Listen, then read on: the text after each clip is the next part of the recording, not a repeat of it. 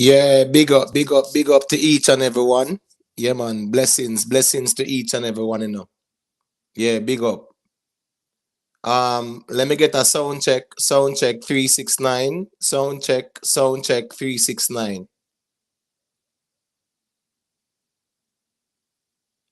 All right, we see 10 persons, yeah, check in bright and early, 11.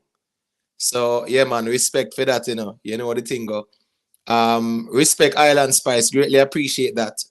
Yeah, man, BI strong. Respect me, general. Please just leave a like on your way in. Yeah, man, we greatly appreciate that. It's a small platform, so liking the stream does help the platform a lot in terms of getting the platform fully active in the algorithm.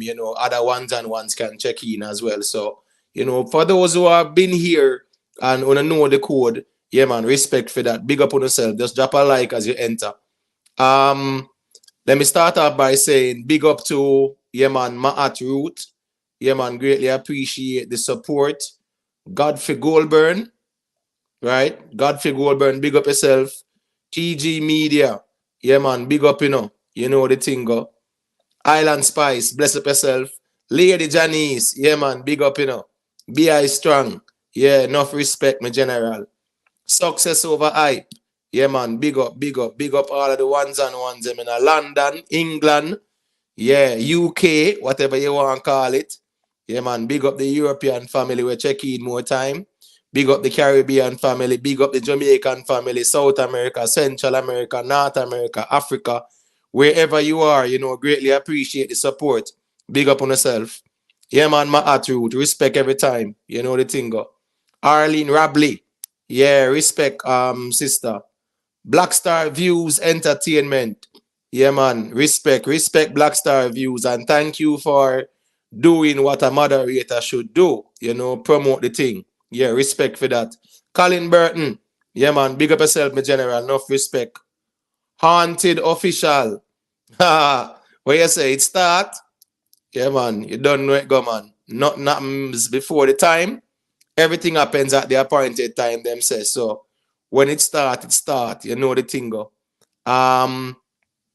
Yeah, yeah, I'm in New Jersey, haunted official. So whatever timing you see me drop is more applicable to the East Coast timing still. So what they say them in general. Let me see who else there, so we can big them up. Lynette Thompson. Yeah, man, big up yourself, you know what the thing go. You stays faster. Big up yourself. Greatly appreciate the support. Merv Parkins.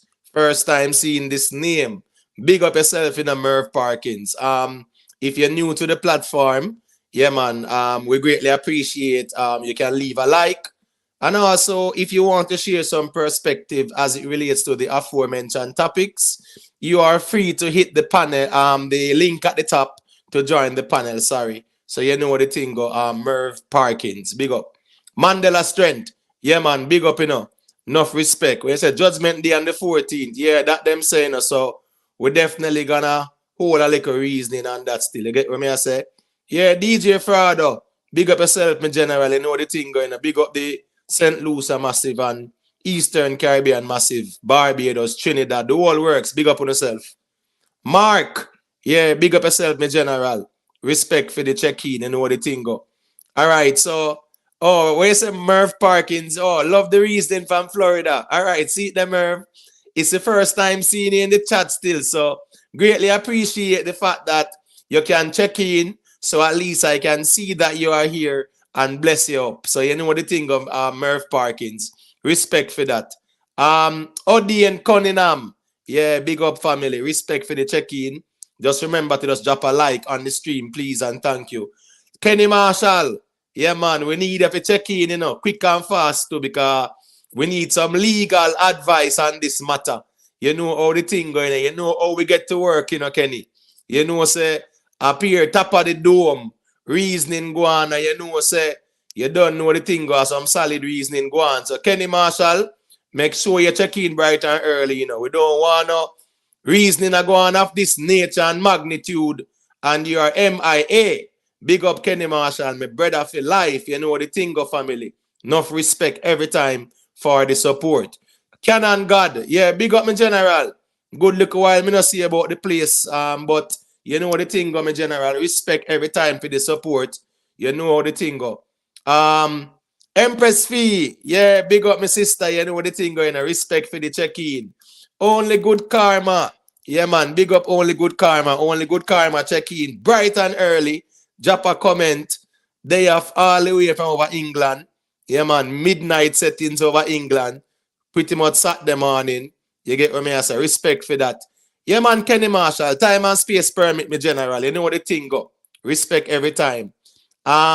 Vanessa Baines Cox. Freedom is a Mount Sinai, no matter how the person go. So big up, Vanessa Baines Cox for that comment.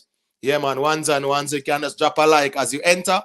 If you are not aware how to do it, you can just click the X, exit the chat, and then, you can leave the like, which is the thumbs up button. When we say like, we're talking about the thumbs up button. So we know how the thing go.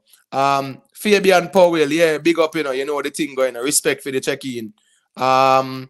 Nessie XOX. I think at the first me I see that name here too, Big up, Nessie XOX for the check-in. Yeah, man. If you have been someone who has been following the platform, but you choose to drop a comment right now so we can heal you up. Yeah, man, nothing wrong with that. So big up Nessie XOS. Big up to Rocking. Yeah, man, big up. You don't know the thing going. Respect for the check-in. And for those who are silent listeners who choose to remain anonymous, yeah, man, we greatly appreciate the support as well. So, you know how the thing goes, silent listeners, yeah, man, you can just drop a like on the stream as well. And if you have been a silent listener for a while, you always check into the platform and you have not yet subscribed, you can subscribe to the channel. So at least once we go live, you can be aware so you can know what's going on, where you can either join the panel or, stay in the chat, or you can remain anonymous, but go on, watch the thing or listen the stream or whatever. So big up to that. Big up all truckers, Ruan Noble and Jamoon and all truckers. Big up on yourself. You know the thing go more time. We try to provide some content. So ones and ones, them on them journey, them can hold one solid 4, 5, 6, 7 hours worth of reasoning more time. And so here we go on. I do some salient points I make. So respect. You get what me I say? When you say Nessie XOX, you're always here. See me, so Nessie XOX. Yeah, man, respect for that, see me. Yeah, Murph Parkins, definitely, man. We need to listen and learn. That's right there. Mr. Fly Eye, big up yourself, my general. Respect. Private figure. Yeah, big up family. Respect. Yeah, man, Gangali, big up yourself, Respect me, general. Fitzroy Reed, big up yourself. All right, so we have some topics up for discussion tonight. We have the Vybz Kartel Privy Council ruling, which is slated for the 14th of March. So ones and ones, definitely looking forward to that. We're gonna speak on the matter and explore the options as it relates to the ruling of the Privy Council. You get what I'm saying? And to hear some perspectives on that. We also have Valiant versus Popcaan. It is something that has been around for a while. Something you hear like a gossip here and there that, well, them have a little rivalry going on. So we saw where Valiant, quote unquote, a DJ or him a selector, whatever, and him draw for some Alkaline songs. And those songs are relatable to, a Popcaan and even Vybz Kartel. So we want to get some perspectives on that. Valiant and Popcaan. Yeah, man, Valiant draw for some Alkaline. I think microwave and that go. So we definitely want to talk about that. TikTok ban. Yeah, that's a very, very serious one. TikTok is a very serious conversation because what we see going on as it relates to the proposed ban on TikTok will result in people losing their TikTok accounts and all who use it to promote music and things like that. It will have serious implications or ramifications. So we're definitely going to be speaking on that time and space permit. And we're not going to leave out Haiti out the mix because it's a lot going on as it relates to Haiti. You know, they're trying to get the president to step aside. There's no funding available as yet for that so-called multinational force. The Kenyan government or the Kenyan court has struck it down as unconstitutional. So they're trying to figure out ways and means to go around that. You get what I'm saying? The Haitian people them said them no want no forces in them country because they will be considered as invaders or occupiers. So that's our next conversation. But long story short, no funding is available yet. The American Congress has blocked the funding to send in that multinational force. So even though bro God say him line up some soldiers when it make no sense to me, because one, they should not be going there to be seen as invaders and occupiers, right? And two, we have seen so many instances and videos with soldiers are kicked down woman and pregnant woman, and recent video of soldier, you know, deal with woman away. So it begs the question now, you know, if our Jamaican soldiers are deal with that, so with our Jamaican citizens, then we're going over 80. And we do not want to have that bad relationship where Jamaicans are perceived to be enemies. So, yeah, we don't want Andrew Holness to be pretty much say he is acquiescing to the United States foreign policy by trying to go against the wishes of the Haitian people. And even the Kenyan justice system has said, well, sending 1,000 police to Haiti is unconstitutional. So they struck that down as well. So we're going to talk about Haiti as well. It's a lot going on down there, and we're not going to abandon Haiti as it relates to our attention. Big up Kenzie, you know the thing going on. Yeah, man. Delroy Stewart, big up. Just leave a like on the stream. Real man, yeah, man, big up. And next day above ground, give thanks for life. You know the thing go. Chang, yeah, man, big up yourself in a family. Respect. Deja D, yeah, man, respect for the check-in, sis. You know the thing go. Just drop a little like on the stream as you enter. Ever bless, yeah, man, big up yourself. You know the thing go, you know. Everard Taylor, yeah, man, big up for the check-in. Watch, look, and listen. You know the thing going on. Big up. So big up to all of the Pisces in the building too, you know. I think last week was watch, look, and listen. Solar return now. Big up, watch, look, and listen. Big up all of the Pisces them, you know. You know it go. Yeah, man, it is that season, so to speak. Nikki Willie, yeah, man, big up, you know, my sister. Yeah, man, enough love every time, sister. Respect every time for the continued support. You don't know the thing go. All right, so people who want to start off on the Vybz Kartel matter, the link to join the panel is pinned at the top. It's a StreamYard link. You just hit that link, follow the instructions. Once you hit the link, you copy the link, paste the link in your browser, whether it might be Chrome or whatever. It takes you to the studio. You enable your camera and your mic, and I'm able to add you to the stage. And, you know, we can have a constructive dialogue.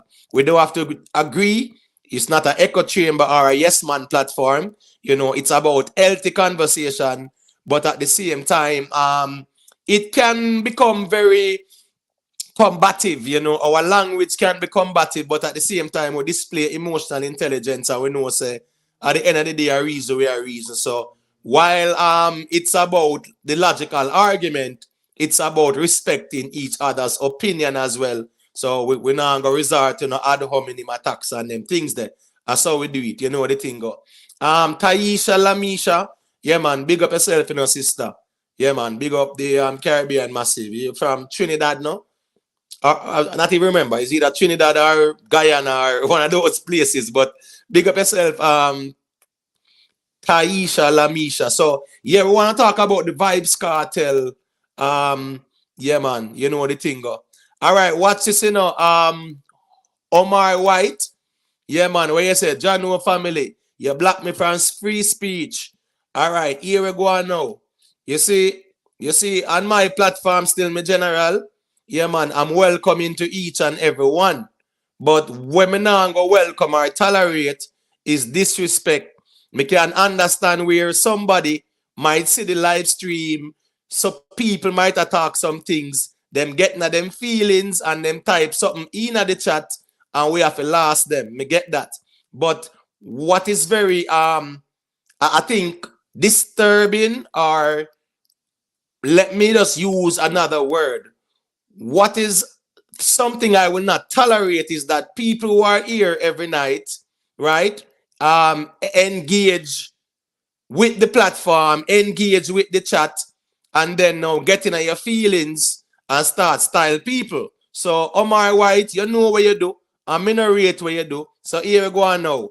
To prevent the moment the other night, yeah man, me just not add it to the stage, because if me add it to the stage, me go call you out and say, brother, you can't there with me and I play a hypocrite. It's either you rate the platform or you don't. And if you don't rate the platform, me not have no problem with that.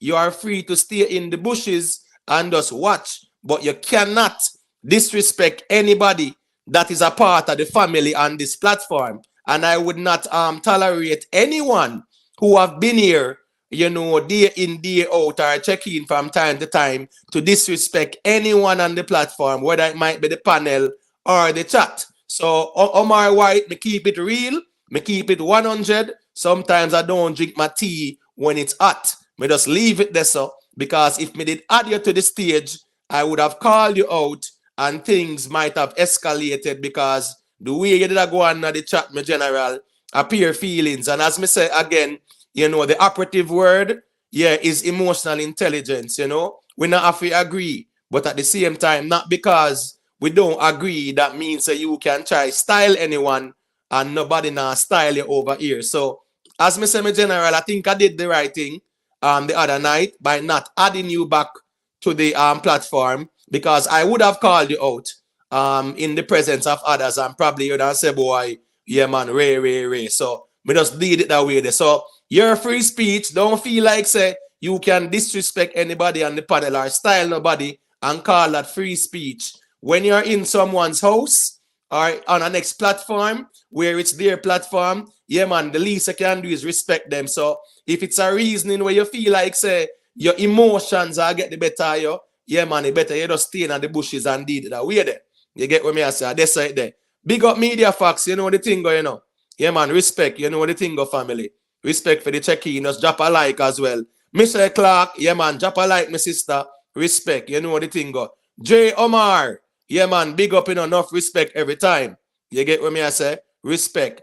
Big up to Affluent J, where you say, he might take me feel like Kartel bust the case. We definitely go a little reason on that Affluent J. So, yeah, man, you can feel free to check in as well and give us your perspective if you feel like doing so. Mansa Musa, yeah, big up me general, you know the thing go. Yeah, Media Facts, we can't walk with the feelings in the streets, brother. You get what me I say? And me know say Omar White know say what him do a wrong move. And him know say the right thing me do the night there. You get what me I say? If not add him to the stage and call him out straight out and say, brother, you know, you can't there with a reason. And because somebody says something where you not agree with, you know, yeah, man, you try style the thing. No, and that's how we do it over here. So, you get what me I say? We don't style each other and we don't disrespect each other. And if we feel like it a goddess, so we're going to call it out. You get what me I say? Yeah, man. Mark, yeah, man, big up yourself in general. That's how the thing goes still. All right, so watch this now, people.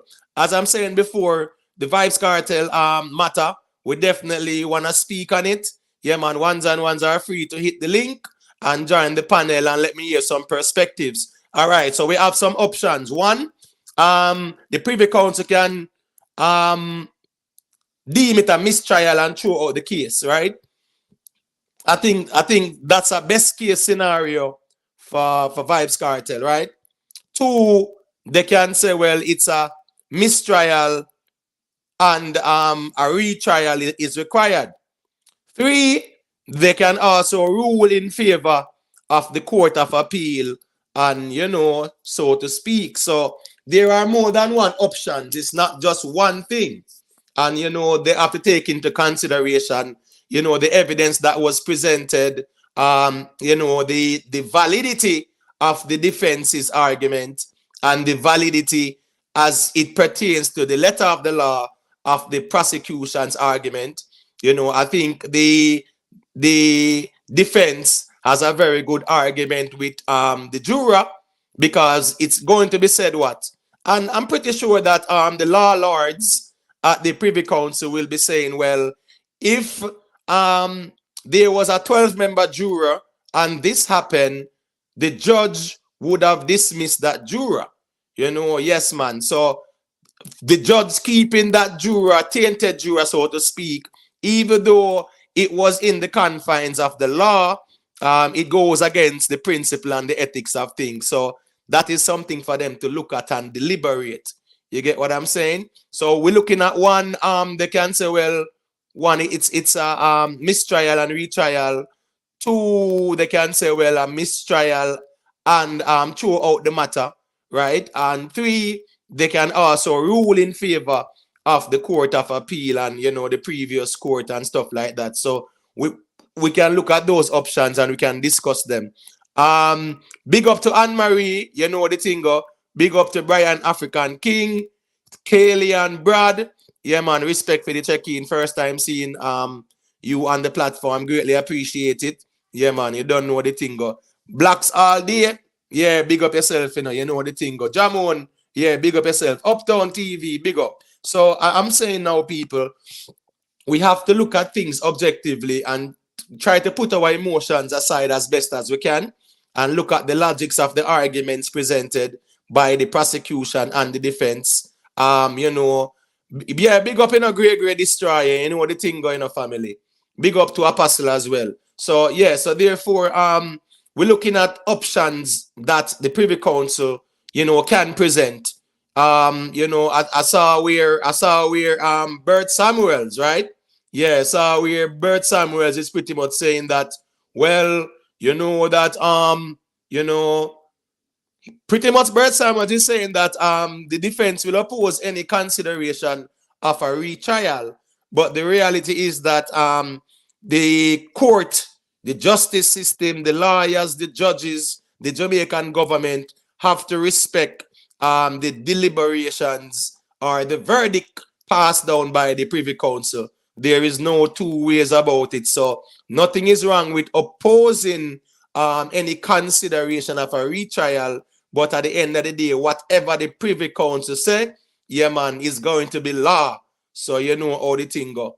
Yeah, media facts. I don't disagree with you, because at the end of the day, the judge did not break any law, right? The judge actually acted lawfully in allowing that juror.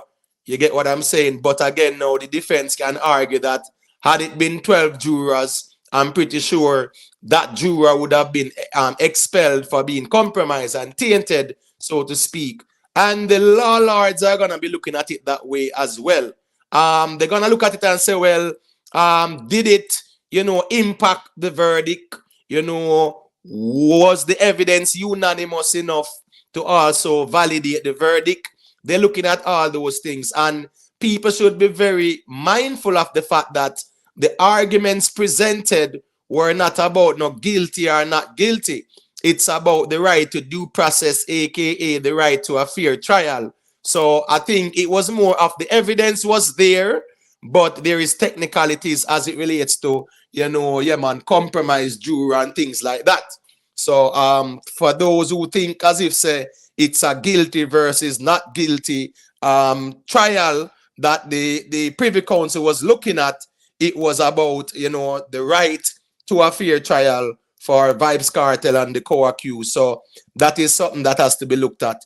So we have to wait on March the 14th, right, to hear what they have to say.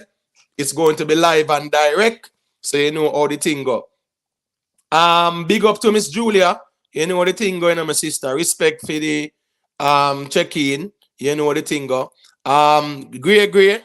Where you say the judge was biased. At the end of the day, they have presented their argument, and it's up to the, the Privy Council people to actually make a decision based on what is presented to them as it relates to the letter of the law. Media facts, where you go on, my general?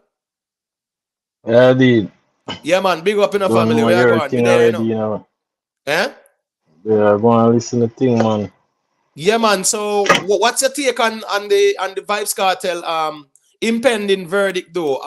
What options you think might be presented as it relates to what the Privy Council might say? Because as I said before, I'm saying one option one, they can say, well, mistrial, retrial. Two, they can actually say, well, here we go on. Mistrial throughout the case.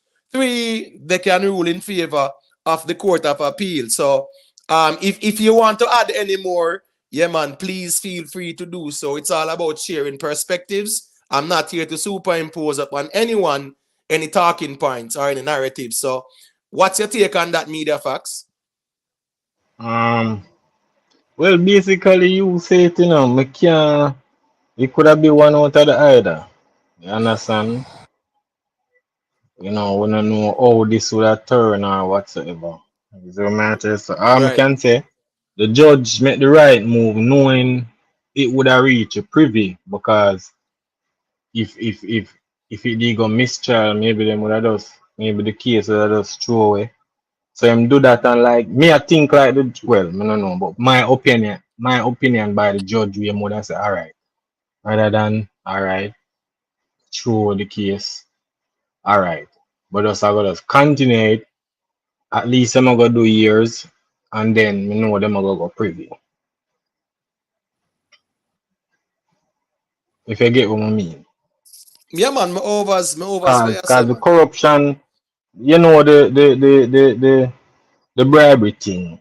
You understand? That was just a plan it end up in a this a situation, because if that never happened, then it would make no sense carry it to privy. You understand? Because the strongest case is the jury thing to the privy them. Right, You understand? So right. but get it to privy, the bribery thing did have to go on to carry it there. So you understand? Because then you want the case show away or whatever. So the judge say, yo, you know what? Me will continue it. So whatever happen after, happen. You Yeah, understand? yeah. Although Go him Media not broke no Facts. law, Yeah.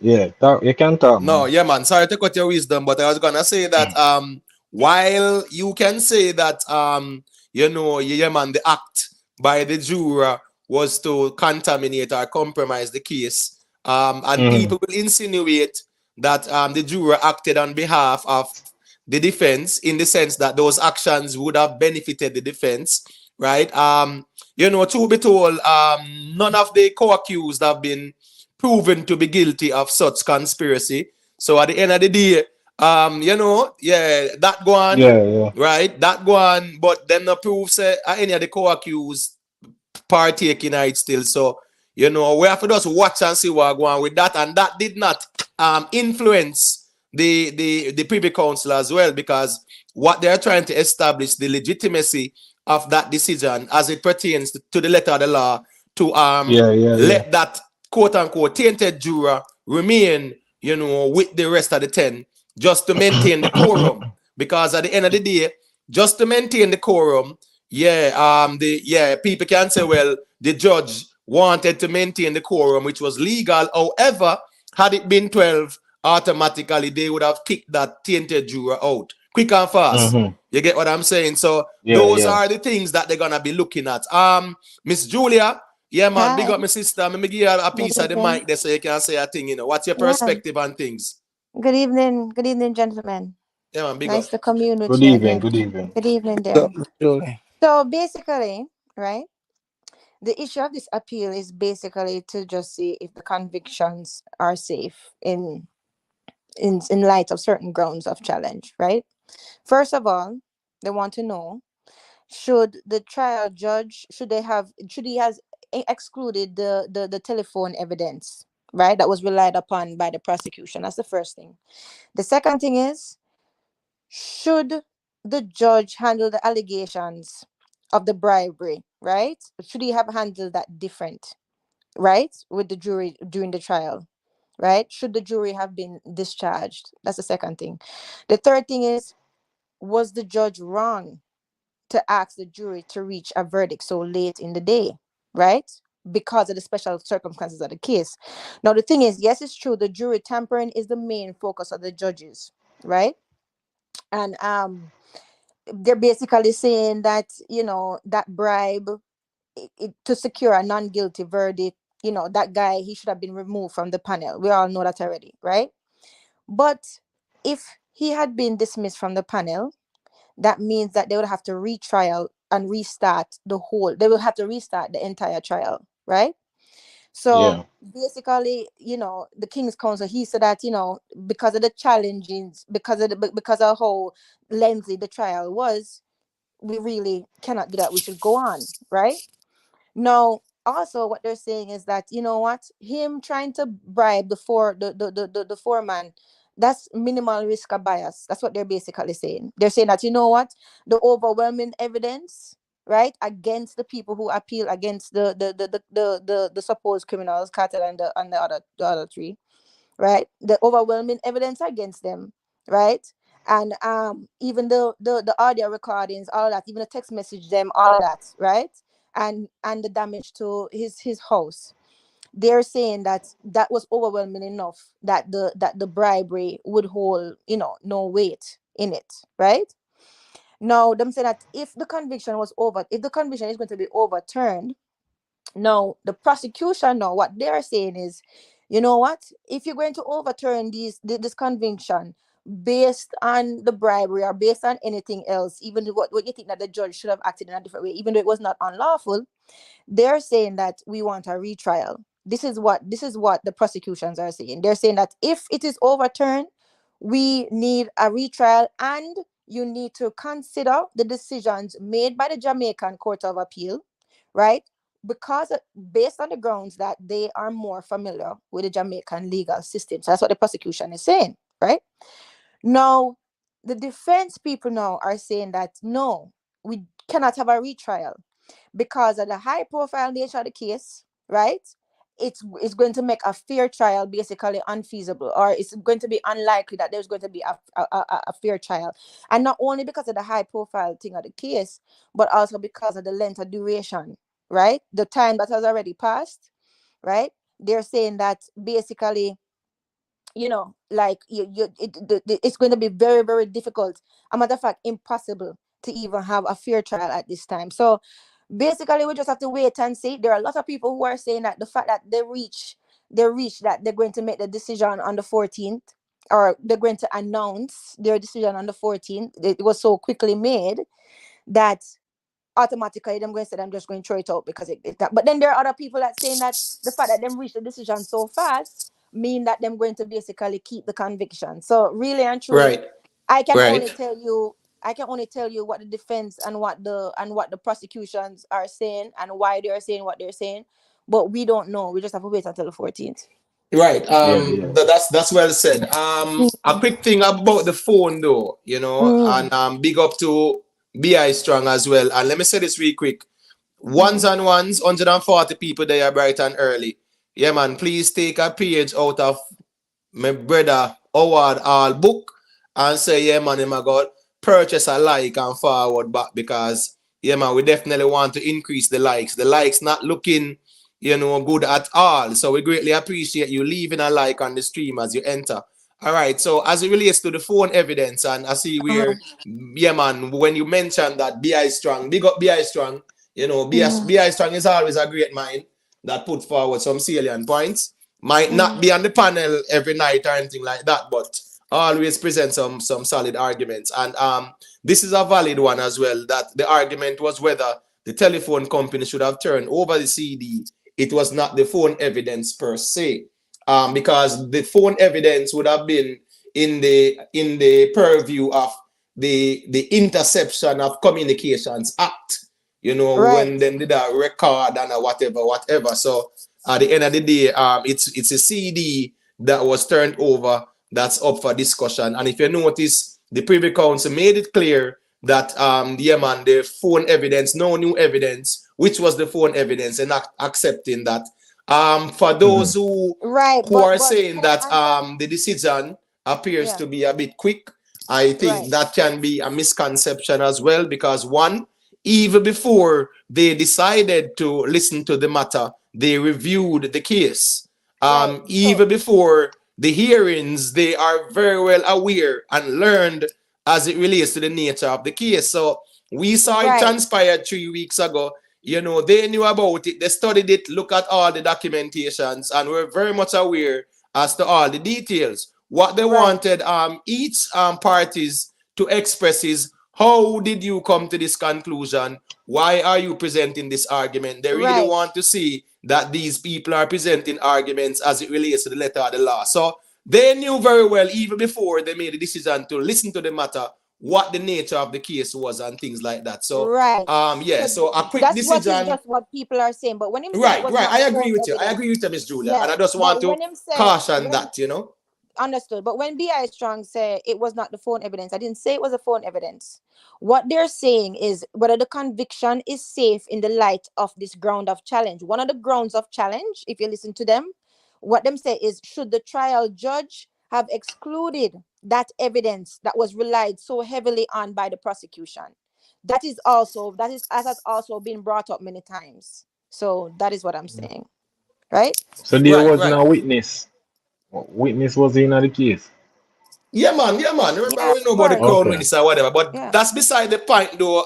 Media facts, respectfully. Well, I think Yeah. what Miss Julia is saying that they did argue about the matters of the phone, and if you Right. notice, there was a Mm-hmm, point mm-hmm. where the law lords say, "Here we go now. All right, we heard enough about the phone Right. from the prosecution. We don't really want to hear nothing more Exactly. about the phone like Yeah. that." Right. Even when they Right. were trying to present certain things and interpret it and read it out, and they go Right. chop him up, fine. Right. Them man Yeah. didn't have a clue The, what you the, are reading a patwa. Ex- But at the same the time, you know, phone the they phone never make understood. no sense. No, they understood the interpretation, because all of what we saw played out live Mhm. on live TV, they went into their chambers prior and they went through the whole case file and things like that. Real man. Yeah, man, I'm give a piece of the mic, my general, quick and fast, you know the thing go. Big up yourself. Where you going with? Me there, man. And me listen Evening. everything. Yeah. I go on, Miss Jordan. Me listen Long day. everything what everybody is saying on. Mm. You know, say to me still really and truly, you know, me get the technicality part of situation. But are we gonna carry on like this? Because a technical certain situation and people not saying, you know, I mean a reason for no feeling, Mhm. no. I just a reason for the reality of life, you know. Mhm. All these people, high profile people with money, and if they keep going to a country where we can't even get we don't even have access to going on without a visa, you know, and them still a read case in a full country. Me feel like I will feel a short few things still. But you know, it's really sad. Really, really sad. Either way you take it, whether him walk or him stay. Because to me Mhm. personally, if him walk, 10 years of film life, 12 years of film life gone down a drain behind bars. And if he stay, the people them out the road still a ball for them family, regardless how people might look on it, or how them they might look on it. And this is no feelings talk. I mean, know it go more time in regard. Mhm. You see me? Because to me personally, I just justice have to serve within mankind, brother. You know what I mean? Too much life, Mm-hmm. too much people are dead, and it's like they Yeah. put money and everything in front of people, and we not no respect, you know, for Yeah. people, Respect. and how we really go about business on a daily basis. You know what I mean? Mhm. Jamaica really need a reform. Like me said to me at this point, to the corruption, I know it's heavy. You know, me dey even business if you walk out and stay. You know, but me just want justice for whoever, you know, things happen to. Do them And do yeah. them thing. You know, me just want the justice. Mhm. That me I say. Blessed. Right, Yeah. right. Yeah. And You do the crime, you have to do the time, right, and at the end of the day too, you know, it's really the law, the letter of the law that Mhm. became problematic why we are here. Because at the end of the day, I think the prosecution presented enough evidence to implicate Mhm. Yeah. Vybz Kartel. You know, no Facts. doubt about that. Nobody Yeah. can beat around that. However, is right to a fair trial. So pretty much it's like you have a slam dunk, you know. You have a slam dunk, you get the ball, you go up and you bounce it on the ring. And that the prosecution do pretty much, because the evidence was overwhelming for them, right? In terms of crown witness and whatever evidence. You get what I said? Them have it, so to Mhm. speak. Now you have all of that, and just because of one tainted juror, you make everything gone south. So at the end of the day, how they handle that as well, That is why we are here. The law allows it, right? One, the law allows to have a tainted juror, right? Which it should not be so. So that law is problematic and needs to be revisited. That's going to right? be revisited. Bring in the future. Definitely. It's going to This be ruling is revisited. going to be a case law. Definitely. Without a doubt. So there Definitely, should be without no a doubt. law in our justice system that accommodates a tainted juror. None. Right. It should not be Should left. not. It should not be left up to a judge's judgment. It should be clearly written, so it could be procedure and principle. Because the thing is this, right? This is what they're saying. They're saying that basically if the William Kane, the guy who was the bribery, right? If he had not been allowed to continue, then the entire jury would have to be dismissed, right? And the trial would have to be restarted. But Right. okay, fine. But you can't be Fine. penny wise and pound foolish, because you're trying to avoid all of that trouble. And look at all the trouble that you end up in now. You go all the way to Privy Council and you still might have to retry him. You Right. understand what I'm saying? True. That's So true too. you understand? So it's like penny wise and pound foolish. You're trying to save time and saying, oh, we went through all of this already, make it continue. And you continue till you have to start over again. And it got to Privy Council. And it also put the Jamaican justice system under a certain scrutiny. Well, maybe that is a good thing too. Who knows? Right. I mean, it puts it under the microscope. Yeah. Right. And the law, Right. the law where we can keep a tainted juror on a panel. There should be no law for that. Respect to Howard Hall, Yeah, man, Howard Hall. 158 people there, You don't look like, say, 100 genuine people there where rate the thing, I don't know how I go on still. But leave a like, same way, people. We just there reason and share perspective. Big up, hold on there. Let me just big up some of the ones quick and fast there. I'm gonna give the mic, real man. Big up to Ruan Noble, big up to Mood Man. You know the thing going on. Big up to Carla, big up Essa Spade. Yeah, man, big up John Wick. Yeah, respect for the check-in. Let me see who else me see, so I can big up quick and fast. Big up Poseidon. Yeah, man, definitely will be a tense day for everybody, I mean, either way it go, yeah, man, some people are going to say it no fair. It no matter which way it go, somebody are going to say it wasn't fair. So we have to just watch and see what go on. One love, Walanda Grey, please. Let me just go through this quick and fast. One love, big up yourself. You know everything. Got Kaya David, respect for the check-in. Same way. All the ones and big up on yourself. Just leave a like on the stream. So Grey, hold on there. Let me just allow Real Man to say what he wanted to say before me cut him off, and then you can get the mic to say a thing. Go to Real Man. All right. Where will laws them come down from? Are they from Britain? Are they been right? Are them lawyer been right since the former party in Jamaica with Labour Right and PNP? Since Michael Manley Bustamante time, them people there. They are the one who draft up most of these laws. Were they on the book? Well, this particular law has been in effect from 1898. That's way before Bustamante and Norman Manley. And remember that I just want to just a brief side note.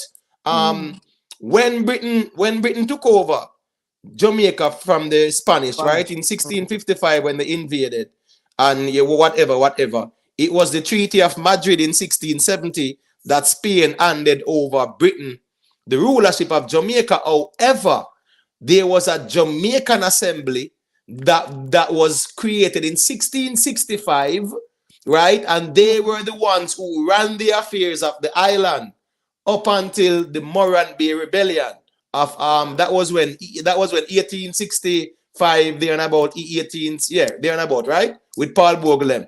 Now, when that Moran Bay Rebellion took place, the governor of the island declared martial law, tried Paul Bourglem, tried George William Gardner, whoever else, and just deal with that like that, draconian. When England heard about it, they were shocked. And as such, they took over the runnings of the country as it relates to all the judiciary. So from 1865, these things were ratified by the British judiciary. So that 1898 law that allows for a tainted juror to maintain the quorum and things like that, that's an antiquated law that was ratified by the justice system of the crown. You get what I say?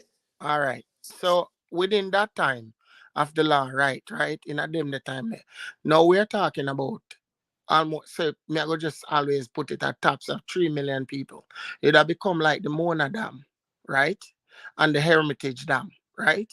When they build those dam, people in Jamaica was like 1.5 million people at the time, maybe less, right? When them build them. And at the same dam, them are running the place until now. And if 100 million gallon of water fall, Jamaica don't have no water because the dam them not change. Them not fix them, they not do nothing to them. So that goes back to say when me I say that to say this. The law from them time there, panda books there, was still a go on. It can't write for today year 2024. Right. Right. I Right. definitely They're agree with archaic. that. I'm Yeah, gonna give you the mic, Gregory. Just give me a couple seconds real quick. All right. Free they're thinker, big archaic. up yourself. Mr. Embrace Vibration, big up. DJ Rain Movement. Yeah, man, big up yourself. You know what the thing. Big up to Anthony Clark. Big up to Astro TV. You know, respect me general for the check-in. Wayne Huggins, Mr. Fabulous, Lali Bella. Yeah, man, the great Iro fan. Big up yourself, me Big up, general. So Lalibela. yeah, man. You go. So that's a very valid argument, real man. We have to look at the laws. We have to look at the constitution. We have to look at the old antiquated Yeah, laws that they're are not archaic. applicable to these modern societies. So we Yeah. have to look upon that. You get what me I say? Great, as a fully Gaza man, you get what me I say? Yeah, man. Let me hear your perspective on things there. Well, all big up to the ones on the chat Big up, big up, Yeah, big man. up. and on the Yeah, man. panel. And Miss Julia, I'm looking to hear some facts every time I make a big point. Thank you, my dear. Um, Big up, Gregory. but in real life, Imhotep, that case suffer Mm. than ice cream, man. It Say again? I couldn't hear you. What you that say? that appeal Yeah. in the Privy Council that's softer than ice cream. That cartel winning are easy. From the reaction, Mm. I see the judges gave the prosecution, Mm. and they didn't want to hear no closing argument from the prosecution because they had a deliberation in the back room when the prosecution said they want to make a closing argument on the JS2 matter. The judges came back and said, no, we're not willing to hear your closing argument on the JS2 matter. Then when one of the cartel lawyers, the white guy, was making his closing argument and was Mm-hmm. using the term the judge in the cartel trial was unconsciously biased. Mm-hmm. One of the law judges told him, no. The judge wasn't unconsciously biased. He was consciously Mm-hmm. biased.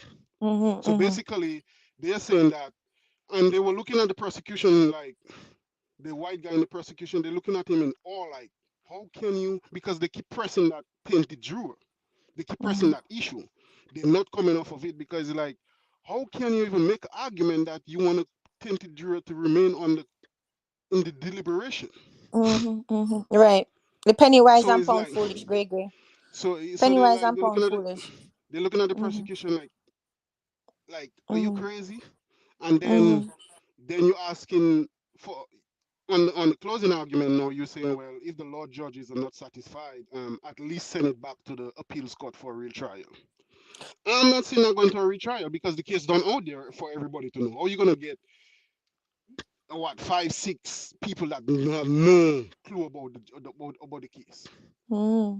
And then second of all, you said you don't want a retrial because it's gonna cost the government so much money. Right now you want a retrial? Me can ask Yeah, that's Then a Gregory a good point. question. That's a good. But what him say is a good point, because you know what happened to be actual to what you said, Gregory, right? yeah, Even though as I said before, even though the judge said that, you know what, to restart the trial, it would have been an issue given the fact that the trial had been so lengthy, right? But yeah, what the judges were saying, as you said, is them say if that is what's required, then that is what's required. If you are yeah. required to restart it, even if you're near done the trial and it gone for years, if that is what's required, then that's what's required, right? So what And they were now after saying, what the 13 law years you want a lords, retrial. the law lords in England, what they were saying was, and they agreed, they actually did agree that the trial judge should not have sidestepped the provision of discharging the juror. They did agree on that. No, it wasn't unlawful for him not to, but there was a provision there where he should have, right? And Hmm. where, there was because of the fact that there was sufficient basis to discharge him, to discharge that guy, because they had proof that he was trying to bribe, right? And because they know they know how detrimental that could be to a case, he should have done that. So it was not in his best judgment. But the fact of the matter is, the law allowed for it to be a provision and not a principle. So he could have or not. But with the gravity of it, they're saying that you saying that how long the trial been going on is not a right excuse, because if that's what's required, then that's what's required. But hear this now, Gray.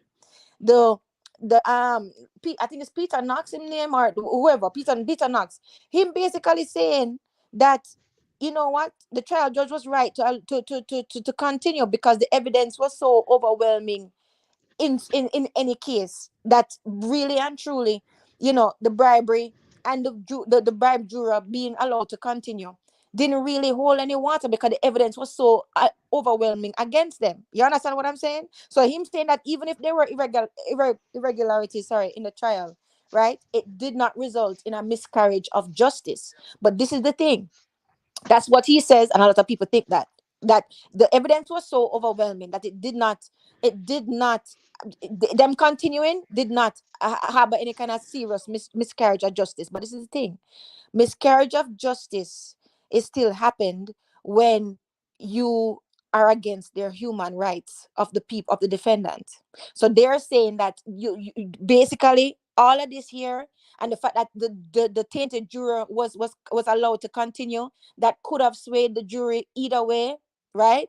That is against Kartel's human rights. So that is where it all boils down. So it's all a whole lot of technicalities, and I can see the case from both sides, but it's laziness, double work. My mother used to call that double work, where you do something bad with one hand and you're supposed to do it with two hands, and you have to go back and do it again. You understand what I'm saying But to you?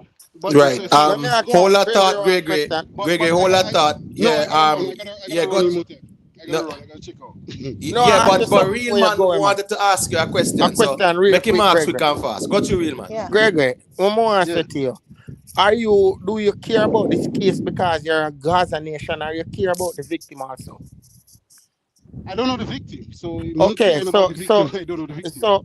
so, well, again, okay, all right, boss, big up. But real man. Yeah, Yeah. but real man. I really the law we actually are talk about No, right the law, now. me hear on the Yeah, man, so me watch hear this now. everything what you Yeah, said, man. but that's why I'm saying that. Him saying that it's a easy win. Well, at the end of the day, that's his perspective. And Yeah. sometimes, remember, say, Yeah.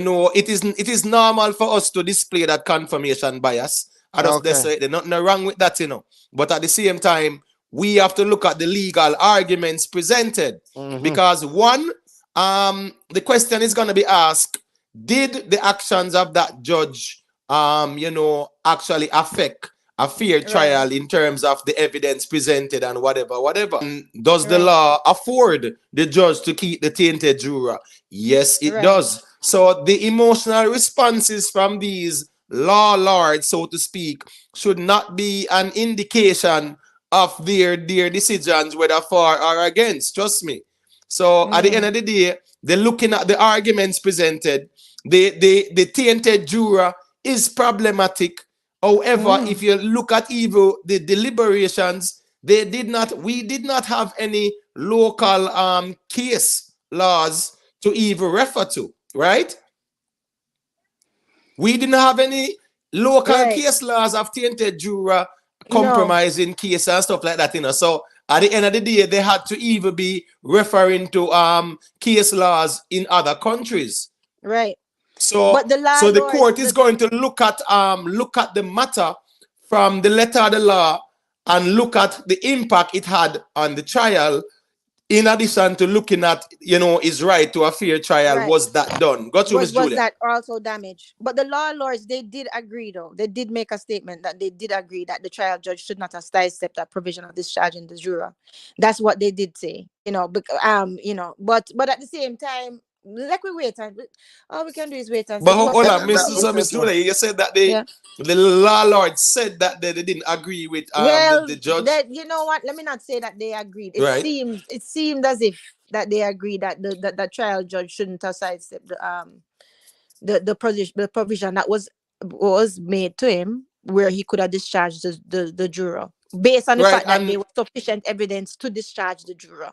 Right. And it can be argued that they were looking at a law of that nature that allows that kind of thing to happen and be a bit quote unquote flabbergasted by Right. that, because in But the thing is England, that these yeah, a tainted juror can't stay on. can't stay. But this is the Right. thing. In The America, a great thing tainted about juror, it. in Europe, a tainted juror can't stay But on. that is the So great thing about it, though, right. Imhotep. What I'm saying, the great thing about it is, at least now you can see this gray area happen, and I hope they can go back through all of the laws, go back to the constitution and make these changes and make some things based on principle, not on provisions. Not just you can do this, if this happen you can do that, because it gives too much gray area. Then if you have some principles where them say, okay, if there's a tainted juror, you have to start over, regardless of how long the case was, regardless of how high profile the case has been, right? And then you have to start over. So then if you have some principles that people can follow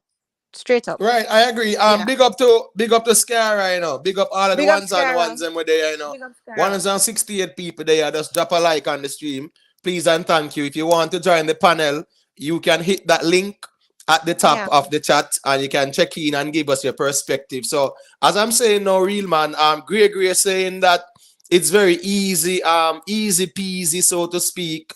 At the end of the day, yeah, the confirmation bias will be there. So I'm gonna say it that way there, but we have to look upon it from the lens of the law in general. You get what I say? And as I said before, you know, the tainted juror is problematic because in British law, you know, yeah, that can go on, right? However, Jamaica's laws allows it. So again, now, yes, people can say, well, that's a tainted juror, but the law allows that tainted juror to remain, to maintain the quorum. So therefore, nothing illegal was done there. In principle, if it was 12, of course he would have kicked that juror out. You get what I'm saying? But remember that it had to be 11. So at the end of the day, they're gonna say, well, here what? Oh, so therefore there is some bias from the judge, because he's saying that it has to be 11. It has to be 11. But Your Honor, one of the 11 is tainted. Oh, but the law allows me to keep that one. But you are being biased here, Your Honor, because even though you know, right, and the law allows you, you know in principle that that's a tainted juror. But not only that, but regardless of that, even if it's 10 or 11, if you dismiss that one juror, they have to start over with a whole fresh panel of jurors anyway. They have to start over the whole entire case. Right, I agree. Right, I agree. So it's lazy is because of the fact that the only argument that he make that can hold water is the fact that him said that because of how long the case went on, it was lengthy. Them served so much time already, and you know it's been dragging on for so long. So because them don't want to start it over from the beginning, because it don't have anything to do with no number of the jurors left, because they would have to start over with a whole fresh set of jurors anyway. So yeah, Miss Julia, and that's problematic too, because that judge can be deemed consciously biased as well. Because that judge is concerned about trial gone too far or too much money spent, and if the case fall apart, is a new trial. That's not on him to care about that, because at the end of the day, at the letter of the law, him to deal with. So if I go look on it on that lens, it is going to indicate that he is consciously biased towards a particular party. There, so you get what me I say, and the judge, that's why you see them even argue that point as well. You get what me I say. Big up to big up to Soji, you know what the thing going on. All right, so Soji come back. Yeah, man, you know Soji there about from time to time, man. You know the thing going on. I haven't seen him in a while, that's why. Soji, yeah, man, enough little things are going on, man. So you know it go busy. Soji big busy. Up, Soji, big up. All about. Yeah, great. Yeah, the judges agree that the judge was biased. They agree. No, they did not agree. They did not agree.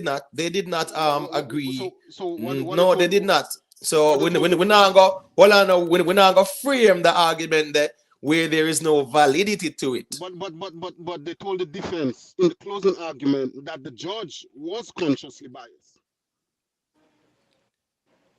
Because the defense was using the term unconsciously, like the judge was doing things not knowing that it would help the prosecution case. Right, I agree with that. And that's the reason why I mentioned it earlier, that once he's looking at those factors, the factor of the case falling apart and new trial and things like that, then that's a problem. But that was not proven that he was doing that based on that consideration because the letter of the law affords him to do it. So To do You it. get what I say? So that consciously biased or unconsciously biased argument can be repudiated with the law that allows him or permits him to do it. You get what I say? Right.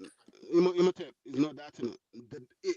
We could say that on the sideline, but the law judges told the defense that the judge was consciously biased. That's what I'm arguing. They believe No. that the They judge- no. Hold on. No. Hold on. The judges, remember, family, it's a panel of justices, right? Mhm. And they're gonna ask some questions. They want to understand, how things were formulated based on the letter of the law, whatever. So Mhm. I don't think that we should Ricardo, you can cut the camera if you want to here before me add it to the stage. Imhotep, I gotta- Oh, hold on, great. I Hold on gotta- I now. gotta- What you have to, but brother, if you have to run, boy, I just saw you go respect for the check-in same way, but boy, I just saw you go. But my point is to agree, right? My point is, Ricardo, your camera is on. If you want to make it stay on, that's fine. If not, you just cut the camera. And him All right? also echoing. Yeah, hold on there. Yeah, and check if you have no divisive on, or if you might have YouTube app still open while you're on the StreamYard app. So that can be the reason why you echo as well. So just double check them things there. You can exit the YouTube app, just touch in at the StreamYard, do what you do, and then you can check in Ricardo. All right. So when Gray is saying that because of the way the justices were gesticulating, that's an indication. That's not an indication at all to say that they have come to a determination, because remember, it's a panel of justices, and if one think that way and the rest of them don't agree, then that former decision as it relates to how they were indicating would really mean nothing at all. Big up in Bridget. Big up Christine Big Black. up Bridget. Justice, somebody named Justice, you people love criminals. And one day, yeah man, one of you will fall victim to one of Who's these calling you? criminals. Which you people him talking No man, about? but Does at it the end of the day, Miss Julia, this Yeah. is what happens when people get too emotional. People don't check in and We're listen to talking the about reasoning. the right. You didn't listen to what Right, we so were they saying. don't listen. We're They don't talking listen about the because law. it's an impulsive environment. So I Right. saw that go. Big up Lee Sean McCalmont. Yeah man, respect for the check-in. Big up Trinidad. Yeah man, Yeah. got you, Miss Julia. Yeah, no. I mean, it's only Southie really that was arguing about that, and he was saying that, even though the restart of the trial would have been lengthy, he said, and in quotations, this is what he said, and you can look it up. He said, if that's what's required, then that's what's required. Now, we didn't hear a consensus from all the law lords that said that, the judge should have acted differently, right? Even though by the account of how the trial went, when there was no closing argument and stuff like that, it seemed like as if they may have agreed. It seems, but that seems, we don't know. We never heard them come out and say that the judge was actually biased or so we don't know. We actually don't know. Right, and remember that that interpretation, Miss Julia, Right, to exactly. say that a judge was consciously biased, Yeah. right? That would be where the judge acting outside the purview of the letter of the law. Right. That is where one can say, well, he was consciously biased or unconsciously biased, whichever way you want to argue it. Right. And if the law allows him to keep that tainted juror, then that unconsciously biased argument is thrown out the water. Right. You get what I say? Because they can also say, well, but the law allows him to not be consciously biased, so the law allows him to keep that tainted juror. Right. Me know this not far away from what we are talking about. Yeah, Now, man. the other day me hear something came out, and the guy when him beach stuff, right? What them said is the conspiracy charges, something to the sort, drop against him, but them still find him guilty for murder conspiracy. How that work? Right. So so we did some checkups on that, You see, that was a misrepresentation of the facts by the media. Because in detail, if you read the article, right? Because sometimes you know how it goes. It's part of the social engineering construct. we will see the headline. Me not say everybody, but a lot And of us just who might run see with a it. headline and it actually frames our perception of what the argument is. Yeah. But when you read the detail now, you say, well, on, but this is a misleading headline, whatever. So that was the case here. It was a misleading article. Because You get what me I say? Our justice system, but I mean, I tell you, it come like to me, nobody investigate nothing. Nobody, and if they do investigate, me say the system is so corrupt. You see, Matet, that all, me no know, man. The things that when me I see in front of me, sometimes me have to wonder in myself if nothing can even go so in the first place. And that's why so much man got jail and walk, Because he can find the money, It's so corrupt between the lawyer, the judge, the police, the prosecutor, like everybody. Somebody there on something and everything just goes a whoop right down the drain. And it's not me defending nobody or talking bad about nobody, but it has to fix. Even though I say it upon the book, and that this are the law, we have to go by the law. The fact still remains, say there's a lot of corruption that's there that have to fix. And the Vybz Kartel walk from this, everything will go on right. So I hope, me just hope they can change the laws them. Where they on the book. Right, and they will have to. Outdated law. They will. Right, and at the end of the day, yeah, man, if Vybz Kartel walk, you can't blame. We can't blame nobody but the system and how Exactly. the prosecution dealt with the matter, So the prosecution, right? Remember, say at them fumble the bag in a real life. You get what me I say?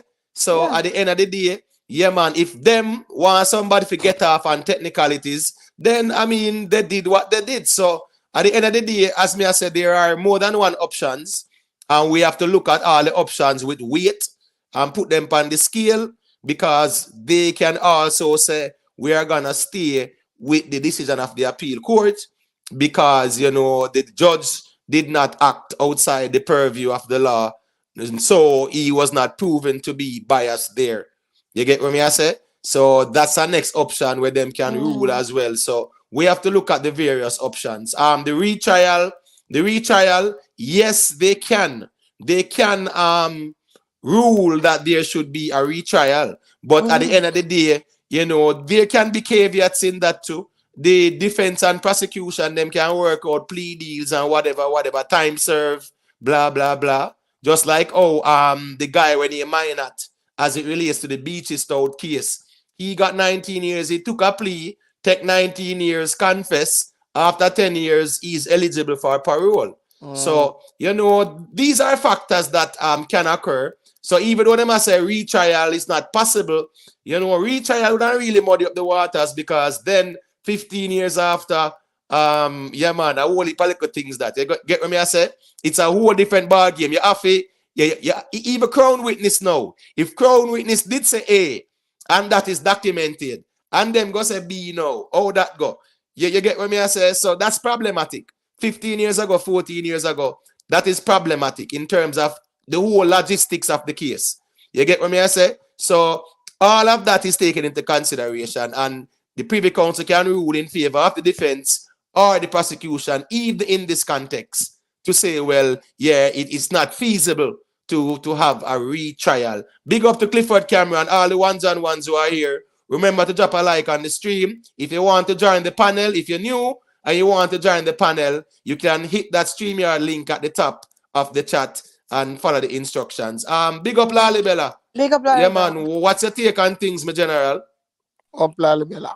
Yeah, salute. Salute, One, yeah. all I'm saying. Yeah. Hey, Imhotep, you see the Gleaner article related to the Beachy Stout's conspiracy case? Mm-hmm.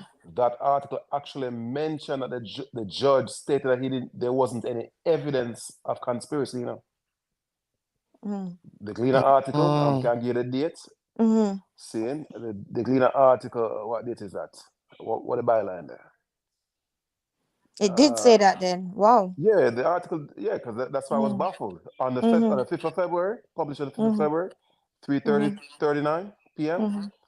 The article mentioned, so they were trying to prove a conspiracy case between Beachy Stout, seeing what the next Virginia, can't remember what the next version, but they said the judge found that there was no evidence to establish that there was a conspiracy between the two. So they literally did adjudicate and deem, this is the Supreme Court deeming that there wasn't any conspiracy. Right. That's a guy named Barnes, because I told them.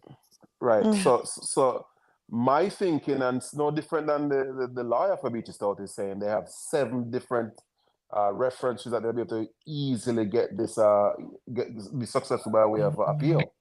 And that's the thing, a lot of these speedy trials is to satiate. I don't know who they're trying to satiate with these speedy trials, but the truth is, in America, if you were found non-guilty for conspiracy and then charged for conspiracy afterwards, that's double jeopardy. That's double jeopardy. So I don't know how the laws are codified. I don't know what the statutes in Jamaica view these things, but truly, they did deem them not guilty relative to conspiracy, and then subsequently charge them for conspiracy. I'm not charging them, but for them guilty of conspiracy and murder afterwards. So I don't know how they reconcile that. Right. I think we have to go do some deep digging as it relates to the case file and see what really took place there, because at the end of the day, yeah, that was baffling. But when Mr. Vegas was on the other night and he read the details of it as it relates to the news article, it was conspiracy pertaining to, and it was a matter that it was pretty much like the conspiracy charge that they got. Yeah, when the article said that those charges were dropped, it was not the conspiracy per se. I think it's a different wording, So I'm gonna dig deeper on that, because I'm gonna be following up this Beachy Stout thing and the next one, right, with the wife and the taxi driver, right, in Red Hills, right? Yeah, man, where them charge the husband, 2 man on the bike ride up. And the businesswoman there, I'm following that one up as well. So that one is interesting as well, because whole heap of things are talk on that one. But me definitely have to go check out that Beachy Stout one and see what really go on. Unless they were trying to establish conspiracy between 2 individuals where they weren't successful and establish conspiracy against 2 separate individuals, Beachy and someone else rather. Initially, it probably would have been Beachy and someone different, and then someone else. Yeah, because that's the only way. Right, because the guy named Minot, remember Minot was the one who Imam Beachy Stout they plan up, right? Minot got the contract. Minot sub it out to Barnes, right? Minot and Barnes, man. Minot make the lady come pick him up. And then himself have a friend to pick up, which is Barnes. She go pick up Barnes too. Well, hold on, Ricardo. Hold on, just check this out. Hold on, is it Ricardo? Yeah, he has to mute. Yeah, I think just check your foreground, my general. It's kind of noisy. As me I say, Lalibela. Yeah, man. So it was the conspiracy. The initial conspiracy was Minot and Beachy, and then Minot bring in Barnes in the conspiracy, right? And then the 2 of them carry it out and whatever. Whereas Minot was there when Barnes go back in the car and go deal with the woman, in a wicked way. So I think the conspiracy charges, me definitely want to do a deeper dig to really establish why them said as them drop the conspiracy charges and still charge them for conspiracy. So it's not double jeopardy then. No, right. So right, correct. Yeah. So the case relative to the conspiracy by itself was between McDonald, which is Beachy Stout, and Oscar Barnes, right? Okay. So seemingly the subsequent murder and conspiracy was with McDonald and Minot, right? Okay. Is that the case? Where the most recent I honestly don't know. Honestly, yes, that is what took place initially, right? Yeah, and then now them bringing Barnes in the mix. You get what me I say? So right there, so it become problematic. I remember say Minot did confess and do a plea deal and turn crown witness and all kind of something. So hold on, stick up in. Sorry, I just looked at both Gleaner articles, right? No, this is right. So the conspiracy case by itself was with Beachy Stout and Barnes, and this most recent one is also with Beachy Stout and Barnes again. So they absolved them relative to the conspiracy case by itself, only to subsequently then charge him for conspiracy again. All right, so what's this now? Lalibela, would you say that the conspiracy with Beatty Stout and Minot was a genuine one? No. No, I'm just What is ask you, Lalibela. No, I haven't looked at the case relative to what they tried to establish or Right. weren't able to establish. Right. As it relates to two individuals being tried, right? Right. It was Barnes and Beatty Stout. Right. All right. Just hold that thought, Lalibela. 1 second. Ricardo, to cut your camera. Just as how you see where you see your mic, that's your camera. Just touch on the camera and it will cut it. You get what I say? Meaning say you don't have to show the camera. So you can just touch the camera, right? Touch on the camera and it will cut your camera. But keep your mic open. What I understand between, I think from what I understand, the conspiracy between Barnes and Minot was valid because Minot testified against Barnes, right, saying that he made about 4 or 5 trips to the lady's house to try to kill her before he got to move her to whatever area where he murdered her, right? So that's conspiracy in itself. But because of the fact that Minot testifying now and basically roll on them, it's not against him anymore, apparently, right? So that's what I understand from the whole thing, Lalibela. Right. So when you read the articles, right, it speaks not of Minot, it speaks of Beatty Stout and Barnes. Barnes is the co-accused. Right, but it won't speak of Minot anymore because of the fact that Minot rolled on them and Minot is now a witness. Right. You see what I'm saying? But what I'm saying, right, is that when they did the conspiracy case, they found that Beatty Stout and Barnes weren't guilty, right? So that's my concern, that initially they're not guilty, right? And then the other day they're guilty. All right. So what's this now? Miss Julia, you remember when Justice said that's the whole are we glorify criminals, right? No, I'm saying but see, Justice here now as a free Beatty Stout. So Justice, big up yourself, see him still, man. You know what the thing is. But hold on now. But hold on, the real man. Hold on, the real man, because I really want us to really segue back into the Vybz Kartel reasoning. That's something more that me got. Right. So all right, you got you. But me definitely want to hear Lalibela's perspectives, all right, as to what he think or surmises the, justices are going to say as it relates to the verdicts. But got you, real man. So basically, we are fairly could say we are, not me still, but most people are braced toward the last setup. It more leaning to free him, right? We don't know.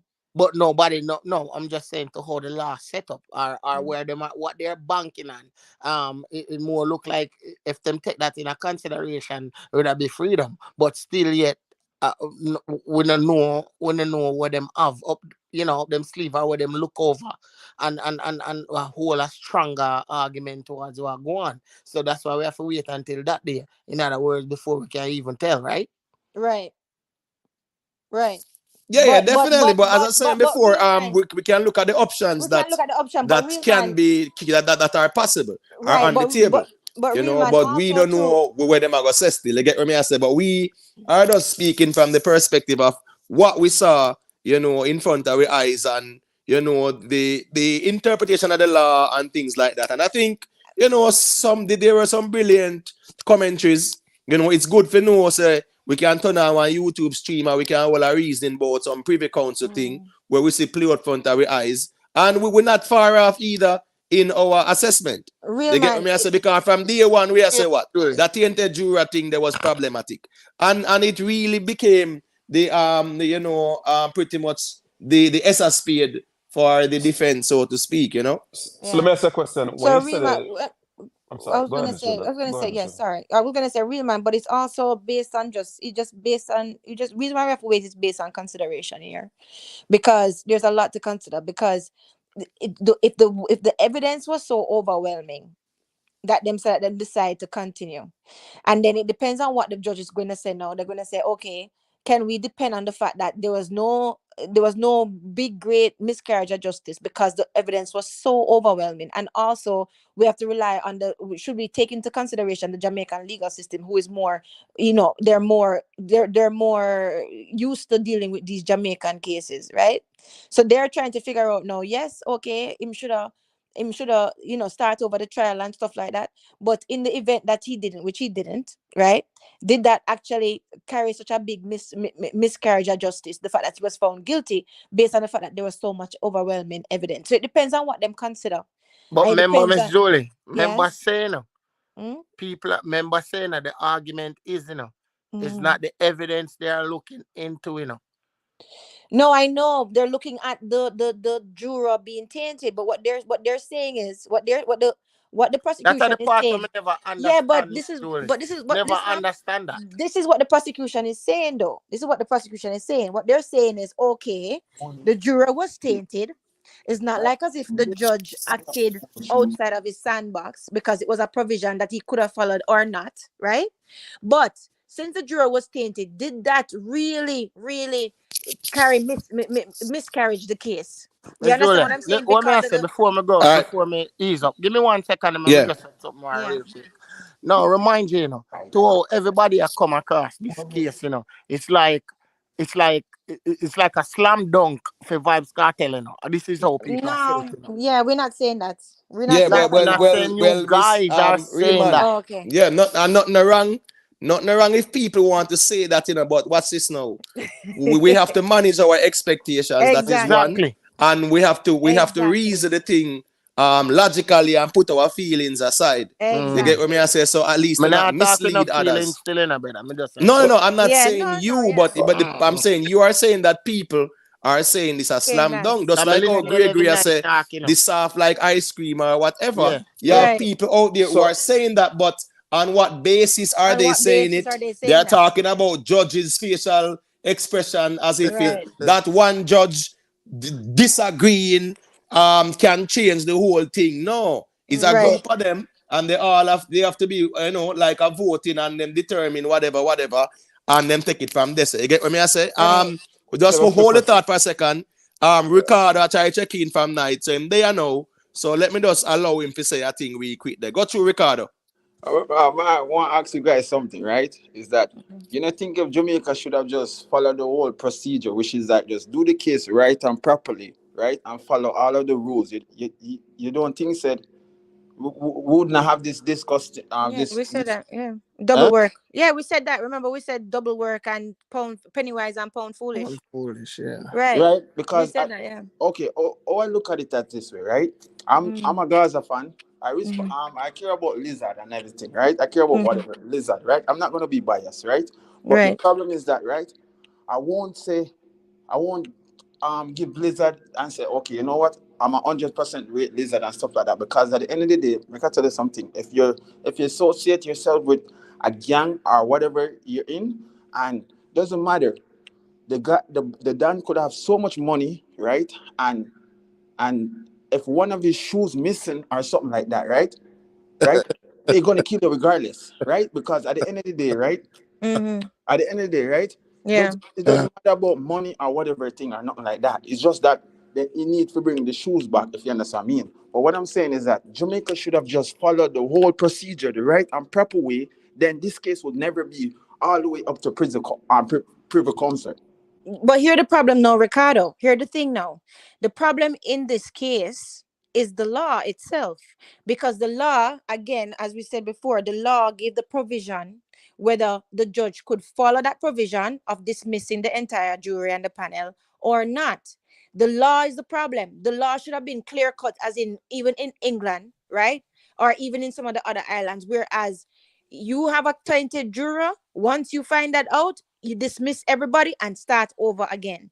That should be the principle of the law. They should not make it as a provision, whereas it's in the judge's judgment to either say yay or nay. That's the problem. You see what I'm Totally saying? agree. So hold on. Yeah.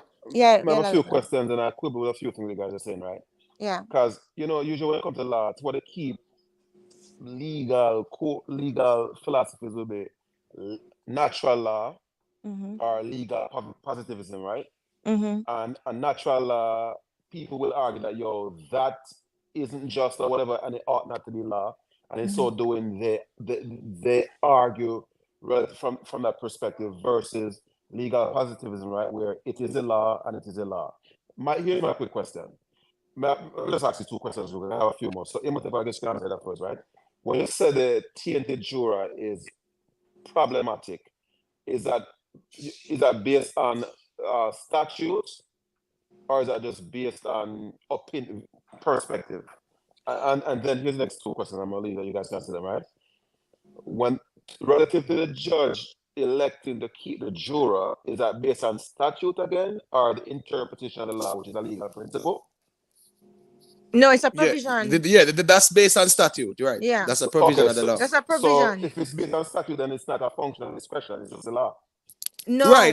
That's why we were saying that even though the defense might argue that the juror was tainted, they can also, the prosecution can also argue that the law actually permits that tainted Right. juror to remain. So we To did say remain. that a little earlier. So we Right. are definitely in agreement with that. But the first question that you asked, right? Mhm. Yeah. Can you repeat it? Right, you're saying that the tainted juror is problematic, and I'm trying to figure out how did you arrive at this notion that it's problematic? Is it based on the All right. law? Your phone is breaking up a little bit, Lalibela. You kind of sound a bit, scratchy, Sorry. but don't say a word. We're there same way. All right. So one, that was argued in front of the Privy Council. We can agree on that, right? Right, I understand. But Right, I'm and that was a very big argument, because at the end of the day, based on the British law, a tainted juror should not be, man, be allowed to remain with the rest of jurors. That is one. So that is problematic for them, for the in British, essence. but But not relative right, to but Jamaica though. good. But Jamaica law, there are provisions that Right. allows it. That allows it. However, right, they are looking at one, the right to a fair trial Right. was that impeded by the tainted juror, right? So they're Right. looking at that way. That tainted juror argument, we see both of them fighting to try to use that argument to say, well, no, even though the juror was quote unquote tainted, it did not impact It the did not verdict, impact. yada yada. Right. Yeah, and the judge did instruct the four women to go Right. and reinforce the importance of standing by Right. their oath and the constitution and the law, yada yada yada. They presented And that the argument evidence as well. and the evidence was so overwhelming Right. that So it did not hold any kind of weight in it did not it did not have no miscarriage of justice, because the evidence period would have hung him basically. Right. right, And Lalibela, remember that Yeah. even Bert Samuels, right, was definitely arguing about the tainted juror, right? right. All the previous lawyers were arguing about it as well. So that's the reason why, I've definitely seen that to be problematic as So it relates to the prosecution. so here's how I would look at it, right? Mm-hmm.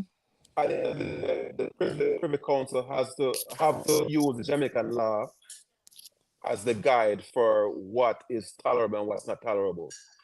And they've got to go with, what is prescriptive versus descriptive. What is descriptive versus prescriptive, rather.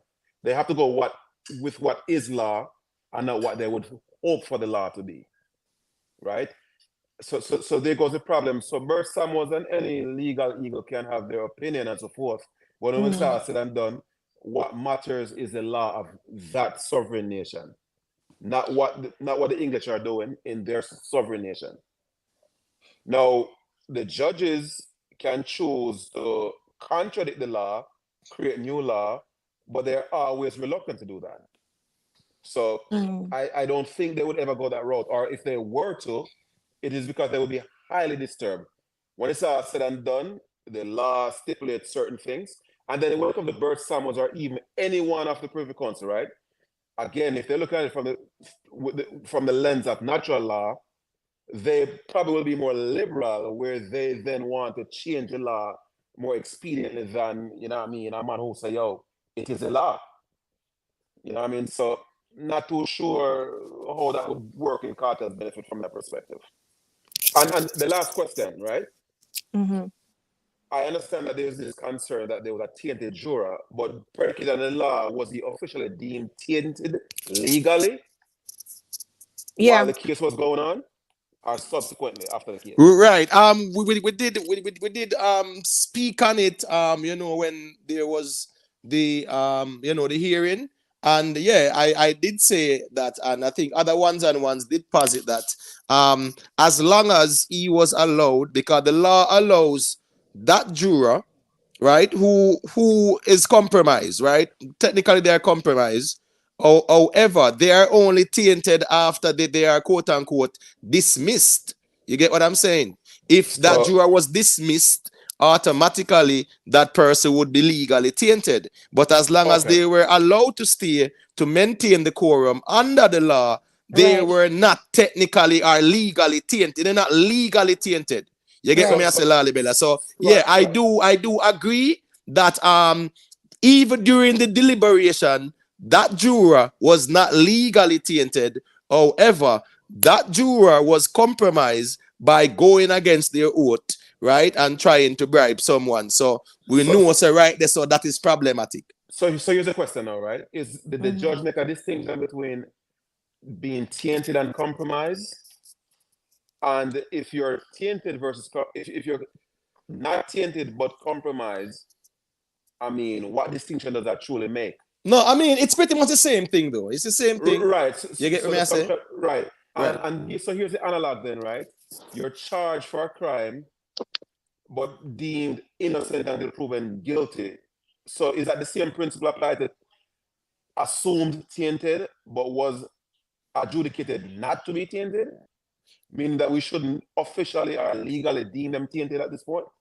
Well, remember that juror was charged and stuff like that, right? Found guilty and all those things, right? After, yeah. Subsequently, that's right. I agree with you, and that's what I'm saying. As long as that juror was allowed to remain, yeah, man, technically, they are in the eyes of the law, they are not considered to be tainted.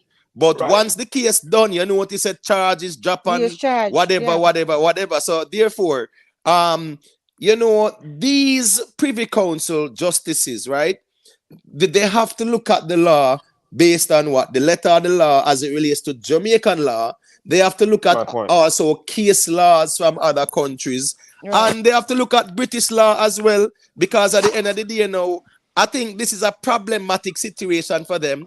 One, for in Britain, like automatically, once it's a tainted juror, we don't care if the world are going to end tomorrow. If you make that juror to leave, so be it. That is the law. You get what I say?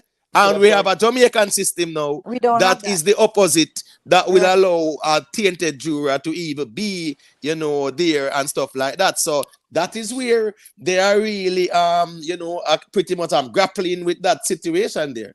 So that's what I'm saying, though. If we're not being anachronistic, predicated on the adjudication of the murder trial, that juror was not tainted, and for that fact, it's not problematic applying the context. No, but it is, because what they're saying is, Ladibelad, what they're saying is they had enough proof that that juror was tainted, even though he was not officially labeled tainted, because he was still allowed to remain on the jury. So that's why they're saying that, the judge, having enough evidence to say that this man is tainted, he should have removed him, right? They said that they're saying that he should not have sidestepped that provision. It's an exact quotation. So you're saying not have so you're saying that the judgment of the judge, or the decision of the judge to keep that juror, they're saying that it should not, he should have made the other decision. They're saying that with his judgment, the reason why what they're saying is, the reason why he should have made the other decision, which is to take him off, was because there was sufficient evidence to show that he was he was Okay. indeed tainted, but not officially tainted because he was led to be because he Okay. was allowed to be remained. You see what I'm saying? So Right, and this whole thing of we do allowing, agree, we do agree, yeah, we agree. Lalibela, right? No, no, no, We do no. agree. And I said before, that is where it's a bit problematic because one, Lalibela, if it was 12, right, automatically they would have kicked that person off. So pretty much because it's 11 now, and you can't go less than 11. What the defense is arguing that, yeah, man, the judge kind of trying to maintain the quorum, But if it was 12, yeah, man, that person would be gone. So, And that don't go no we water, do yeah. agree, and that's why I Yeah. say that is problematic. Well, Yeah. Right. So same as so if Yeah. if the preponderance of evidence point to the fact that the juror is indeed tainted and Yeah. the judge acted contrary to that, Yeah. then I could see where That's what it the Privy is. Council could Yeah. quibble with that and they could flag Yes. it and they could flag them based on that. That's what it Hold on, is. your phone kind of Lalibela. Just check back out and check back in But there. Lalibela, that's exactly what it is, my dear. That's exactly what Right. it is. Right? Mandela. Okay, so I'm gonna reboot the phone. Yeah. Just check out and check back in Lalibela. Okay, you know it go. It kind of sound away. Mandela. Yeah. Got you there. Unmute the mic and got you there. You just mute. You mute now, Mandela. Yeah. Good night, everyone. You guys hearing me? Good night. Good night. Yeah, man. Loud and clear. Yeah, man. Loving the reason and everything. Why Big up. Jamaican justice system? Why? I don't know. To tell you the truth, based on this case and everything, trust me. If I do criminal activity, I find all a loophole right now. I could have get there. Big man thing. Because right now, this just set a precedent where right now criminal can identify all heap of ways to get off of them case. So this open up a lot of eyes, I'm not lie. But the main thing what I kind of see everybody well, I'm not there to find a man guilty or not guilty, but based on what I see, right now, me can depend video kill a man, and the person who have video me, if him not show up, he say, I was the person that record that video. If me have a good liar, me can't walk. That's how flawed the law is. So, whole heap of things that need to fix. I don't understand these people who have so much degree and say them as scholar and whatever. Can't sit down and say, well, this don't make no sense. We need to fix these things. They need to go over these things and make some changes because all of this could have been avoided. Yes, evidence is there. Yes, the prosecutor never follow certain things and which may end up the man get for what. We can't do nothing about it. Them not do what them supposed to do. Them get the ball for throwing at the hoop and miss. That's the sad reality about it. That's my take on it. Right. Yeah, man. Big up to Scatter and respect me general for the check-in. Joe Grind. Yeah, man. Unmute the mic, me general, and make me hear what you have to say now.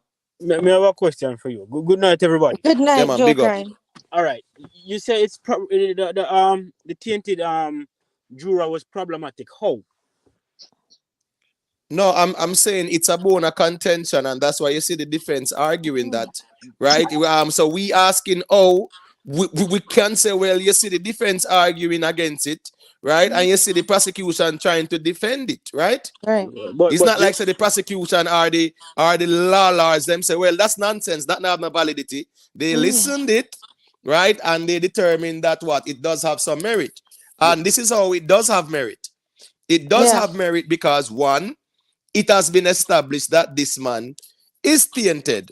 Legally, he is not in the eyes of the law because the provision does afford the judge to keep him on. But technically, this man is tainted. Once you go against your oath of office, you're tainted there.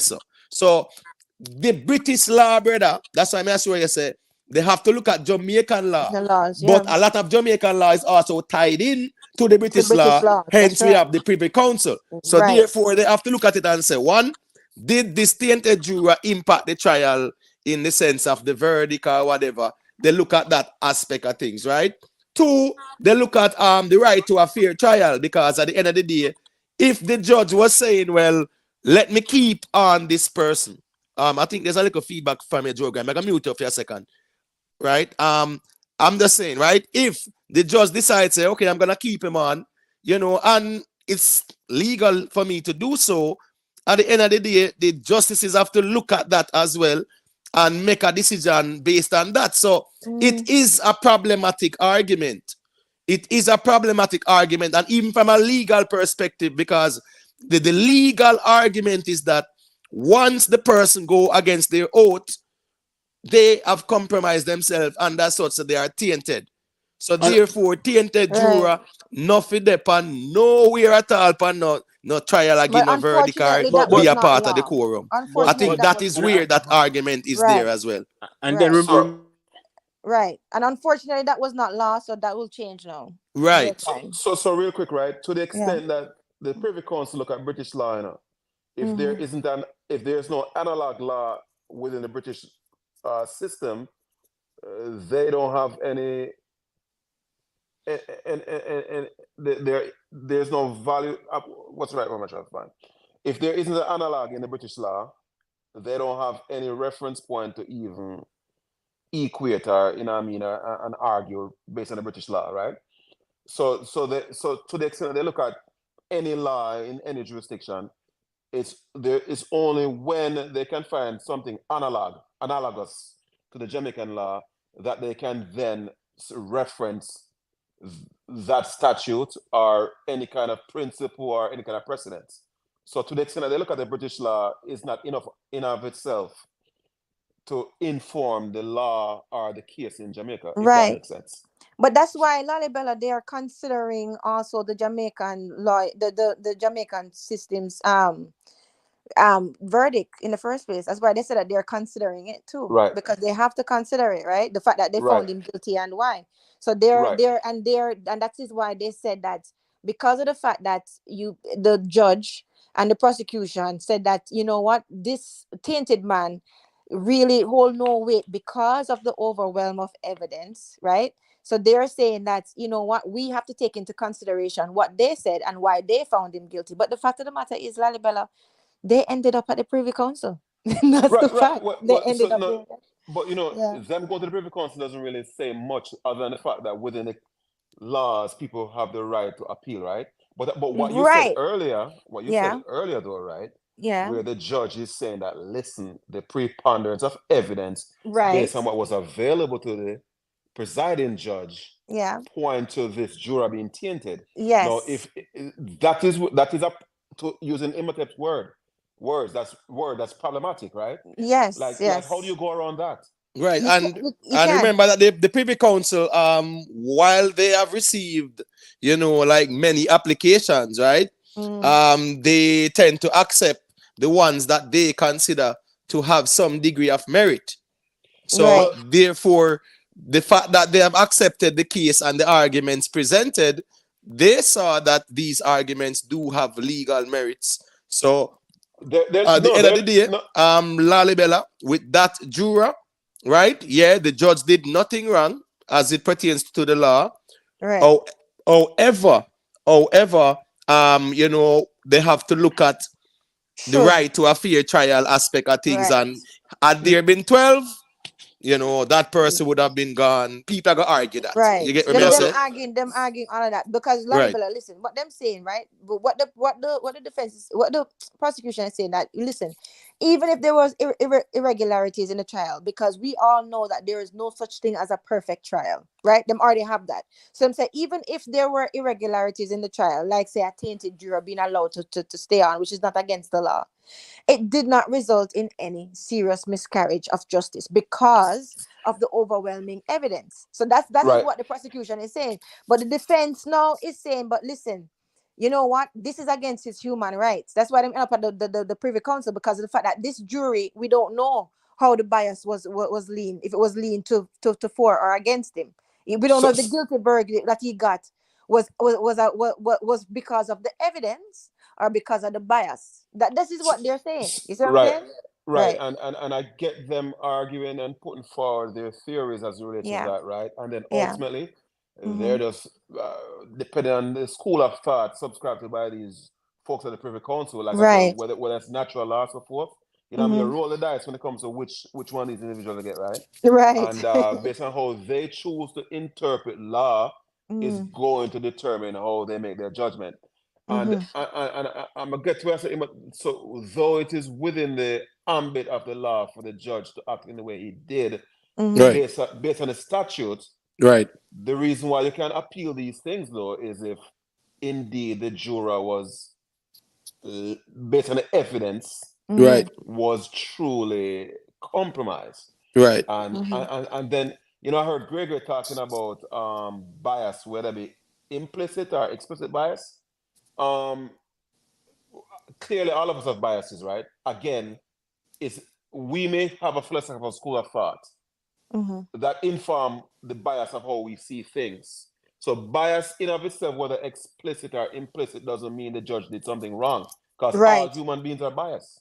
Right. And when it comes down to judgment, that's the reason why the symbol is a scale, because judgment should be impartial, but at the end of the day, it's human nature, right? And we are unpredictable. None of us are infallible, and we get that.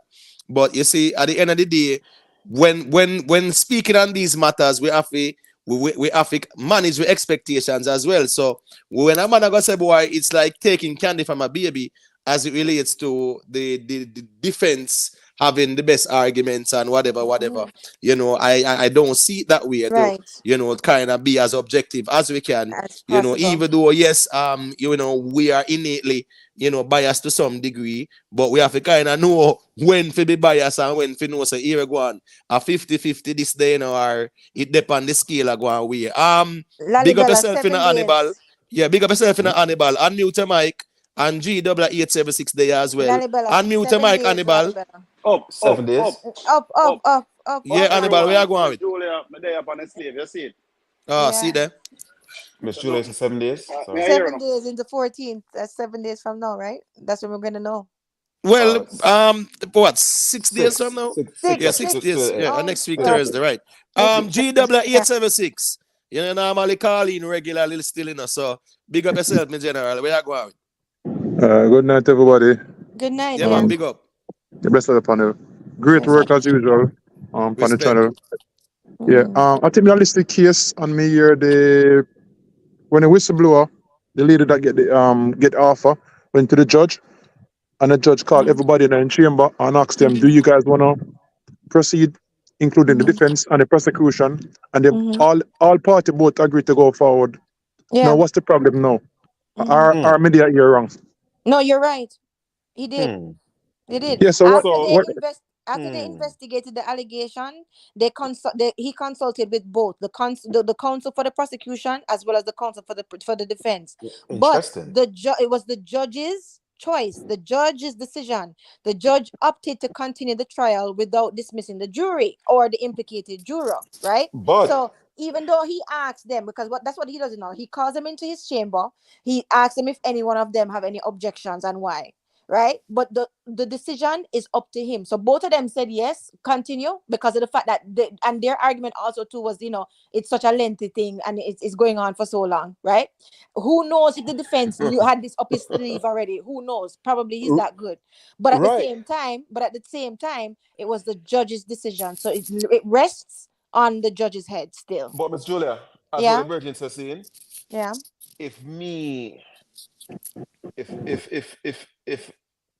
if I were to ask you if you're okay with something and you consent to it, or if I were to solicit you one way or the other and you consent to it, rather, right?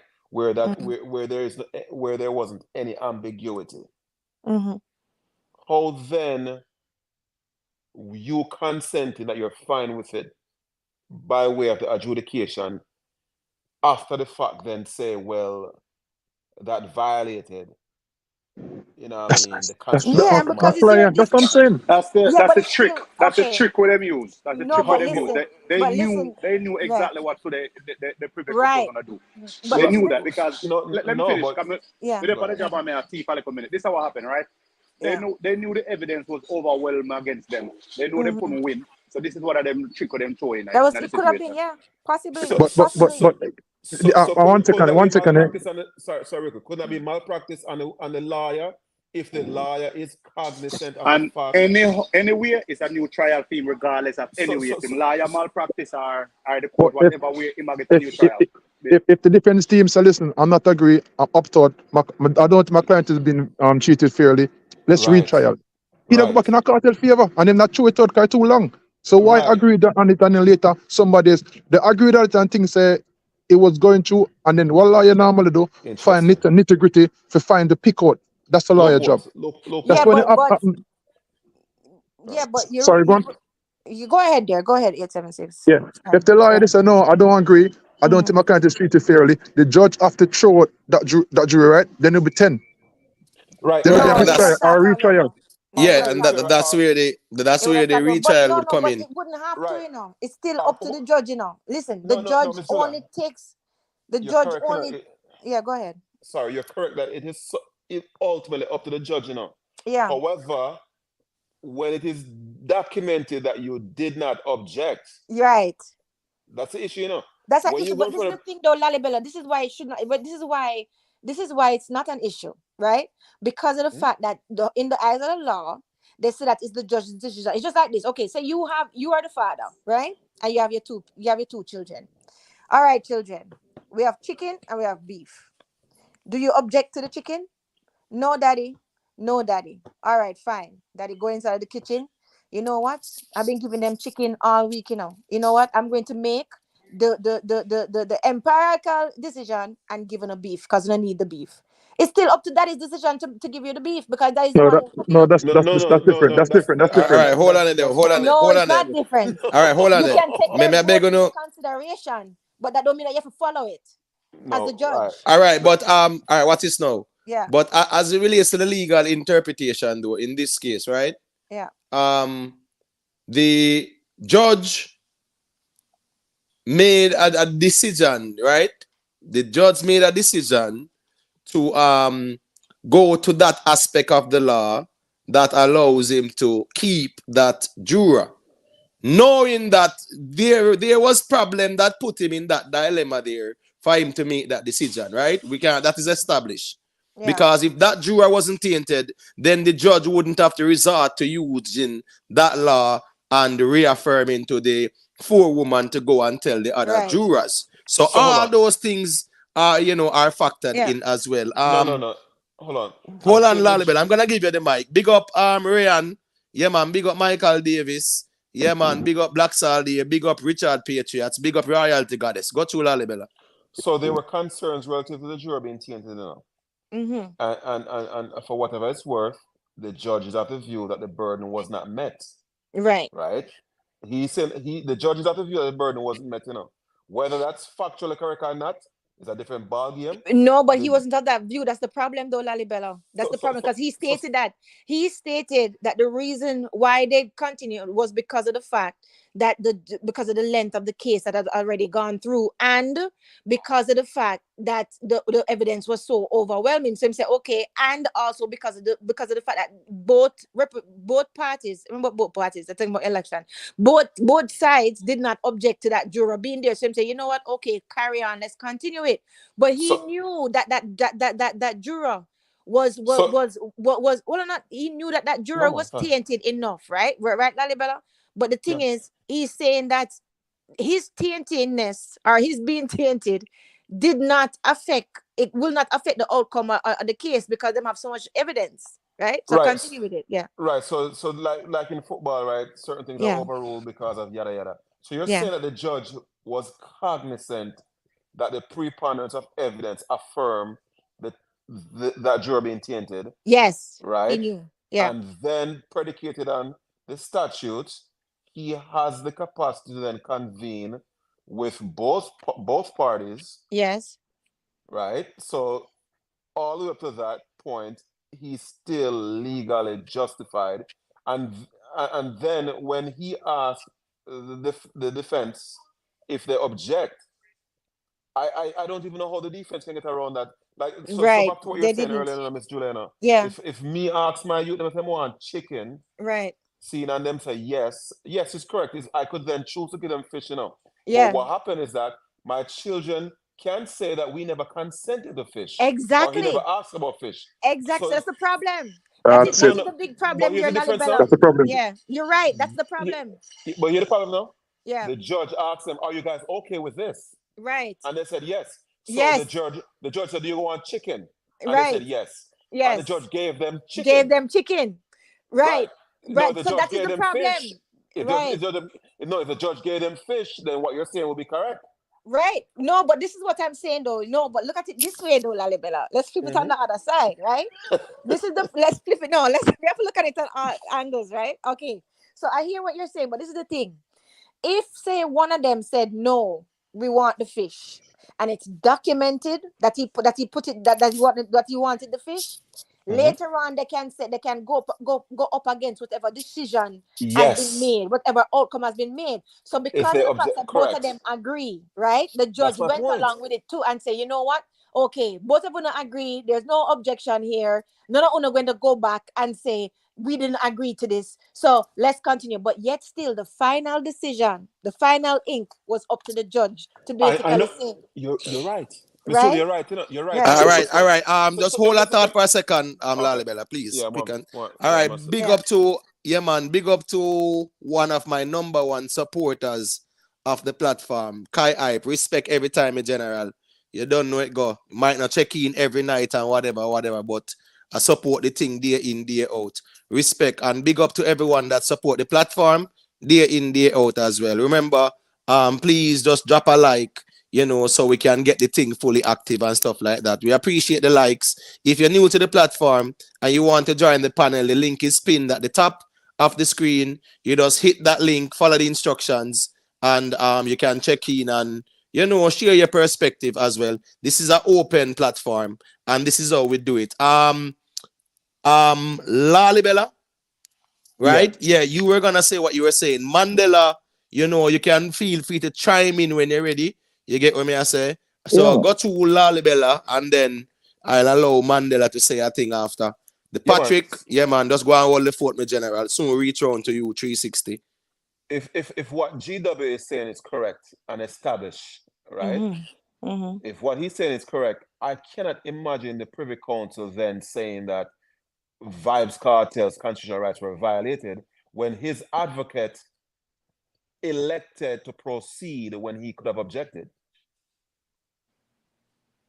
I see what you're saying. He could have. I see what you're saying. Yeah, but that part there. I'm trying to remember. I'm trying to remember if the defense had argued, because I'm trying to remember if the defense had argued for everything to fall apart, because that would have been in their best interest at that time as well, knowing that the evidence was overwhelming presented. So I'm trying to remember if they did push back or if they acquiesced and accepted they did not them to go ahead. According to the cases and according to what we've been hearing and what I've been reading and listening to, they did not push back on that was their cue. Right. That's a weird. Yeah, Right. that's a weird one there. So you get what I say. Guys, me there work. Now check in back on the live stream. Yeah, bless up. Yeah, man. Respect me, general. Respect. All right. So, make we give Patrick a piece of the mic there. So go to Patrick now. Let me hear what you say, me, general. Yeah, one love, everyone. One man, love, respect. Patrick. Yeah. Salute. Right now, may I say, logics me I use, You see me? And in my opinion, the defense case weak, Papa. Yeah, man. Weak. That's the only thing about the bank pan. Up until now, them not saying he's innocent. Them only a bank pan like the jury do. And the jury, him say not guilty. So therefore, he was in the favor of the defense. So that's a problem to me right there. With the defense. Right now, but you are correct, Patrick. Right now, the question is not guilty of the crime of the murder or not. That's not the question right now. Yeah, it's the right to due process, the right to a fair trial. Due process it's a technicality argument, And that Yeah. really I go on now, That's what Patrick. it You is get what right I now, say? Patrick. Yeah, it's not guilty or not guilty. It's Yeah, the me right to a understand. fair trial and them something there. So I they come to know represent my client.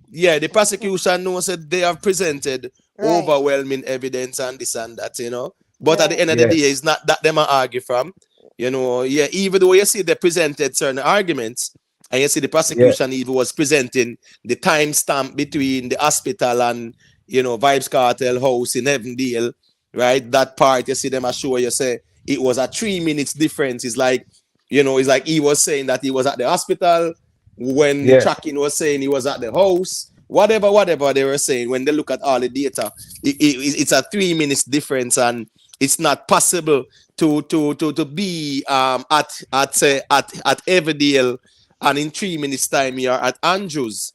You know, you get what me I say. So they did argue that as well. But watch this now. Since you say what you say, make me allow Gregory to respond to that as a Gaza man too. So go through Gregory. All right. First of all, the defense did object to the fact that to the tainted juror. Really? Right. I remember something like that, that was brought up in I the was a Privy bit Council. caught I up thought there. that he did not. Okay. They did object to that. So that's also influenced one of the judges saying that the judge was consciously biased. So Gregory, being consciously biased or subconsciously biased doesn't necessarily inform malice, you know. See, it doesn't inform malice, you know. I get what you're saying. All the judge was doing making a distinction between one versus the other, but that doesn't inform malice. However, what you're saying about the defense objecting, if the defense did object at that point in time, then I think what Miss Julia said earlier truly should bode well for the defense. Right. But they did object. That's why. Okay, Are you sure about that? Yeah, Miss Julia, I did hear something like that. That's the reason why I asked too, you know, because I did hear something like that. But as me I said, me never 100% certain. So that's why I ask that question there. Because you don't know it was brought up in the Privy Council, and the defense did object. But the prosecution wanted to go ahead, and the judge sided with the prosecution. That would surely bode well for Kartel's case. That's why one of the judges. Case. Exactly. That's why I brought up the fact that one of the judges said that the judge in the Kartel case was consciously biased. No, right. So that's just a pushback to the law. That's a pushback to it, yeah. To the prosecutor saying that he wasn't consciously biased. But by him saying he was consciously biased doesn't necessarily inform malice. Right? Right. Because I mean, at the end of the day, you know, as long as as long as it can show that he acted within the purview of the law protected him there. Whether people want to interpret it, he must be consciously biased or unconsciously biased. The law kind of protect him there. So, and in the case of the juror, the law really shield him now. You get what me I say? Make with us allow Soji to say a thing we quick skeptic there, and then we can go and circulate the thing. So unmute your mic, Soji. Yeah, man, long time we don't see you check in. Big up yourself, my general. Big up, Soji. And go to my ear where I said it. Hey, respect our man as everybody. Respect. Yeah, man.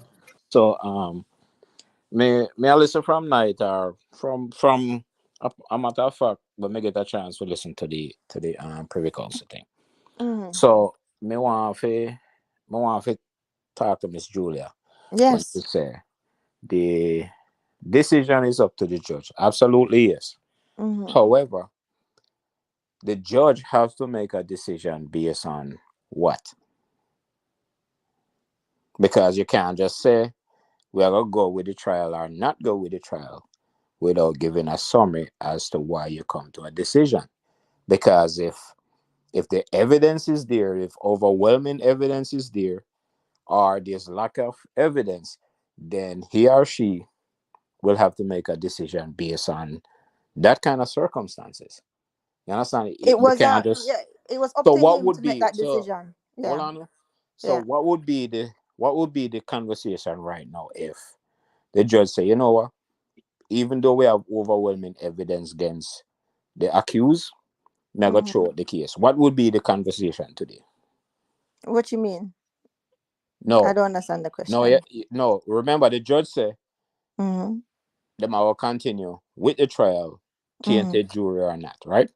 Even with the tainted jury, right? And according to your argument, the judge have the final say, which is absolutely right. You're absolutely right. No, when the judge come to a decision that he gonna continue with the case, is it based upon what? His own personal feelings are based on the... It's based on his judgment with the provision. So So how did the he... choice, you know. So how He did has the he... choice whether to The choice go is one. ahead or not. I got you. The choice is Right. one, but I'm just saying. Right. Why he chose that choice? Did he give a reason? Did he give a Yes, reason? he said that because of the length. He said that because of the length of the trial that's basically gone, because it was so long, right? As well as the fact that he does not see the tainted juror as adding any miscarriage of justice because the evidence against Kartel was so overwhelming.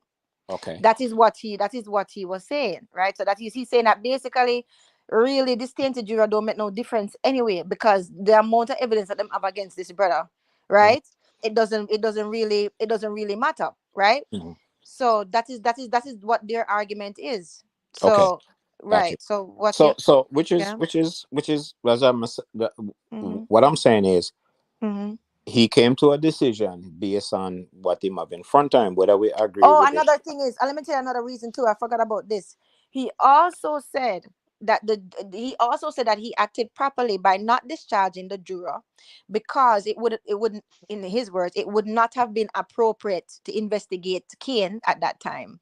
They are saying, so them trying to them basically grabbing at straws to basically justify why he continued with the juror. So them saying that, basically discharging him and investigating him at that time. But really and truly, that's grabbing at straws. Right, and right there, so Miss Julia, the judge is showing that even during that time he identified Mr. Kane as being exactly. tainted. So they're that grabbing at straws. They're right. grabbing at straws for that. So Right, here, so just right to there, put, so it's problematic. It's problematic. Hold on, Hannibal. Hold it thought, me general. Let me just allow skeptic for to say a thing, and then we can go and circulate the mic. So go to skeptic, let me hear what you have to say. Good night, everyone. Good night, yeah, man, big up. Night there. Good night. Well, to be honest with you, the way I see this at this point, what really happened is they're pursuing something because they have the qualification to do so, right? This trial, they have the right to take it to the Privy Council and to hopefully get a last shot at something, right? Whether or not something will come of it, I strongly doubt it, given all the evidence and everything. The word that I'm having problem with is compromise, because to them, to the judge, and I'm sure to the jurors, I don't think they view it as a compromise, because it is clear to me that the jurors actually formulated a sting operation around this one juror that wanted to really shift the decision in Kartel's favor. And so this is a thing that people must understand is Kartel has the money, he has the resources to pursue this. He doesn't have an option at this point, right? Whether it is granted in his favor or not, he has the money to take a shot at this, and he's doing so, right? And so you can't really bash him on that. If he has a right to try to get out, it's for the court system to actually hold him accountable, right? Objection. The next point that I want to make is when it comes to certain court proceedings, you can't really blame Kartel for doing what he's doing. He's fighting for his dear life. You understand me? And so you can't really hold him accountable to that. He has to do what he has to do to fight.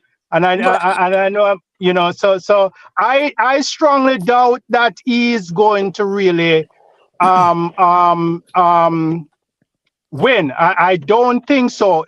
And the only way I think that is because you're talking about the highest court in the land. You're talking about these judges that or know the law, know the different references and stuff. And I'm sure they will also foster in the fact that this juror was actually working on behalf of Vybz Kartel, not to actually try to tamper anything to really put him in jail. He was for the defense. Well, all right. Objection. Well, I hold on, don't Objection. know. Hannibal. I'm gonna I give you don't the know mic. that. I can't Objection. say. Well, on there's no proof that the There's juror, no proof for that. yeah, Yes. actually acted in the interest or upon the instructions of the defense. So Right. that never proven. So we you know, No, we have no, to just That's kind that. of no. allow we are talk about. We are talk what is out Right. there, I what is I proven. think I heard the prosecution say that though. No, but Yeah, it was not. Yeah, they argue that they argue that yeah, that person was acting in the interest, but they didn't present any evidence but to validate that. imitate. Hold on, skeptic, hold your thought, please. Uh-huh. I'm gonna allow my virgin Hannibal, right? He might try to say a thing. Me I gonna allow him to say what he must say, and then it can just forward back to your skeptic. All Okay. right. I agree with a skeptic. I say, yeah. So with the jury tampering thing, right? The evidence was tilted to Vybz Kartel, yes. And remember the only mistake the judge made, yeah? The judge didn't interview all 12 jurors. He only interviewed the foreman. And the foreman assured him that, listen, when the person who's trying to bribe the foreman get to the foreman, that person already went to the other 9 people, the other 9 jurors already, So, or the next 10 jurors already. So, like that, the only thing the judge did wrong, the judge did not interview all 12 jurors in the situation. The foreman assured the judge that, listen to me, the only person I'm worried about is that one person, and I don't remember if it's the one person who's trying to do the bribing, or the person who her son was locked No, up it's with. the one the No, it's bribing. the No, person it's a, that did the okay, all right. It's the bribing, Hannibal. bribing. Hold It's the on, one Hannibal. person, right. All It's the right, one person, but right. hold on, Hannibal. Me could just kind of clarify something real quick there. The judge, right? Yeah, did not act outside the law or outside the principles of the law Facts. when the judge instructed the Right. forewoman to go and affirm with the other jurors their oath of office, so to speak, and to maintain their integrity. So you know, We I can't there's say them nothing do to something fault the wrong. judge No, so right hear there this now. for. Listen We now. can't So say this, did it wrong. wait, Yeah. no. Right. So the situation is this, right? The Mm. situation is this, right? The judge should have interviewed all of the jurors. Hannibal, That's huh? make the distinction legally wrong or ethically wrong. Right. It's And remember, different. Right. right? So it's like this, right? In the what the law stated, right? Because that's one of the argument the defense are pushing forth, you know. That's one of the argument the defense is putting So, forth, so and that's the argument. And hold on, and when the Privy Council asked the question, that's one of the things the Privy Council asked the question, like, how you know said the rest of jury them never, because you never talk to them. Right. Then So we're them said, asking you, Hannibal. yeah. Yeah, is it quote unquote legally wrong, or So is all it right, no, about it's principle not and legally wrong. ethics? Right. It's It's Okay. more of not a legally principle. wrong. It's Right. not Right. legally wrong because they Right. had option. They had Right. options. Right. Right. so And he Right. So it's execute not legally wrong. one of the options, so he's not wrong. Right. So But Right. therefore he is yeah, not wrong. It's not facts, wrong right, in right, either facts. line. Right. right. Right. So I guess we can agree with that. But hold on, agree, look like in gone. But all More right, come make on. with us Sorry. since skeptic did present the argument, make with us give back skeptic the mic and What was the ones and argument, ones on skeptic? us Sorry, chime in sorry, on ready, you know. sorry, real quick, Yeah, right? well, I'm sorry, yeah, skeptic. go Yeah. ahead, go ahead, I think what Soji and Miss Julia were talking about is important as it relates to the actions of the judge. Right. So predicated on statute, right? The judge is justified. Now, when the judge say the judge would have been wrong, right? When the judge decided to proceed with that juror, the judge would have used principles and prior precedents, right? Mm-hmm. And I think that's going to be the problem for Kartel. If there's established principles and precedents, then clearly that's what the judge would have used to argue his point. So here's what I'm saying real quick, right? Well, just a quick thing though, Lalibela. There are no prior precedents though. You get what I say? That's why you see them even try to interpret all that too. Because there were no prior precedents. And even when they actually are called on certain references, it was cases over Australia, Canada, all about the place. Right. Right. You know? Right. And that's why I said precedents are principles, right? And so here's the thing, right? There was this famous case where this brethren, I'm gonna tell Animal about this before, right? Mm-hmm. What the brethren, can you remember it's the letter of the law, sometimes the statute, they've got to argue how it should be interpreted, you know. And then that create the principle, see? So this brethren knew was in his grandfather's will, knew his grandfather was gonna take him out of the will. He killed his grandfather, right? So predicated on the law, he was still justified in getting his inheritance. However, his family sued, saying that, yo, this brethren is going to deal from ill-gotten means. Because of ill-gotten, it was, you know what I mean, it would have been ill-gotten. Right. And they had to they had to argue based on certain principles. And then that forced the judge, based on the adjudication, to interpret the statute a certain kind of way. Where then that created a precedence. So it's going to be tough, you know. It's going to be tough for really fight against the fact that the judge used certain principles which is within the ambit of the law. All right, quick question there. Big up Astro. So this statement by Astro is this facts or feelings though. Nothing in the legislation states that a tainted juror should be allowed to deliberate, because all the talk we are talk for all these weeks so we did not talk about the case and even since night. Me I wonder if a Spanish we are talking or one different language. I don't think he listens. Why Astro is saying that, because there is legislation. That is what the judge used. If you notice at the Privy Council, no one was arguing that the judge broke the law or nothing like that. No one argued about that, you know. Right. Because it's in the law. You get what I'm saying? For him to do what he did. It's the quote unquote morals or ethics of it, so to speak, that they are looking at to say, well, was he biased or, you know, unconsciously biased, or, you know, did he act within the confines of the law? But the law is there, me general. You get what the me law I say? is there. Right. Right. But yeah. All right, hold on there. Skeptic, make skeptic say a thing. All right, and whatever skeptic say, please hold it. Yeah. We have to make Gregory say a thing real quick too, because as a Gaza man, we want to allow him to present his arguments as well. So Gregory, that voice note that is going around with the lady actually leading me on. I understand some people is having some issue with what the lady is saying to him, but I listening to the voice note, it's a clear setup, and that's pretty much the only voice note that we know of. We don't know what other evidence was presented against this juror. You understand me? So we can only assume. But that's a clear indication that that juror was acting on behalf of Vybz Kartel, right? So you know, that's there's not much guesswork in that, you know. So one thing I can say, if Vybz Kartel end up getting acquittal or set free, he's a lucky man. Feelings that, bro. Yeah, go ahead, Gregory. Let me hear what you have to say.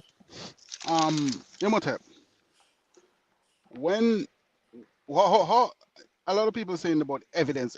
One of the evidence that was used was the JS2 matter. Nobody bring that up as yet. That the Lord judges refused to hear the closing arguments on. No, because hold on, but remember that even when they accepted the matter, what they said, no new evidence regarding that the GS2, right? No, the JS2, which was the voice notes. What are you saying? So are you speaking? right. So what I'm saying is that, right? They went in and they deliberated and they decided to not hear it. Hold on. Are you saying that they have never heard it before, or No, they choose not to hear it again in that space? No, Do you really believe that they have not heard it before? Of No, course they heard it. They heard it, but I'm saying Right. that. So it is not relevant. It's not relevant. It's not not relevant at relevant the to time. the matter. Because Right. remember, based on the evidence being presented, it's about what? The technicality. And that's the argument there. Right. It was about the question of the Right. jury So you're gonna tampering bring up the there. phone evidence. Right. They're not going to Right. hear that. I mean, again, for what? Leave that No. alone. We It don't was hear that based already. on the. It was What based that have on to the do jury with the tampering. right to, the Yeah. technicality. That is what's being Right. argued there, right? No, I'm talking about his constitutional rights being broken. Then Because right. Right. So, and So I'm because saying, of and the it's No, jury because of tampering. No, the whole juror thing. So I'm just Right. saying, No, it's it's not not because of the about juror. it's not about that. It's not about the evidence and witness testimony and things like that. It have nothing to do with that. No. My thing is that Imhotep, the JS2 was the voice notes that everybody hear about of Kartel speaking, right? Right. To problem child. So they obtained that evidence without the presence of his lawyer or without his presence. Yeah, but the court not accepting. No, hold on, no, but Gregory, we cannot put this argument forward knowing that the court did not accept this new evidence. So technically, in the eyes of the law now, that is evidence that is used and accepted. So you are going to argue against something where the court don't accept already, and the Privy Council said they're not going to change that. Going on. So Gregory, look at it from his vantage point, right? Yeah, that's what he wants to present. But when I say, You it don't make no can't sense use that, present that because the court don't accept it Them as accept it evidence, already, and the dear. Privy Council Yeah. has respected the court's decision with Right. that. So make we just deal with what is in front of us. What is in front of us right now? So Gregory, look at it from this perspective, right? Yeah, the voice note was localized to that phone, right? However, it's also on the server of the service provider, right? Wherein they could have gotten that information from the local device or a subpoena where they could then get the same information from the service provider, right?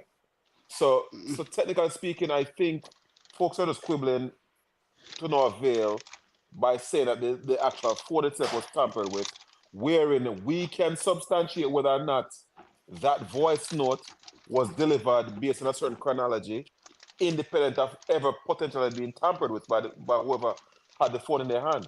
So I don't think that in of itself would suffice to justify any concern. I want to say one last thing about precedents, right? Yeah. When the judge was looking Hold on, into Gregory. Somebody Hold on, Gregory. There is a is that your background, eating Gregory? chips or something. Yes, a lot of yeah, man. It Go sound to like a Lalibela. chips bag. Sorry. Yeah. What are you saying? When the judge was trying to balance whether or not the impact of the juror would materially provide any utility, right? Like the judge is like, yo, the judge would have had to use some kind of precedent at that point, though, to say, yo, there are other cases wherein a particular concern, whether accepted or not, would have impacted the ultimate case. But Lalibela, he didn't, because this is the thing. Even Buchanan said it. He said that there has never been in modern common law where there's a case where there's a juror that we know for a fact is tainted or poisoned that was allowed to remain on a jury, right? And not only allowed to remain on a jury, but to bring a verdict, right? So he's saying that there's nothing of it. But this is the thing. People always say there's always a first time. Right, and his problem with Isaac's problem, and that's the reason why he got some pushback a little bit when he was referring to Canada and other places, and they say, well, it has never happened in Jamaica before. Never happened in Jamaica. You get what I'm saying? So it's not as if you say, boy, it happened in Jamaica before. Tainted juror, it was 10 people left, and the judge mashed up the whole thing. But so to speak, it never happened before. So But that therefore, argument is a null argument, though, Lalibela, right, because the right, thing right. is, I it was agree with you. always I the agree first with you. time. I'm I It was agree always with the you. first time. So Yeah. when I speak of precedents, I'm not speaking specifically to a tainted jury now. My Yeah. argument is relative to a mitigating factor. That are there any precedents where the judge could say, listen, there was this reference that was an infraction. However, when we weigh it, it wouldn't materially impact the outcome of the case. Not just you see, I thought it is in his best interest to specifically point to a tainted juror, but there could have been precedents where other mitigating factors could have been assessed and concluded that it wouldn't have impacted the outcome, and the judge is broadly referencing such a precedence when he made his judgment. But I want to pinpoint tainted juror, where the judge could say, broadly speaking, we've seen other situations where we saw infractors, where we saw other miscarriages, and predicated on those precedents, they weighed and concluded that it wouldn't have materially affected the outcome, so they didn't factor in it. But what the prosecution and the judge is using for that, though, is the overwhelming evidence. That's all they're using. That's my point. Yeah. Right. Right. That's my point. But Yeah. Let me just allow Astros, since he's new, to say a thing, and then we can, continue circulating the mic. Patrick, whenever you're ready to say a thing, let us know, because it go skeptic, you can chime in when you're ready. You should call in And stuff like that. Kenny, So Kenny, man. Kenny, may I send a message to right now? Kenny, you need to call in since you said Well, it look like he might there at work or something, go busy, man. I rest him not call in, man. If Kenny free, more likely he not call in still, Go bathroom and call in. Come on, it thing go. Exactly. No, hold on. Where's the Lalibela? Kenny say what? No, I am saying I don't know what I'm talking about. So no, man. I want to hear, man. Man, you know what you're talking about. And the thing govern, man. You know what the thing govern, man. All right. So make we hear Astro say, you don't know it go. Go to Astro. Imotet Wagwan. Big up. We don't know Imotet. No, I'm talking in the context of tonight's panelist, Astro. Don't get too technical, me general. The whole we know say you don't know. Not true. We know Astro. We know you're not brand new. What you know? Big up Miss Julia, no. I love what Miss Julia talking. Big up. Big up. Is that because of objective reason or confirmation bias? To the brother, when me hear say a while ago said the jury we take the bribery. It obviously a vice cartel side in different. Oh, you know that though. You know that for a fact. That has never been proven. No, I think that is skeptic, right? That is skeptic. Yeah. Great question. Skeptic great question. said that. Great question. That has never been proven. No, but that's the reason why. Yeah, that's the reason why it's there. That's not a strong argument. That could have been the prosecutor. The prosecutor could have. No, but it has never been proven. And it was never even argued in the court at all, because guess what? That is a null argument. Even though, people can say, well, it would have benefited the defense. That's neither here nor there, because that never proven to be so. Right. Because it was never proven that the defense actually were responsible for that. Got you? Even if they must say it a benefit vice cartel, but it would have benefit if prosecution too. Because if one juror, if it's known, say one juror I take bribe from the defense, right?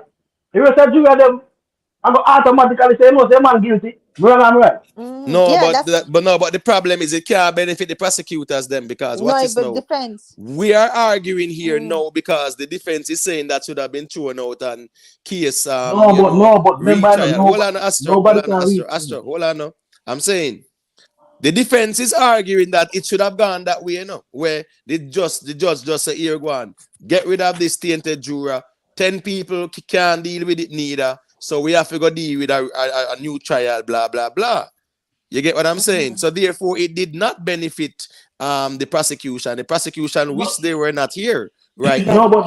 They had the overwhelming evidence. Well, I know. Remember, the prosecution had the overwhelming evidence, brother.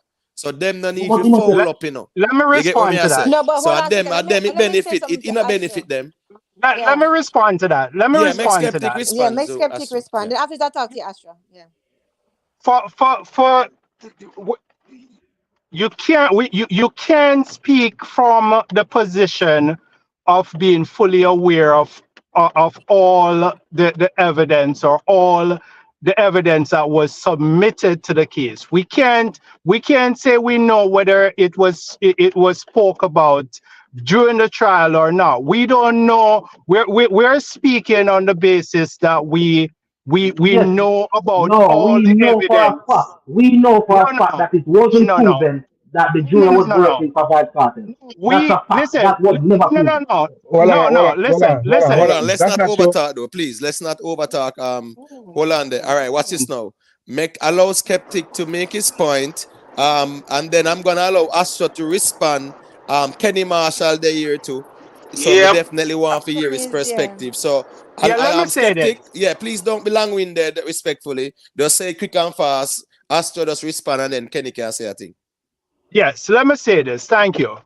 For the guy, when I hear on the voice note, he was actually offering 500,000, right?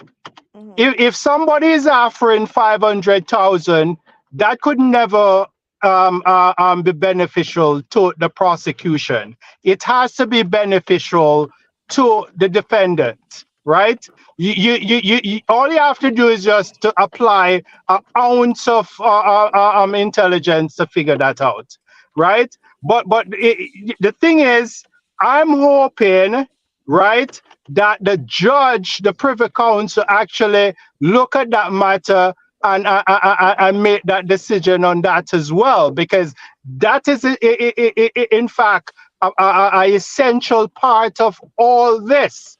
You understand me? So the thing is, I have no dog in the fight. I think he has a right to fight for his life, because nobody wants to stay in prison. So it's not either here or there for me. All right, skeptic. Yeah, man, hold on. Make we just allow Astro to respond really quickly. And please, guys, just hold the thought so we can allow Kenny to introduce himself, and then we can circulate the mic after still. So go to Astro, quick and fast. Yeah, more respond to skeptic. Yeah. Yeah, I want to respond to Astro too. Right, go to the Astro. Astro, you there? All right, Kenny, go to my general. Me where I said it. Yeah, bless it. Good night, everyone. Good night. Yeah, man, big up. Because I'm still out driving, you know. Mm-hmm. Yeah, me that follow up some of the thing, but like, let me clear up something real quick. With the I think Lalibela mentioned about the new evidence thing, right? Nope. Was it you? Okay. Whoever did. The reason why it was thrown out or didn't accept it, because when they was granted the leave to go to the Privy Council, they didn't have it in written motion. So when they get to the Privy Council, what they did was try to sneak it in. Mm-hmm. So they shut it down. Right. So that's what happened, because their expert tested the phone. So whatever findings they come up with would have been the new evidence. That's all that was. Right. So because the appeal court, right, they didn't get granted to go ahead at that time because their phone wasn't tested in time. So that was shut down. As for with this situation now, is verdict on the 14th. Mm-hmm. It's pretty quick for this case. A lot of people say that. So my thing is two things gonna happen. Mm-hmm. What I'm leaning on, like, okay, he's gonna get acquittal, Right. No. Hold on, hear me. Mm-hmm. I said that it's either that or they're gonna let the verdict stand. Right. Just based on the quickness. The quickness of it. That's all what right, so I'm say. Kenny. Yeah, I'm Kenny. Miss Julia did posit that argument as well, and I said the same thing. I said to her, I'm gonna say it now as well. The justices had this case file before they even approved the hearing, right? Yes.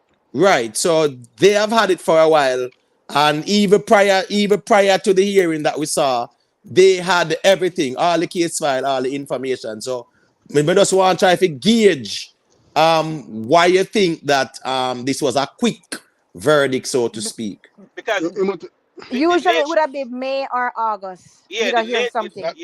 No, but remember that he's also applying also based on medical condition stuff like that as well, right? It still would have been May, August. So wouldn't that be fitting of a month?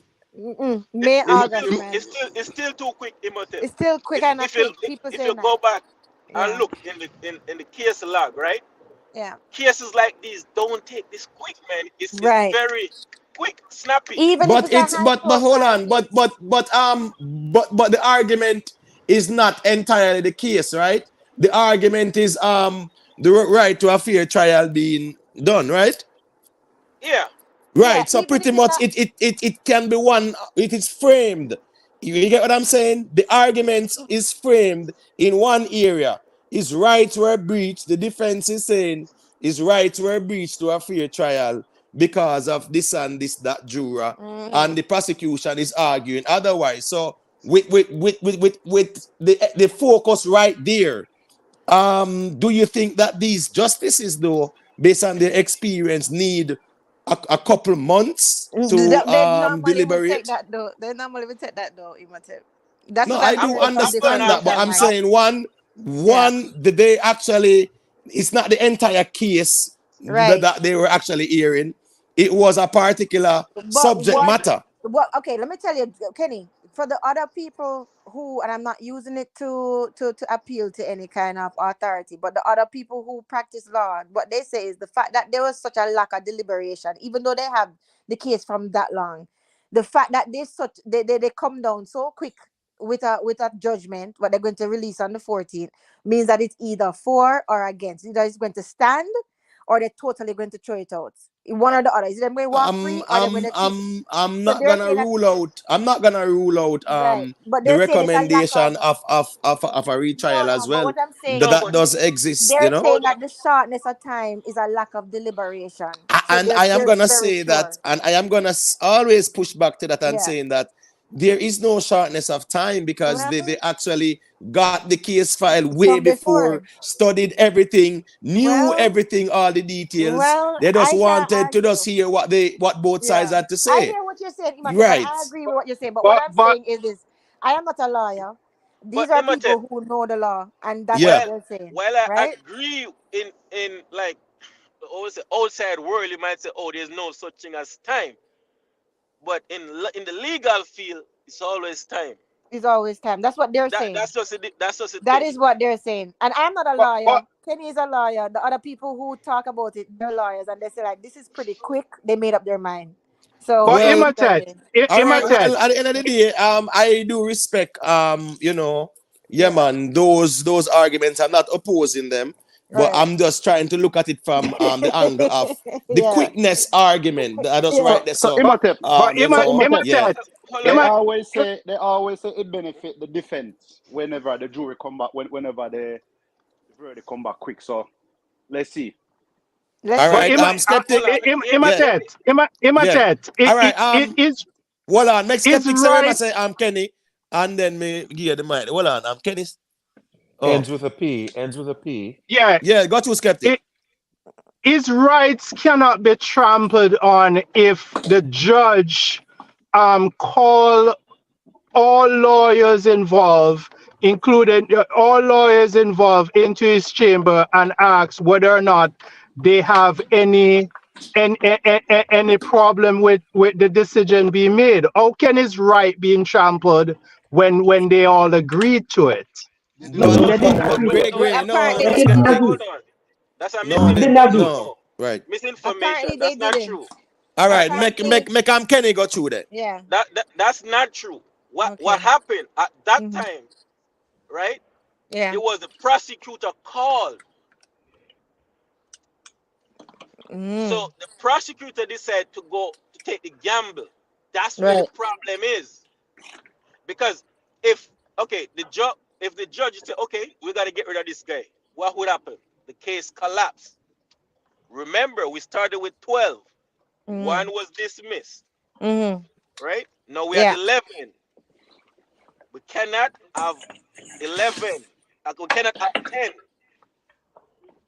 But Kenny, that don't make no sense because they would have to retrial the whole thing and start with a brand new set of jurors. That's the problem right there. They said, okay, we're in day. Remember, it's day 56.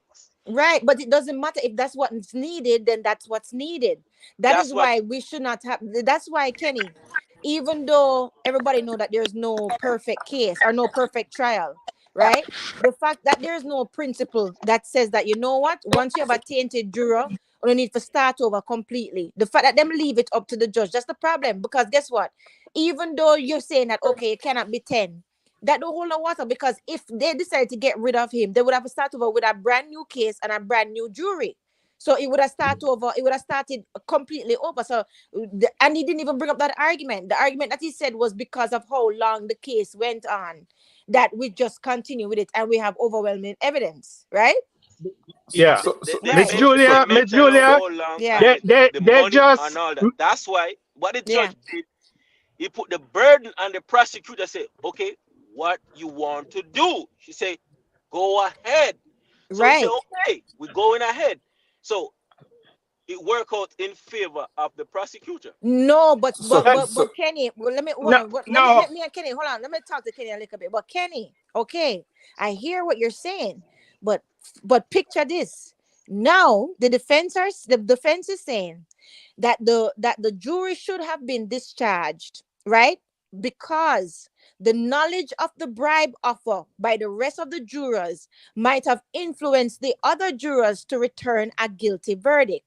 So that is what the defense is saying. The defense is saying that now the fact that everybody knew, said this one get bribed, clearly that means say the man guilty. So they're saying that actually swayed. It wasn't a matter of the evidence. It's a matter of the fact that it affect the jury decision. Exactly. So this is what. So wait now, guys. So this is what I'm saying, right? So that's the same thing. So you're saying that it's beneficial to the prosecutor, yes, but long run short catch, because now the defense is saying that, listen, the fact say the rest of them know say it was tainted, and the knowledge of the bribe by the rest of the other 10, that would have influenced them to return a guilty verdict and not the evidence. You see what I'm saying? Let me tell you guys the obvious thing. But hold on, let me see if can you hear what I'm saying? At the end of the day, yeah, go ahead. I just want to make sure that Kenny we hear what I'm saying. Can you hear what I'm saying?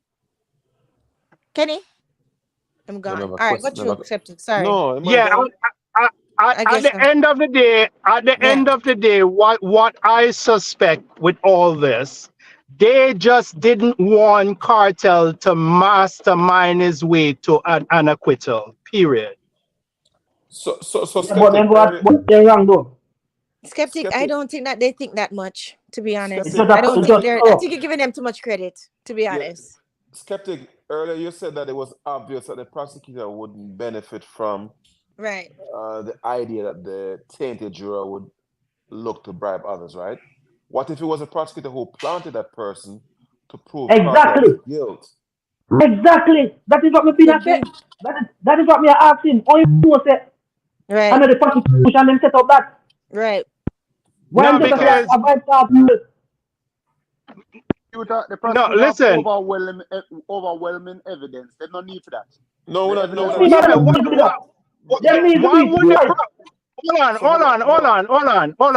on. I understand that you're approaching this from an emotional standpoint. I'm not emotionally vested.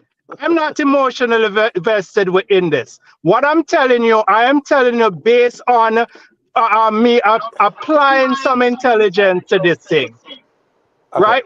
One thing I can tell you, I'm getting a feedback. Yeah. So skeptic, there's a feedback. Skeptic. Ostensibly, it would seem as if the defense would benefit from it, right? Right. And clearly, we that's on the surface, right? Right. However, the idea that a prosecutor could be corrupt or malicious isn't foreign, right? Right. Yeah, Right, but to Hannibal's point, and what Hannibal says, why would they want to run the risk of doing that if they have so much overwhelming evidence against But this they didn't man? have but they didn't have overwhelming evidence though. They So didn't. skeptic, It was skeptic. circumstantial evidence. It Hold was on. mostly circumstantial evidence. Give me popular 2 seconds. artist, a So popular artist. Homeboy. Hold on now. Hold on, Guys, let's hold allow on, Kenny. Hold on there. don't Hold on, interrupt hold each on, hold other. on. Yeah, One at make a Kenny Yeah, time. talk. Kenny, go through. so I think a lot of Kenny. so the Crown case, right? Mm. It was based heavily around the phone.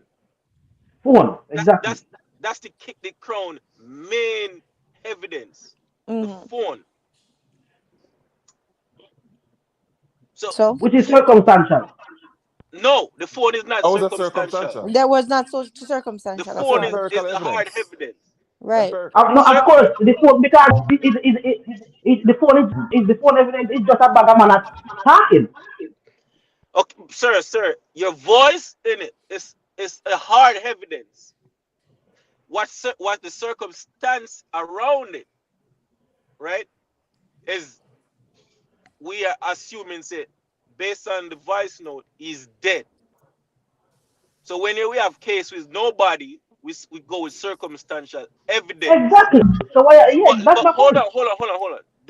Don't think the voice notes is Mr. It was Palmer not. phone, Right. It was right? not That's circumstantial. not circumstantial. Right. So let's not confuse the two. Yeah, don't conflate the two. Right, right, right. I agree with you. All But right, why are so we but hold on, so why are we talking about this? Because it has already been but relied hold on, Miss upon Julia. by the Kenny, just prosecution. mute up. Hold on, let me mute up a Yeah, second there somebody because is very yeah, noisy. there's a feedback from your end, Kenny. So I don't know Right. why there's a feedback. Okay, You so can just check to see if the YouTube stream still, and then right. and the stream are run simultaneously. Go through, Miss Julia. Right. But what I'm saying is that listen, Miss Jula, we Miss Jula, can you yeah, go back go to ahead what you there. asked? Can you go back to Yeah. what you asked Kenny earlier?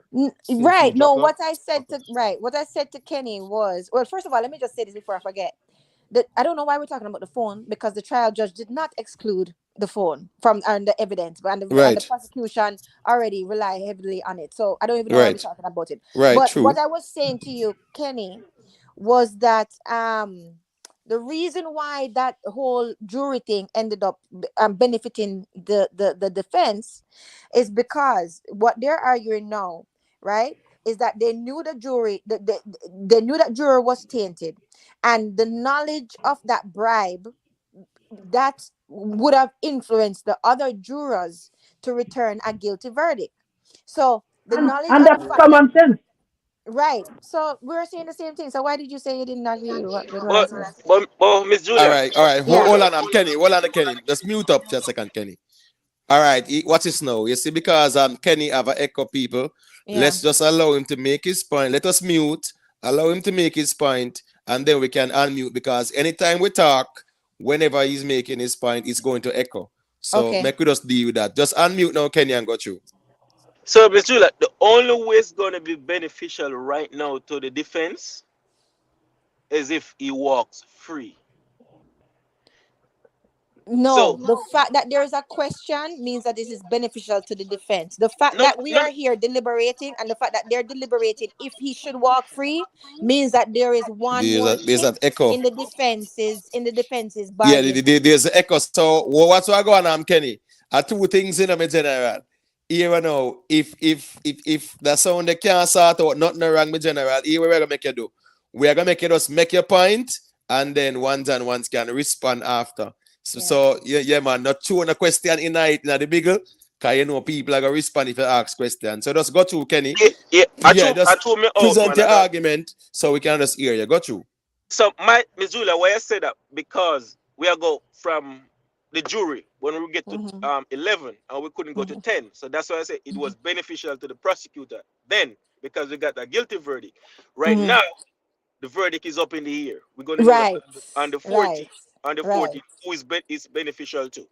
Right. Right. But Exactly. But my my question, my thing is though, Kenny. My thing is though, Kenny. I agree with you in the beginning, right? But the fact that right now it's up in the air and it's not a solid guilty means that there is some benefit to the defense, because it can go either way. The game is still on. So that is why there is something, because of the fact that Buchanan can actually say, right, in the fact that the other jurors knew that this man was that these other ones were bribed, that could actually make them return a guilty verdict instead of the evidence. The fact that he can give that shadow of a doubt means that it is in the favor of the defense. You know, that shadow of the doubt thing. That's Yes, what I'm saying, right? yes. Right. Kenny, Hold I on gotta there. ask Kenny a question. All right, hold on a great. I'm gonna give you the mic real quick. Let me just big up some people. Jamaica Without Border, yeah, big up Leroy Samuel, big up Gaza Trini. She see some Trinidad and the Privy Council free up some gangsters over there, so too. Big up Gaza Trini. Kirk Shirley, yeah man, big up to the owl. You know the thing. Big up all the ones and ones. And just leave a like. You know, on the stream. Thank you very much. All right, so go to Gregory. Let me hear what you have to say. Kenny, I got Yes, a sir. question. I got a question for you. So, how would you, as a lawyer, how would you react in a situation where you making a closing argument and one of the Lord judges that you making the argument to stop you and said, well, the judge wasn't unconsciously biased, he was consciously biased. Would you consider that being a win for you? To the point, yes. But even so, then you got to remember, it's major. Like me personally, right now, if I was in Isaac position, probably have a sleepless nights, because this is make or break. Yeah. But no, but like, how would you feel about how would you, based on the arguments you heard? no, you're gonna feel confident. You're gonna, because you hear the lawyers was saying, you know, there was the jury. Okay, that's the biggest gray area. Would make a meal off this, but at the same time, you got to contain that excitement. When you get that, okay, overturn, then you'll be rest easy. But if you get, okay, the verdict stand, we can't do nothing else. So my question to you, based on the argument the prosecution made in the Privy Council, do you feel confident that their decision will stand? Do I feel confident? To be honest, I'm not. You cannot feel I'm not confident. sure. Right. The only way I would tell you, say I would be confident if, I don't know how they made that blunder in the appeal court, not to put the phone evidence forward earlier. Then with that submission, it'll be it'll open up everything. But because it's still closed, they shut it down. But even though at the Privy Council, Isaac, he did slide in his part. Try to, yeah. And the prosecutor did slide in his part by reading out what's in the phone. So it's, like I said, it's going to be two things: verdict stand, right, or he's going he to walk.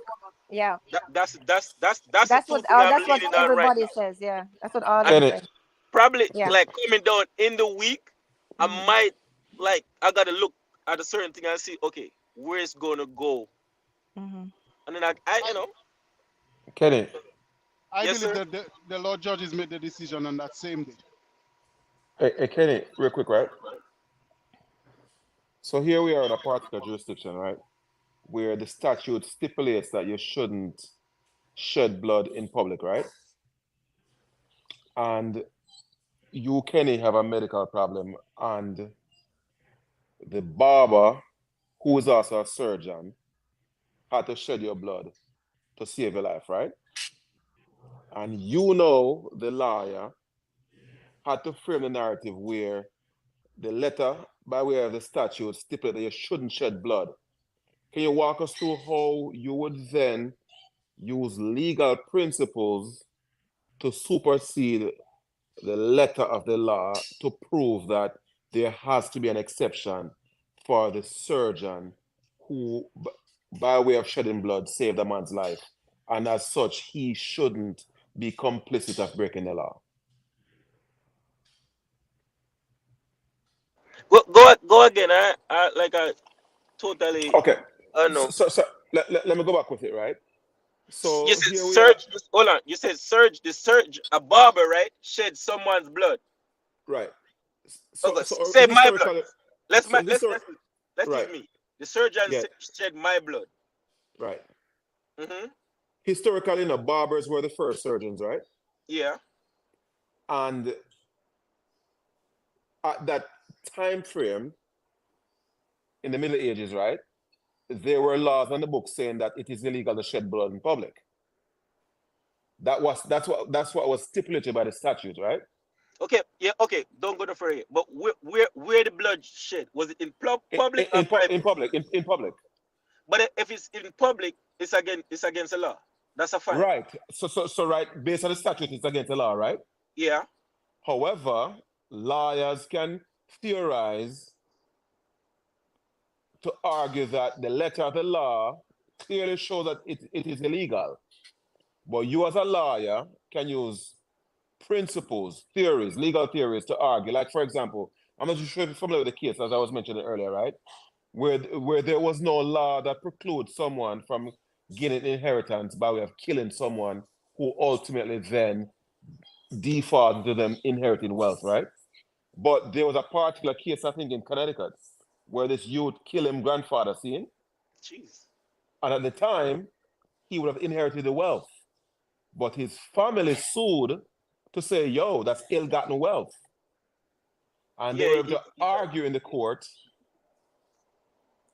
to supersede the actual statute that's saying that, he should get it. There wasn't any laws in the books to preclude him from getting it.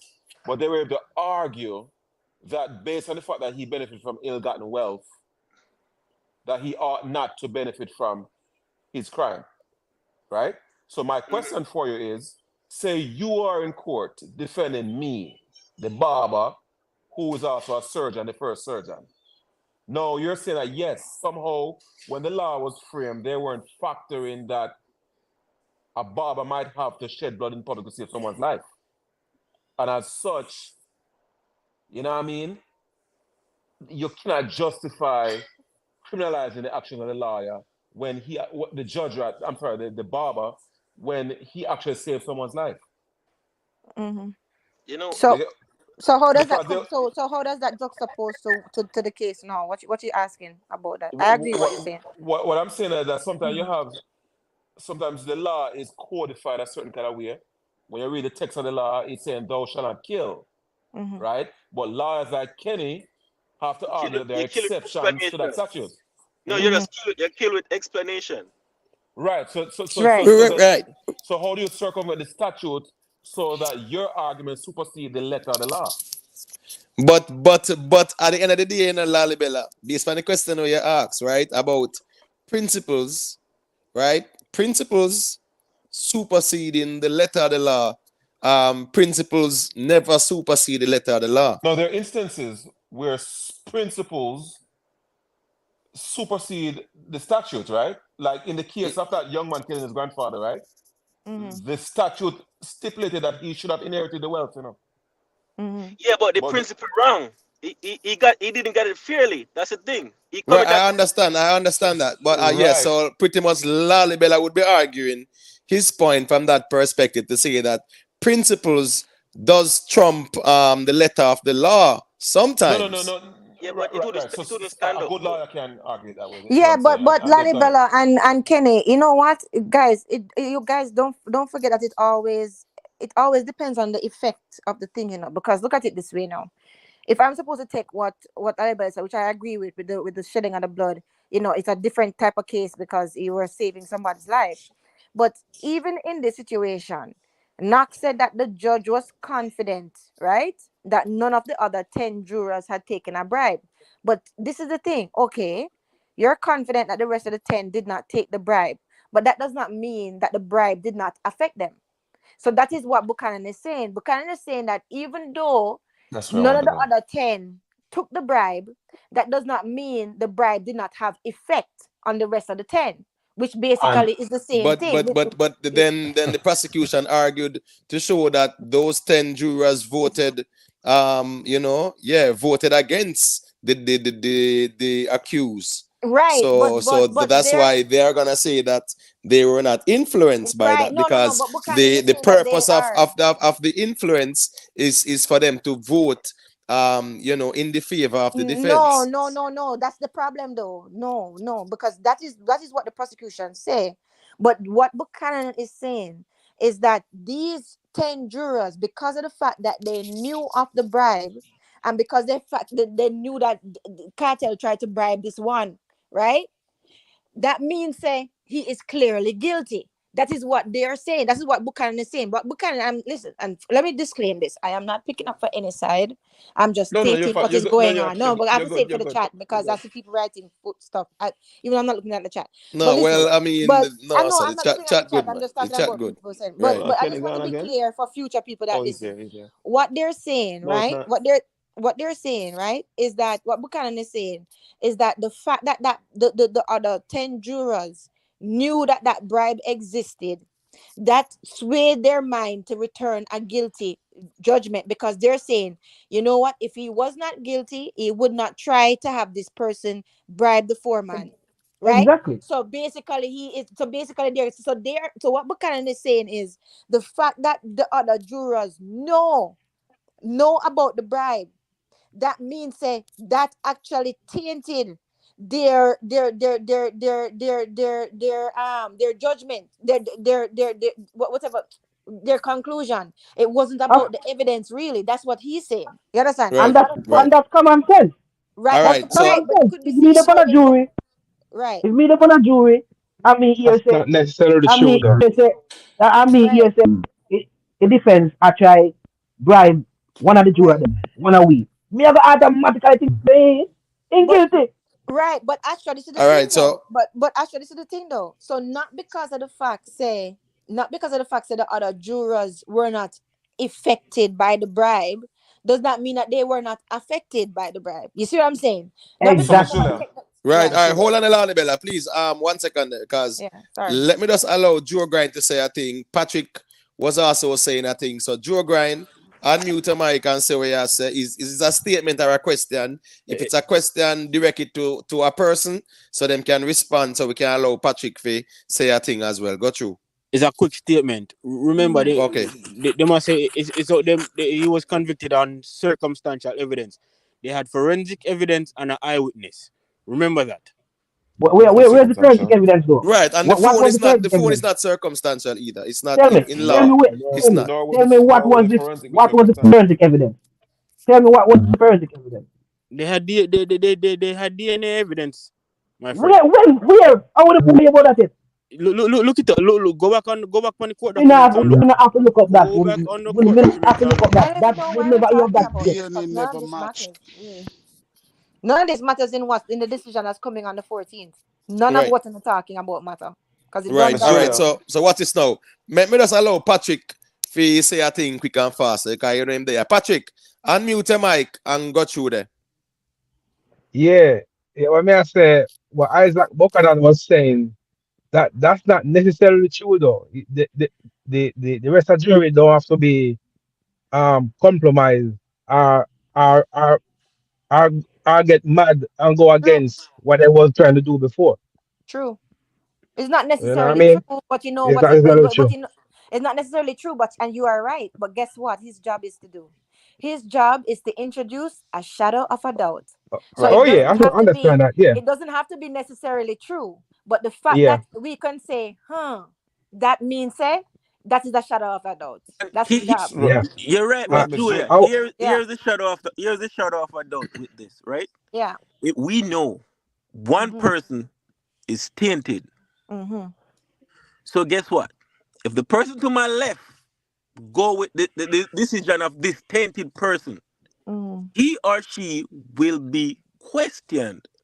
Exactly. So that's the shadow of a doubt right there. But my thing with this case, you know who I blame? The foreman. The foreman. You know why? Why? She know earlier. She know from November that this person is trying to bribe. She didn't make the judge aware until March. It's too late. She said that too. Oh, we are going. She said that too. That's a problem for me. It's just too late. Because the moment they do something like that, she just should have reported it. If she moment. reported that at day one, trust me, wouldn't have no appeal. So Kenny, here's my question for you, right? So real quick, Skeptic, I'll be skip. So Kenny, yeah, go ahead. When the judge elected to proceed, knowing that the juror was tainted, would the judge have been informed by prior precedents? And go ahead. The judge, everything came to light on day 56. Remember, the trial only lasts 63 days? Mm-hmm. So you remember now, it's wrapping up time. Right. Losing Kenny. You're losing you again, Kenny. Kenny, you have to get in a stable location. Come on, facts, Kenny. A question that comes but let me say Kenny, this. get stable and come back. I'm gonna jump off, but let me say this before I leave. It is very clear to me that people is going to be emotionally invested in this, and you know, it's understandable. Which one of us I don't know emotionally invested? But yeah, I'm like, who on I this don't know. emotionally is invested? No, man, it's clear. Even the very guy that just lost signal. But the thing is, I don't know. I don't know if I've met Vybz Kartel twice, right? And my two encounter with them was very, very sour. I don't think he's a very good person to me. But it's either here or there for me. You understand me? Because I was a maitre d' at one of these top hotel in Kingston. So I deal with these entertainers all the time. Right? But the thing is, I'm not favor with him. That's not the point for me. I'm not emotionally invested in this. But why do you think we are though? Because I don't think any one of us are emotionally, because we're just arguing. No, I'm reading through stuff, Miss Julia. So I know what I know. Okay. Yeah, I'm reading through stuff, so I know what I'm saying. But the thing is, what I will say is, I wish Vybz Kartel all the very best. If I was convicted and get life sentence for a crime, and I have the money and I have the qualification to take it to the Privy Council, I'll do so. But like I said, if Vybz Kartel get away from this and be sent home, he's a lucky man. That's all I'm saying. Mm-hmm. Justice for Clive Lizard Williams. Justice for Clive Lizard Williams. Justice for Kartel, say. Justice for the teacher. Justice for Clive Lizard Williams. I don't know. My thing keep going in and out, man. You keep going in and out. You need to get stable. No, Miss Julia, me just a work event and me just. Justice for the teacher. We need teacher back on the road. Understood. So me might have to just run off and just. If later, I may check in again some other time. Later. Okay, Skeptic. So big up keep up the reasoning. Me like the reason, and if anything, me can check back in. Me check back in. Okay, cool. Be safe on the road. Be safe. Yeah, man. Respect. Okay. Mm-hmm. Yeah, man. Big up, Kenny. You know what the thing go. I don't know why Skeptic said that we are emotionally invested. But that's no, nobody. It's not like I put in emotion. No, but hold on there.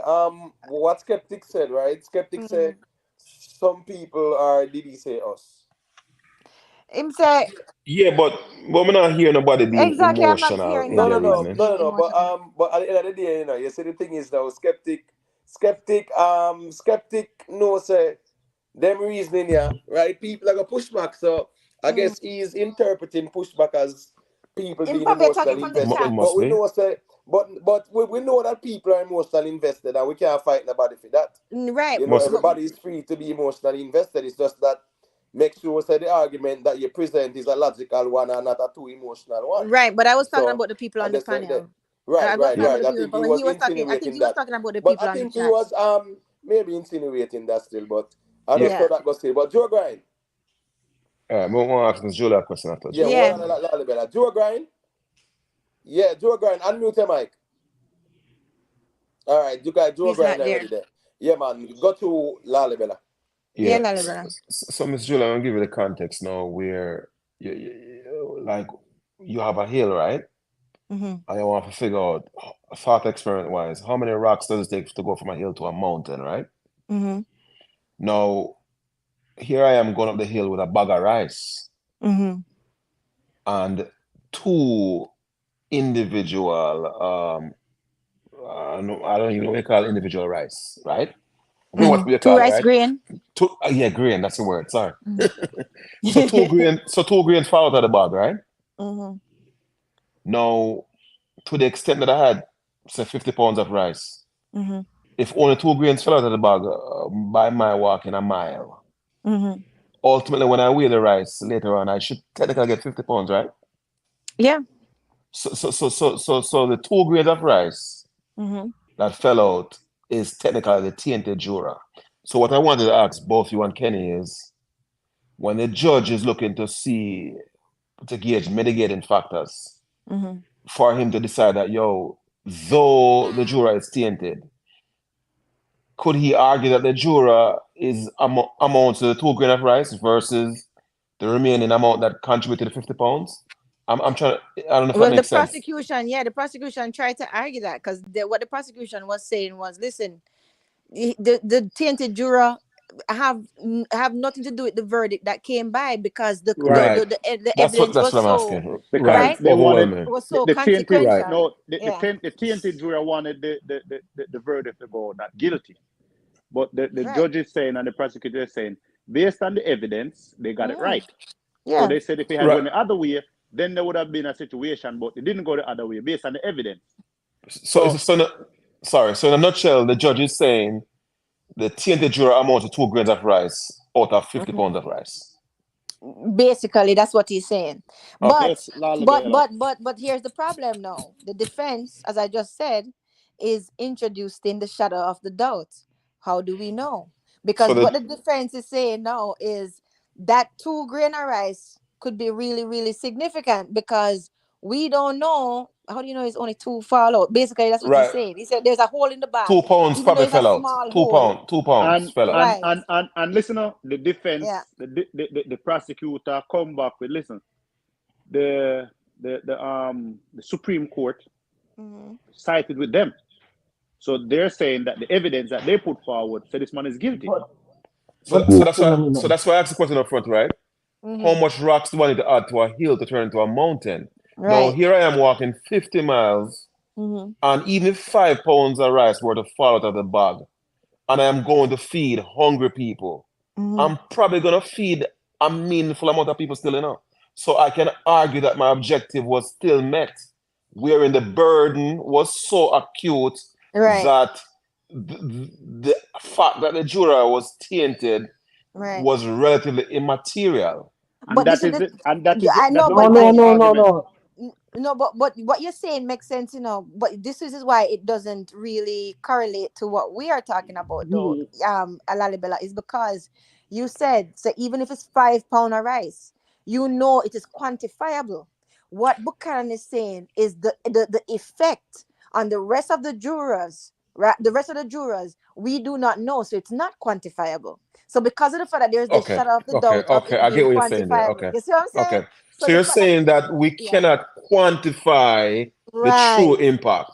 Exactly. And clearly, Popcaan has to argue from that perspective. Exactly. So that's what he's saying. I appreciate that. Yeah, and I appreciate your analogy too, because it made me. I love the thought experiences that we do, because it make you think, right? So that is. Yeah, and I appreciate your thought experience. The judge couldn't do it. Worst thing the judge could have do a continue with the case. The judge should have just do about the case. Kick out the jury, charge the jury, and start about the case. Simple as that. We are talking about how much money spent on media and this and that. that not mean nothing. So you see, Astro, that is a real concern for our society now, wherein could we argue that the judge factored the true cost of justice for Kartel, wherein he's saying, we don't have the money for a retrial, so we're gonna deny him justice. What does it say about the health of our country? Our country, if that's the case. Right, and the judge can't do that either. The judge can't do that either because then the judge would have been proven to be what? Consciously biased. Consciously biased. So that's what I was thinking about now, right? But remember what Kenny said several weeks ago too, right? Wherein the deliberation of the Privy Council is that they also have to factor in certain politics that they cannot explicitly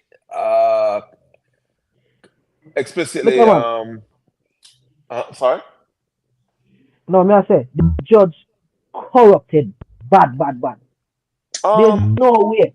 Oh, you have remember, it is known that them have police fans standby, and wait, lock up the jury, and the rest of the jury them know this, So all of them things that are affect the decision.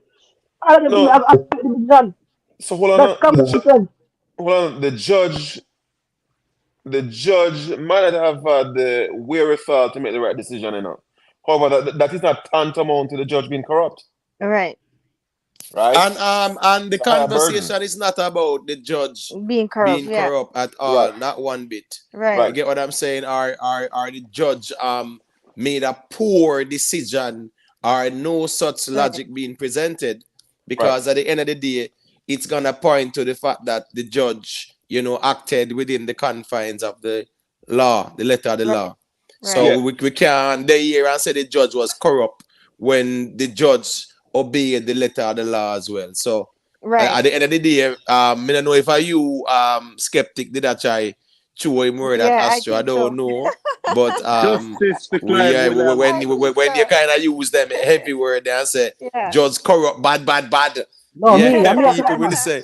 No, people will say, boy, you're kind of, you know the thing about the reason. And Astro, Williams. Yeah, but Astro. But hold on, Hannibal, man, because when they say that too, yeah, man, a man can say you emotional too, but anyways, that to each his own. That to each his own. No, hold on, Hannibal. People are going there where I defend Vybz Kartel, and people are going there where I reason out the thing. We don't have no problem with that, and that's the reasoning there. You get what me I say? Yeah. So hold on a little bit. Let me just allow you to say what you say, right? Yeah. Patrick, when you're ready to chime in, you can just make we know. But you can just go and reason, make the reason go and flow. Go to Lalibella. Yeah, Hannibal, I agree that Clive Williams should be given afforded justice, but you shouldn't look at justice for Kartel in a binary capacity when it comes to Clive Williams, wherein Kartel securing justice deny Clive Williams justice, right? You know what I mean? You shouldn't look at it in a binary capacity. Kartel within the ambit of the law should be afforded justice in of itself, right? So you shouldn't see Kartel looking to secure justice as a contradiction to Clive Williams' justice. And I get what you're saying, and that's what Skeptic was saying earlier, that we ought not to be bothered by Kartel pursuing justice for himself. And we shouldn't deem Kartel securing justice or pursuing. No, listen up. Anybody, listen up. Him is entitled to that. He's entitled to fight for whatever he wants. However, so why are you interjecting by saying justice to Clive Williams when Kartel is trying to find justice for himself? Listen up, man. A justice serve him there prison, I'm sorry? I said he's in prison, a justice serve. No, right, but it doesn't end there though, right? That's why you have appellate courts. Right. Right? Is Kartel wrong for soliciting, agitating for appeal? No. So why put forward that justice for Clive Williams as if Kartel is doing something that's an affront to Clive Williams? Right. Well, listen to this. But like, remember the victim, That's perfectly fine, but there's no contradiction. No contradiction. True, right, there's no, it's no contradiction. And listen, and right now, they're saying that the case that's being tried right now is Kartel being a victim also of not having his rights being due process, right? So that is the case that's being fought. It's not about the murder. So it's not one or the other. It's not one or the other. Justice for teacher. Right? But Astro. And they that are prison. Yo, hold on. Astro, I just wanted to say something to Astro before I forget. Yes, Miss Julia.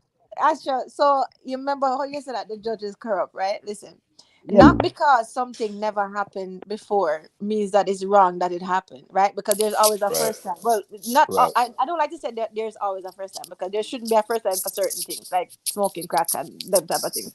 But I mean, the fact that people are saying that him corrupt because have you ever seen it before? That is true, but No. it's always a first time for these All cases right, to so happen. Right? yeah, me I beg you Yeah, 1 10 second. Then me ask the general yeah. if a logics we are deal with or a feelings with the animal. Me make we know we there, so we can just go with the flow. And me go with the flow in a Pisces season, you know. I know the Shut thing the going on. So last make we Yeah. man. know if we there are reason the thing, right? Or our feelings and emotions are dominate the thing. That's a question to who, me? No, not you, No, Astro. Me say Hannibal. Oh. You get what me I say? Yeah, because me hear Hannibals are dead. Because a man say free word boss, me him I say a that are dead in a prison and them something there. So Listen, me I say, hear this. me I wonder Listen. whisper with them. No, Hold on, hold on. hold All on, right. Hannibal. I'm gonna give you the mic. Me just want to establish where we at. So go through. With their logics, my brother. I hear this, yeah? All right. Let me tell you Cool. what the prosecutor say, yeah? The yeah. prosecutor say, feel like you not consider this man, you know. Would I like to retry him, you know? That's what the prosecutor last request after the Privy Council, you know. That is the last request to the prosecutor. I said, listen, if you don't feel like you don't want to Lego this man, you know. If you don't want to Lego this man, you know, you have an option you need to consider. We need to retry him if we're not going to let him go. So that's how the prosecutor But last request. retry, but that doesn't make sense. That not make sense. If Why you have a not? letting go, you can't retry. Why not? So, If you have a letting go, you never retry. No, them no, not no. let So, him go, so, my brother. so, so it's all incumbent on why they call for the mistrial, right? They're No, arguing that. at the sentence when just will say They what are is going on. arguing. Listen up. They're arguing he didn't get a fair trial. So the prosecutor say, okay, if him not get a fair trial, I want to feel say him not get a fair trial. Here we go on then. Give us the opportunity to retry him fair then if you don't feel him not get a fair trial. Which is reasonable. And you know why they would say that though, right? Because they are of the view that it's very possible that say the Privy Council is considering releasing him. And that's what right. So that yeah. so that's the prosecutor trying to mitigate their damage. That's true. That's true. Right. But hear what the defense said now. And you know, I'm just telling you I hear what you guys say. But this is the thing. What they're saying is a fair trial in a retrial would be impossible. Not only due to the high profile in nature, but because of the passage of time that has passed, right?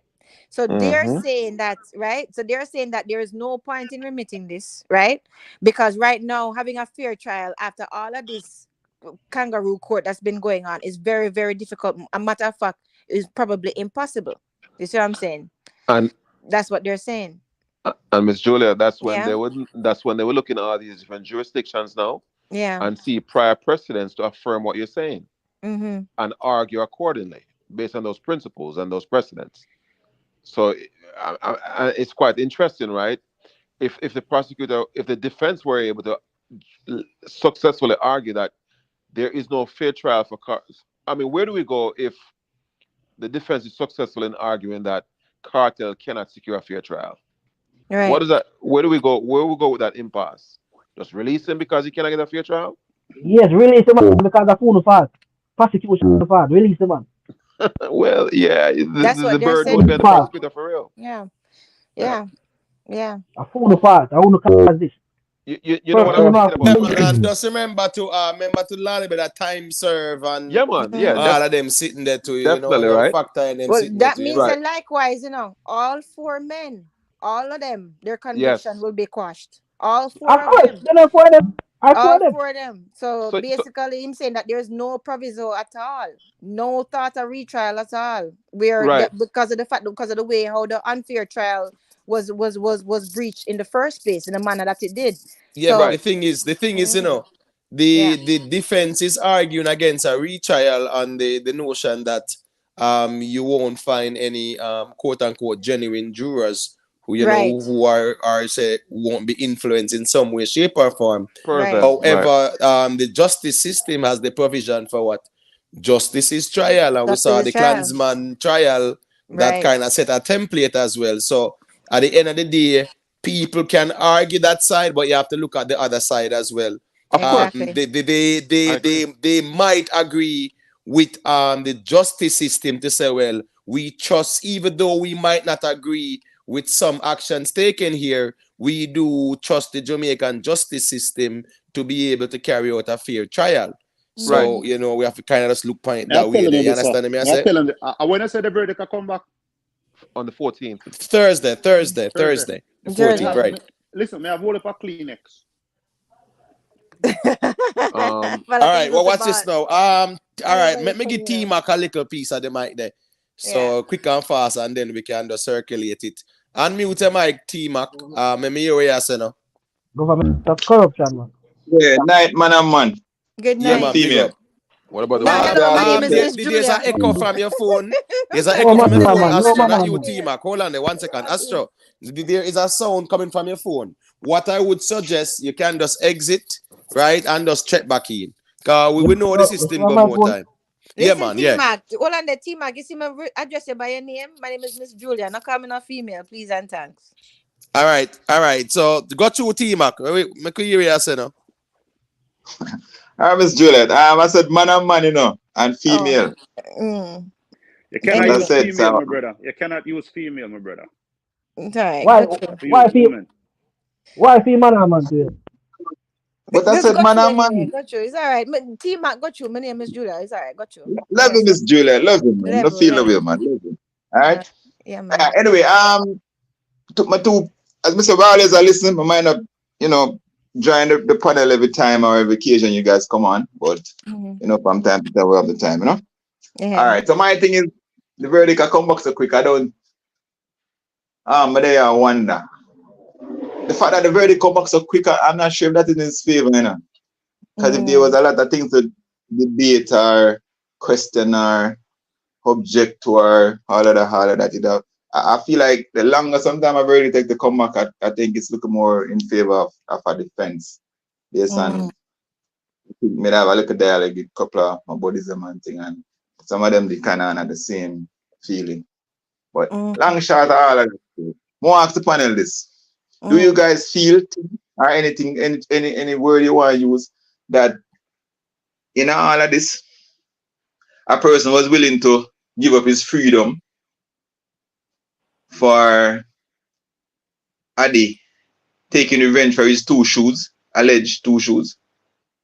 Hold on, say that again. Ask the question again.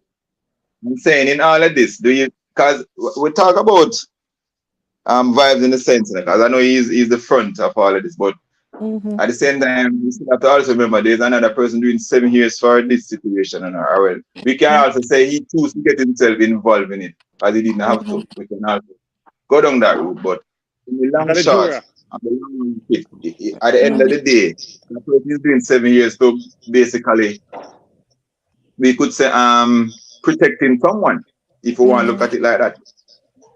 Yeah. Is it okay to think or believe that? You know? So yeah, I hear you saying. In my opinion, I think all those friends and even Vybz Kartel himself, them stupid. Yeah. Because if you say if you say you're a gangster, even though I don't believe in them things still. And you say you have a lot of shoes. Where you gonna urge a friend over one pair of shoes for? I am friend, you know. Where all the other friends them gang up and do business. Oh, you know I'm friend. Gangster code a little different from. It's been out there. Right. Then if it was him friend, how him friend get him shoes, my general? Yeah, give a regular man your shoes to wear if I know your friend, my general. You must be friend. I'm friend, man. You must be friend. I can him friend to you know. Then I'm friend. You know them. Hold on, man. The ball Hold on a little bit, man. Because sometimes talk off what we know and argue from what we out there already, you know. We can input our own little thing, but in the voice note, because I think the voice note is a big part of why we think say the whole shoes thing come about and in friend take the shoes. I just said come from, right? But in the voice note, the person who allegedly take away the shoes or borrow the shoes them then. Those person wasn't his friend, you know. The Lizard and friend. I tell you someone say, oh, yeah, but it's a situation where Lizard, is a situation where Lizard did almost go against his friendship and a side over for one next side or mismanage the shoes by lowing the shoes get stolen. No, the shoes get stolen from Lizard. But when the shoes get stolen from Lizard, him feel like a Lizard that carried him.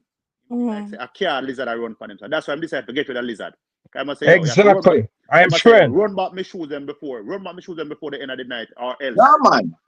And directly like that. To me understand the voice note, it's a situation where them bring in some man where they not who know about the man them to lock shoes and the man take with the shoes.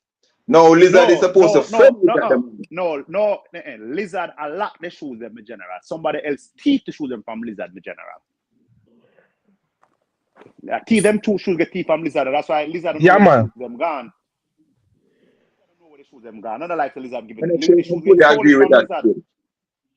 Because at one point here him say you're bringing man from Maxfield and giggy kiki with man and no man and man use stonecraft and take that is the argument. That is the argument where them are push. That's why he must have to get rid of the Lizard because him feel like the Lizard give away the shoes, but I don't give a Lizard give them away.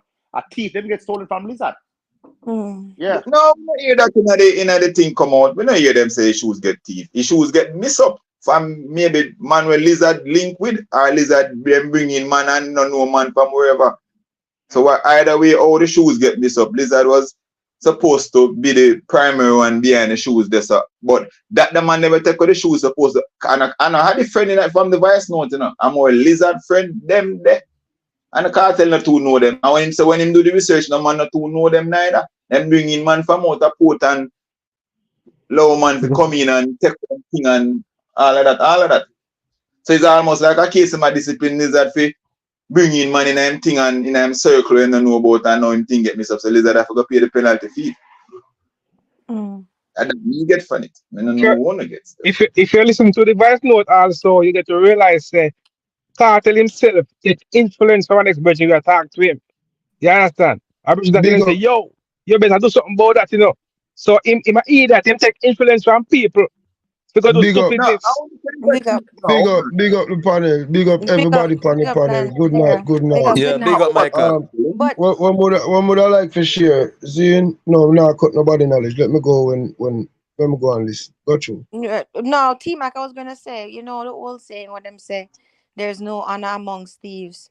So I mean, you know, I'm not saying that they're thieves, but I mean, if they're all in that type of gang and all that stuff, who knows if he even had a choice? Maybe if he never do what he was told to do, he would have ended up like this. Who knows, right? Who knows? I'm going to look at history. I'm going to look at history. I punch at Addis still, but I punch at him a little bit. Yeah. You remember that one time when there was a situation where a black rhino. Now, let's listen to this. Fox Net, you know. And they did an interview on him. And the reporter mentioned about some beating situation. In that interview, you know, Adi didn't drift himself away from the beating, you know. You see in the interview in say, like him and I said, Pandigaza, like it I say, if you violate, sometimes you get, and like him put out the clocks, like you get kick and it's almost like him I say, Pandigaza, if you break the rules, if there's consequences. Yeah. You see the moment me see him, because in my interpretation, he didn't separate himself from the beating situation. He wanted to be attached to it in some kind of way. Him could have denounced T-Mac. One. T-Mac. Yeah, let me say something. In our life, seeing people have insecurities. And if you try to cut this short to make sense, a woman might insecure, so she bleach, whatever. Kartel end up around some people where him admire them on a level where for him insecurity was him want to be a dam. That's right. Kartel wrong. Let me tell you this. That's Him a good start for one, their Leo. own, Good point that. Yeah, good point. some people. Seeing where him is just an artist to them, like him we dead and no one. A man might say, yo, sing that song there, and him can't make even a rebuttal, him have to go sing that. Round on some little place. So like him yearn for that to where him go to the extent of where him go to. Now for sure your old Kartel is not what him portray to be, because you see money youth, you see money and links, we make you turn in a something that you is not. It can make you live a fairy tale. But life we pull you back. But listen to this when I try to show you. If a man take your shoes as a Dan, alright, I say every Dan knows him is not a Dan, but everybody that Dan did don't know that. Say a man take 10 shoes. You're not going to call him to your residence to kill him. That is nonsense. You're not going to call the man in a residential area. You call this man in a residential area to kill him, use a total jackass. Yeah, Jamaica is a place where full of woods and bushes. You call this man before you tell the man, say, yo, we have a river lime, or you have so much style to kill this man. You call the man in a residential area. You such a jackass, your own dog about you. Because you run down the man. But hold on. It's the next side of that is, remember now, if me and your friend, and me are allegedly your friend then. No, I'm have to kill him. Don't go so far. Listen to me, I'm have to kill him. In the street, him have to kill him, so don't go so far. Lizard did have to dead. Because if you is a done in the street, remember we're not talking about law-abiding citizens. We're talking about street people. I am not one of them, I'm just speaking overall. But when I say, if you in the street and you have things and your friend decides to do things and you don't discipline that, you open the window now for other man jump through it. Yeah, so him not have a choice. Him not have no choice. But to fix up that. No, but Michael, when you say lizard, well on there. When you say lizard did affided, me not gonna say it in that absolute though. Because watch this now. How the streets run to, if a man there on you and get your things then miss up, you know how it go. Him have to replace them, right? True. I give about the money for them, or him have to run away or whatever. So you know, and he can't run gun away. Well, no, we're seeing family in the place. He can't run gun away. So him have to go try and fuck about the money. Right. So what I'm saying is that when they say him did a fee, you make it sound like say boy the man them savage like that. Let me tell you why. No, let me tell you why I said that. Let me tell you why I said that. Me totally understand. Let me tell you why I said that 360. Let me show you why I said that. Zin, I'm why I understand when I say clear. Somebody just mentioned on the phone about a Umbre Vice, but we not forgot how far this so. What the man basically accept to Kartel say is use a big PUSSY because you say you're a bad man and your things are missing. So you need to set an example. If your money don't come, if a man don't send back your thing by such time, Ray, nobody not have no money to pay for that. That's why the man them craft it and thief it and sell it. Them not no money to go pay back for no gun. And that the money split up in about 3-4 ways. So nobody not have no money for go pay back no man. So you know make your thing missing up. Remember, you know, we not say a filmy thing and a lizard for that Ray. We just say, oh, them a pre the thing. Right. Lizard name get called up, cause rightfully, you know, let me show you who Kartel love, you know. Kartel love him, Siva. You see, Sean Storm, him did for that too. Because you get the thing them fill up. And you make this biggie that lizard that come thief the thing them and go sell it to them friend them. So what I wanna did for that. But him love Siva. Him love Siva. You see me, so Siva end up get way. Believe what me tell you. Lizard never have a clout. That's why Lizard get the rap feet, brother. He never. If Lizard was a more. Listen. It come out in that trial. Listen, it come out in that trial. Say Sean Sam for dead too, you know.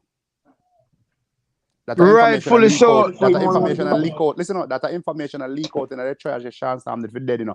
After when them try to make Sean Sam, the state try to make Sean Sam a crown witness, you know, and Sean Sam decline it, you know. And in the case, Sean Stam find out say he was on the dead list because Kartel knows say Lizard say Kartel knows say Sean Stam are the only person can connect him to the murder because of him go for the 2 months. See? No, but I don't think that is no. Hold on, I don't think that is a true sense of him for dead. In other sense, then. No. Hold on. No, hold on. Just be fair. Me just accept from them perspective. Me not talk about like me and your reasoning on me G. Because, We want to be clear in a on that. sense, Me mean like from the phone conversation and thing with them have between each other. In a bad man thing, you know. Remember, Sean Storm didn't really violate, you know. And normally when you violate, you're dead, you know. That I will attach the you No dead. man, no, you're going wrong there, so. In a real badness, alright, let me show you this. You see if that was a real done what that happened to? Sean Storm dead first. And before him dead, him tell everything where him know right before him dead. Cause him response feet. Him after dead or pay feet. The part that Michael, hold on up. No. You see the part that Michael. No, what I'm saying though, as terrible as the man them is, the only time that go on and when a man deliberately thief them. Yes, when a man deliberately there on you and thief them, yeah, then you step to him that way. You see, if he make a mistake and make nobody thief it, yeah, you give him a chance to pay feet or get them back. That's why, that's why I'm getting the choice. That's why I'm getting the choice to pay back feet. Right. The only reason why the choice is on the table is because of what you just said. Because without that, the choice wouldn't be there. So the money have to come up fast with all a good conversation back at that too. You see me? And then you find out what they go on after that. If anybody did kill Lizard, Sean is supposed to kill Lizard. Maybe from the influence of the teacher. But if anybody did kill Lizard, should have been Sean. Charge you can't be no done and I tell a man say a man for dead and you call him in a residential area. You's a jackass. You is a foolish man. You is no done. You show your colors right. That was a part of reason to lure him in, you know. That was their way of to lure him in, you know, to make him feel relaxed, you know. You do not lure him to the dance house. You not lure no man to the dance house. You not have much pretty girl out there. Every man must know Lizard must like a fatty, a slim thing, a brown thing. What? Michael. You can't bring a man guy a yard charge. That is inappropriate. That is inappropriate behavior. Untouchable, they didn't expect all of this to come out. That's the reason. Charge, you never do such a thing at your yard. That is nonsense. That is unheard of. Like it? Right. Have you ever done something like you could have redo it, you'd have done it differently? Charge, enough people don't even know what it is. All right, what's going on? All right, what's going on now? Nothing wrong if Michael and T-Mac are going to reason out, but just make your point, T-Mac. Make me hear what Michael say because he lolly bella they are fight to try to get a word in, but I don't think we know hear him. So make your point, T-Mac. And make me hear what Michael have to say in response and then lolly bella. All right, I think I kind of generally make my points, but my thing is, it's what it is, and none of us know exactly what happened. We are going for what we hear, what we feel, and what we understand. From my perspective, there's not a lot someone could tell me that this crime took place or something took place. There's not a lot to change my mind about that. Now, back to the trial itself, in regards to what's her name again? Miss Julia. Right. We was talking about the jury situation. And I hear someone touch on it. But him kind of, I guess somebody threw him off. All right, think about this. And I was trying to make this point the last time I talked to you guys, you know. Just think about this a little bit. The foreman jury, right? Mm-hmm. Think about this. Based on everything we hear, you guys feel like that foreman jury could have voted not guilty? Say again? That's of course, based on what we know, what we hear come out in, based on what we hear come out in the media regarding the trial, the Mr. Kane and all of that. You guys think that foreman jury could have voted? Four woman, yeah. Mm-hmm. You felt that he could have voted not guilty? So listen, here with that situation, right? The person who I tried bribe, the person wanted to get to the foreperson because the person I tell the foreperson say the foreperson could have influenced the next 9 people. So that's why they wanted that person. That's why they wanted. No, I'm not talking about that. Listen my point. I'm getting to what you asked, the question you asked. Listen, I'm getting to the question you asked. All right, I will listen. I will come off and you can. Right. No. Listen, remember, you know. I'm gonna leave the panel. I'm just going to listen. Yeah. Go listen. Okay. So when the foreperson went and talked to the judge, I went and talked to the judge, and the judge asks if, like the judge asks what him think if them should have a retrial. The fourth person said, listen, I'm only concerned with that one person. The rest of people them solid because the juror, that one juror try to talk to the next 9 people and they don't get no way. And the reason why them go to her is because him feel like say she could have get the rest of them to vote not guilty. No. If that juror could have voted not guilty, I don't think that juror could have voted not guilty based on the relationship with him have with the judge, because the evidence, what them are present, everybody upon the case say him guilty. So for them voting the other way with the evidence with them present, that would have been a situation where them know the jury tamper with. And that is one of the reasons why the judge agreed to go with the case, because the judge feel like him have a solid crew, a juror. No, but think about T-Mac, The judge made that decision. That was a legal decision with the judge making. It wasn't illegal. But the problem with the decision, the major problem with the decision with the judge make is making a decision like that is very taboo in their courts, like Privy, United States, wherever, etc. They would have not made a decision like that. Them would have kicked him one time. So even though the judge never break no law and him have the right to make that decision, them still look on it as a taboo. Them not look on it say the judge break the law, you know. Them just look on it as a wrong. You just asked me a second, Nina. Wait a second. The judge didn't break the law. T-Mac, you just asked a question. Right? You asked me a question, right? So this is the problem now. Even though, like you just asked me, you just say, all right, Julia, could these people have voted not guilty with all of the evidence, with all of the things that they consider in the case? Could it ever be the case that they would have voted not guilty? Right? No, I'm not talking about the evidence so much now. No, I'm not really. No, I know, but what you are saying was because of the fact that, because of what Buchanan was saying, that the fact that this tainted juror was allowed to continue, right? And his argument is the fact that this tainted juror was allowed to continue, that could have actually swayed the rest of the jury to bring forth a guilty verdict because of the fact that them say, okay, the fact that, right? Okay. But you are saying that it would, right, but what you are asking is there ever, would that even be a thing where they would even vote not guilty, right? But this is the thing. This is the problem. The problem is the defense introduced the shadow of a doubt. So even though something is improbable, that don't make it impossible. And the fact that him introduced a shadow of the doubt is a murder case, then we have to look at it. That's the problem. Regardless of what we think. Regardless of what we think, regardless of we thinking how it's very, very, very unlikely, the fact that he introduced a shadow of a doubt, not even the doubt itself, a shadow of a doubt. That means but it's a big doubt. It's more than a shadow. Hold on. Regardless, you have to look at it because of that, right? Ms. J, listen, remember, because we want people to understand. Remember my initial statements, you know.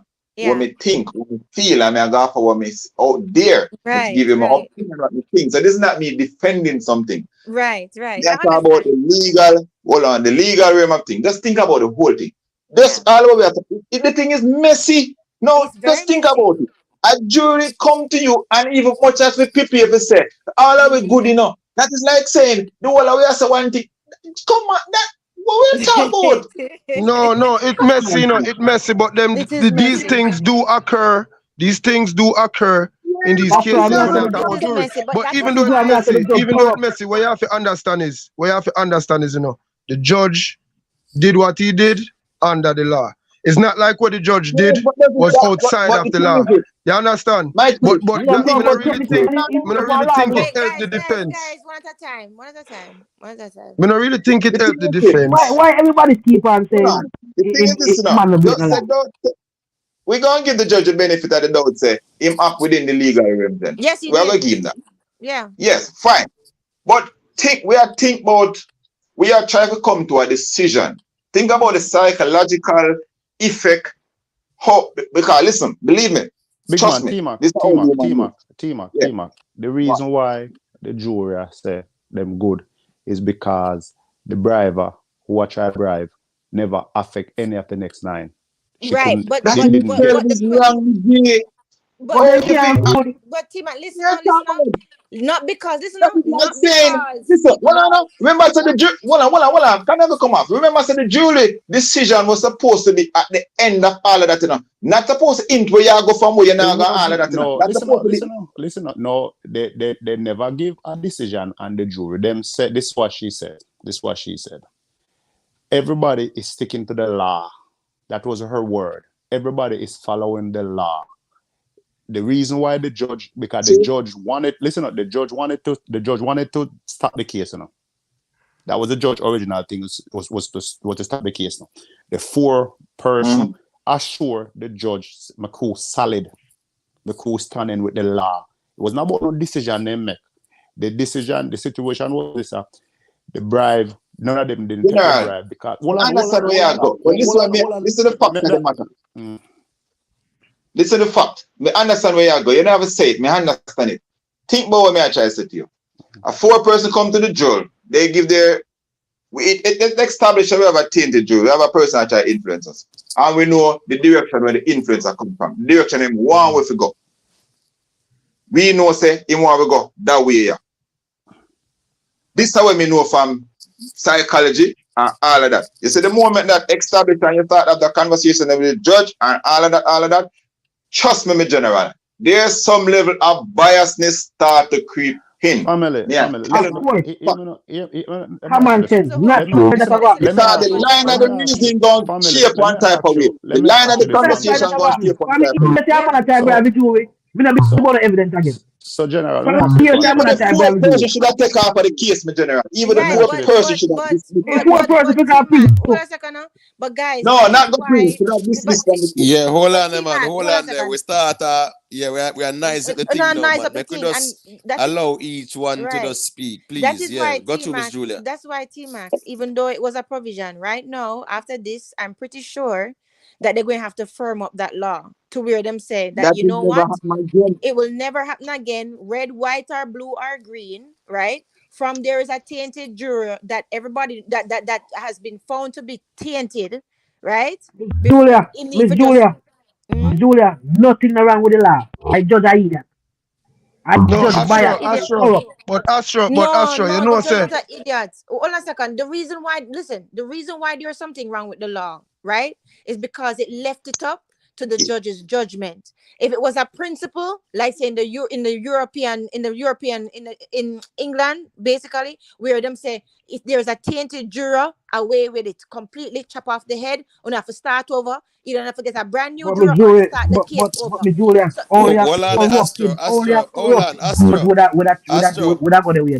Astro, 1 second there. Astro, 1 second. I'm giving you back the mic.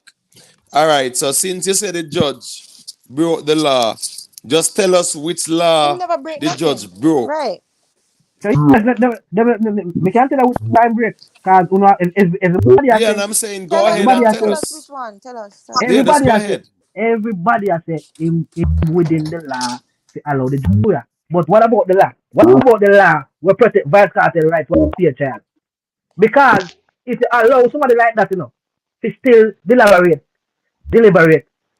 that would be unfair to the defendant. But Astro, watch on Astro. Astro, hold on, Miss Julia. Take a second. Hold on. I never finished. Go on. No, it's okay. I never finished. Astro, but that is the point. The point of the matter is there is nothing in the law that says that if this go left, it have to go right. The fact that them leave it up to the judge's judgment, that is a hole and a loophole in the law. So you can't say that is because of the judge is an idiot. The judge was corrupt because the judge was acting. He never act outside of his jurisdiction. He never act outside of his sandbox. He was still using his options that was given. But he should have been given those up. What?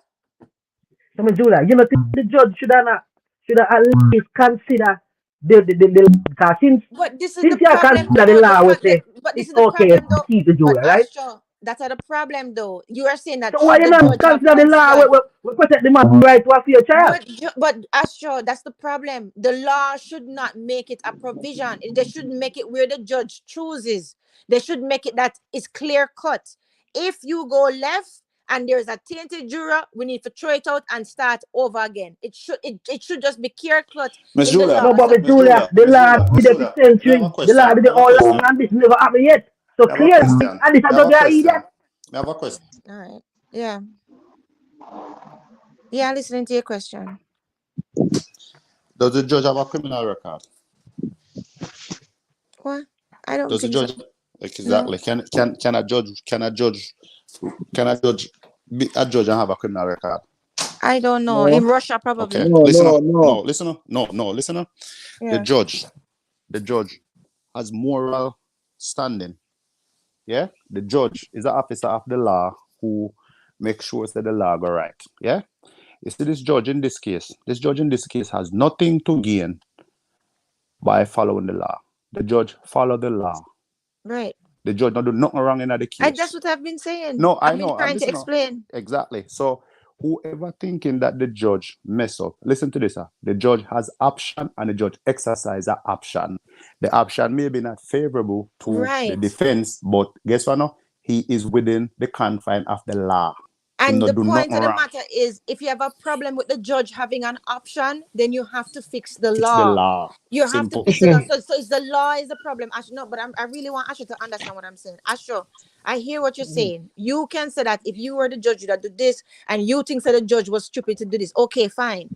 But the problem is the law allowed it. So if you have a problem with him making a choice, you should take away the choice. Take away the choice from the judge and say, you can't. You're not listening. Asha, you're not listening. Darling, you're not listening. Asha, you're not listening. If you do so and so, this is what is going to happen. You have to make the consequences clear.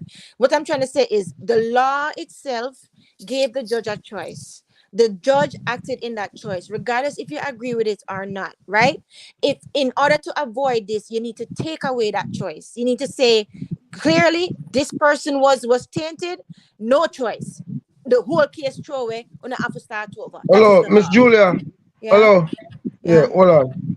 Astrodan, watch it pre-G. You hear me I say? Zin, you see, even though it is within the law for what the judge do at Jamaica, it is not practiced overseas. So them still look at it as, why would you do that? Even though it is within the law, them still look on it as you did something wrong. That's what I'm trying to explain. So as much as the judge acted within the law, them is still looking at it like, why does that law even exist? That is nonsense. So them are look on it like that should have never taken place.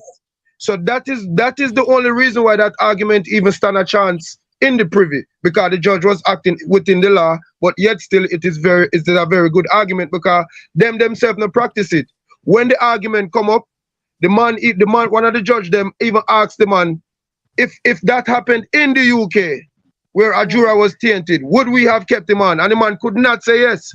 So what I try to show you is, as much as the man acted within the law, them still look on it as and that could not have happened. UK have that law, that clear-cut law, that if your juror is tainted or tampered with, you don't have to start over. You don't have to get a new juror. Check America too is the same exact thing. Right. That's why they man look on it. So yeah. Miss Julia, we keep on emphasize on the one law we allow the jury to stay, right? So, but what about the law? We protect the man right to a fair trial. Right. What about the law? Hold on. What law is that, my virgin? Me not go find it. I hear what you're saying. Listen to me, General. That's common sense. Everybody knows everybody have a right to a fair trial, right? Right. But that is why the law have to. I think we're saying the same thing in there. Or we're saying the same exactly, thing. Exactly. It's true. Everybody has said the same thing. We say the same thing there because we are saying that in order to have the law that protects him as for a fair trial, right? Let me explain. Hold on. Wait. Anybody, let me just finish. Let me hear what you say. In order to have that law to protect his rights of having a fair trial, then the other law should support it, which is the other law should say, as soon as you find that you have a juror that is corrupted, it needs to start over in defense of the person's fair trial. You see what I'm saying? But the laws don't support each other. That's why the laws need to be revisited because they're archaic. Right. Miss Julia. Things there. Yeah? Yeah, Miss Julia. Yeah, you're very right. But the very place where the gray area there, you know, why none of we now can come to a overall conclusion is the very argument that is in the privy right now. So without their decision, we will always be in a gray area ourselves with the conversation. But however, I say that we say this. Yeah. It is important to understand how these people look at that law, how them consume the facts say you kept on a tainted juror. That is very serious. That is outside of whether Kartel guilty of the crime or not. That is looking at the basis of was he given a fair trial. So from that Michael, perspective, Michael, let answer this one question, right? Answer this one question. So what about when the Privy Council research the Jamaica law and find out that the judge did nothing wrong, the judge worked in the confines of the law? What do you think they're gonna do? You think they're gonna rule against the prosecutor? That's why it will have 2 years. Hold on. That's why we have 2 years. I just said this. Ashradan. Hold on, Ashradan. Him just said something a while ago. Zin, watch me I show you, me dan. Me not sure who said that because me dey on a little cheap phone. But big up yourself and you may I reply to. Zin, you are look on it and I say, yeah, the judge not do nothing wrong. You see which part them live? Over for them land? That is unheard of. That is not accepted. So on the fact of that, then Zin. Michael, let me ask the question again, Mike. Let me ask you the question again. Yeah. The Jamaica never violate cartel laws. If that you ask. Listen. Yeah. So when them go read up the law and find that what the judge did is in the confines of the Jamaica law. But bro, them do that already.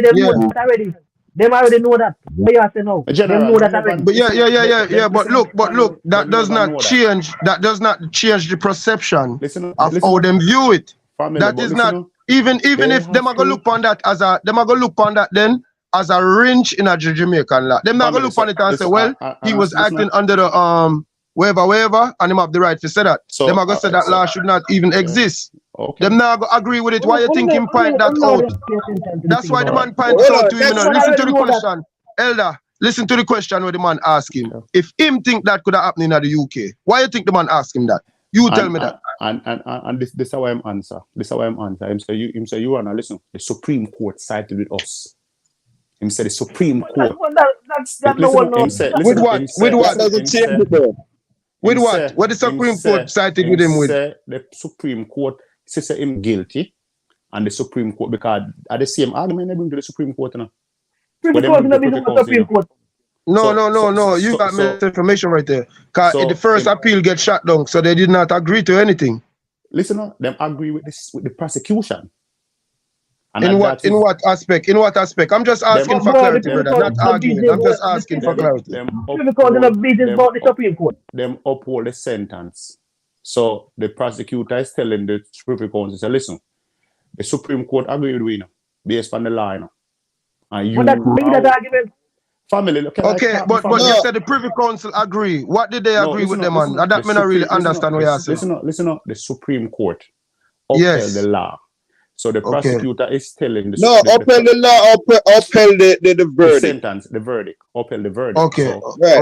So the prosecutor is telling the Supreme Court, is telling the Privy Council, say, listen, this is the same argument then bring to the Supreme Court, and the Supreme Court upheld it and say him guilty. So we are telling you now, so we and you have the same legal mind, and we are going to leave it to you to make your decision.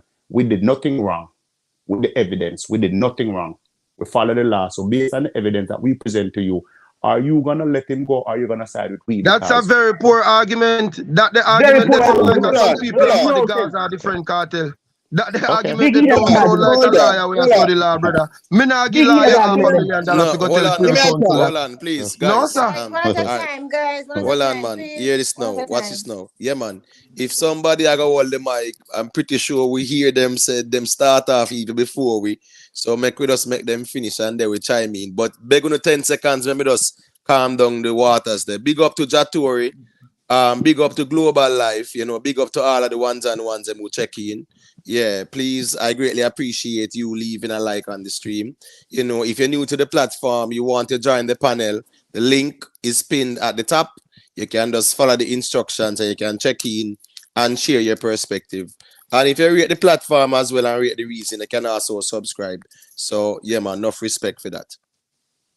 All right, so yeah, make with us deal with it one at a time, please. Yeah. All right, so go through Michael. May I say, if what the brethren is saying is accurate as far as that being cartel defense, him not have a chance, because that is not a argument for overturn such a major decision for set free multiple people on a public murder. That's not sufficient enough for them say no, we are gonna go against what is already in stone. You see me? They can't do that. No, Astro, when you look on the case, Astro, when you look on the case, Astro, remember we are talking about court papers, we're not talking about Kartel, the artist on stage and song. We just a reason about the case. You see me, G? When you look on him case, my G, them they've not argue Kartel in a sense, Them are trying to argue the facts that him wasn't given a fair trial. No, if you're gonna say because the judge do this and do that, him never given a fair trial. Well, the judge was acting in the law of the Jamaican, that's the Jamaican law, so he didn't break no laws. But the gray area now comes about because they are looking at that like that is not correct. That they are looking at that like something that is not correct. That should not be. They do not respect that. So hold on. Give me a time. So in that, so there's no law. There's no law represent a defendant right to a fair trial. There is no. The judge have it. It was up to the judge for keep him or kick him, and the judge made the decision for keep him. So him never break a law by keeping him. But that's a fact. Right now, guys, don't lose sight of the. Oh, T Mac, you wanted to say something after you talk? I'll talk. All right, what we have to remember now? Who sent Kartel to prison? All right, before you go there, because I can move it a little bit. Okay, so yeah, guys, kind of turn off power. Yeah, so guys, listen. So guys, you must remember right now, what they're looking at, right, is based on what is the basis of this judge keeping this tainted juror, and was that the right decision? Let me tell you what they're weighing, right? And don't lose sight of this. What they're weighing is, okay, he did act within the confines of the law. It was his choice. Okay, A.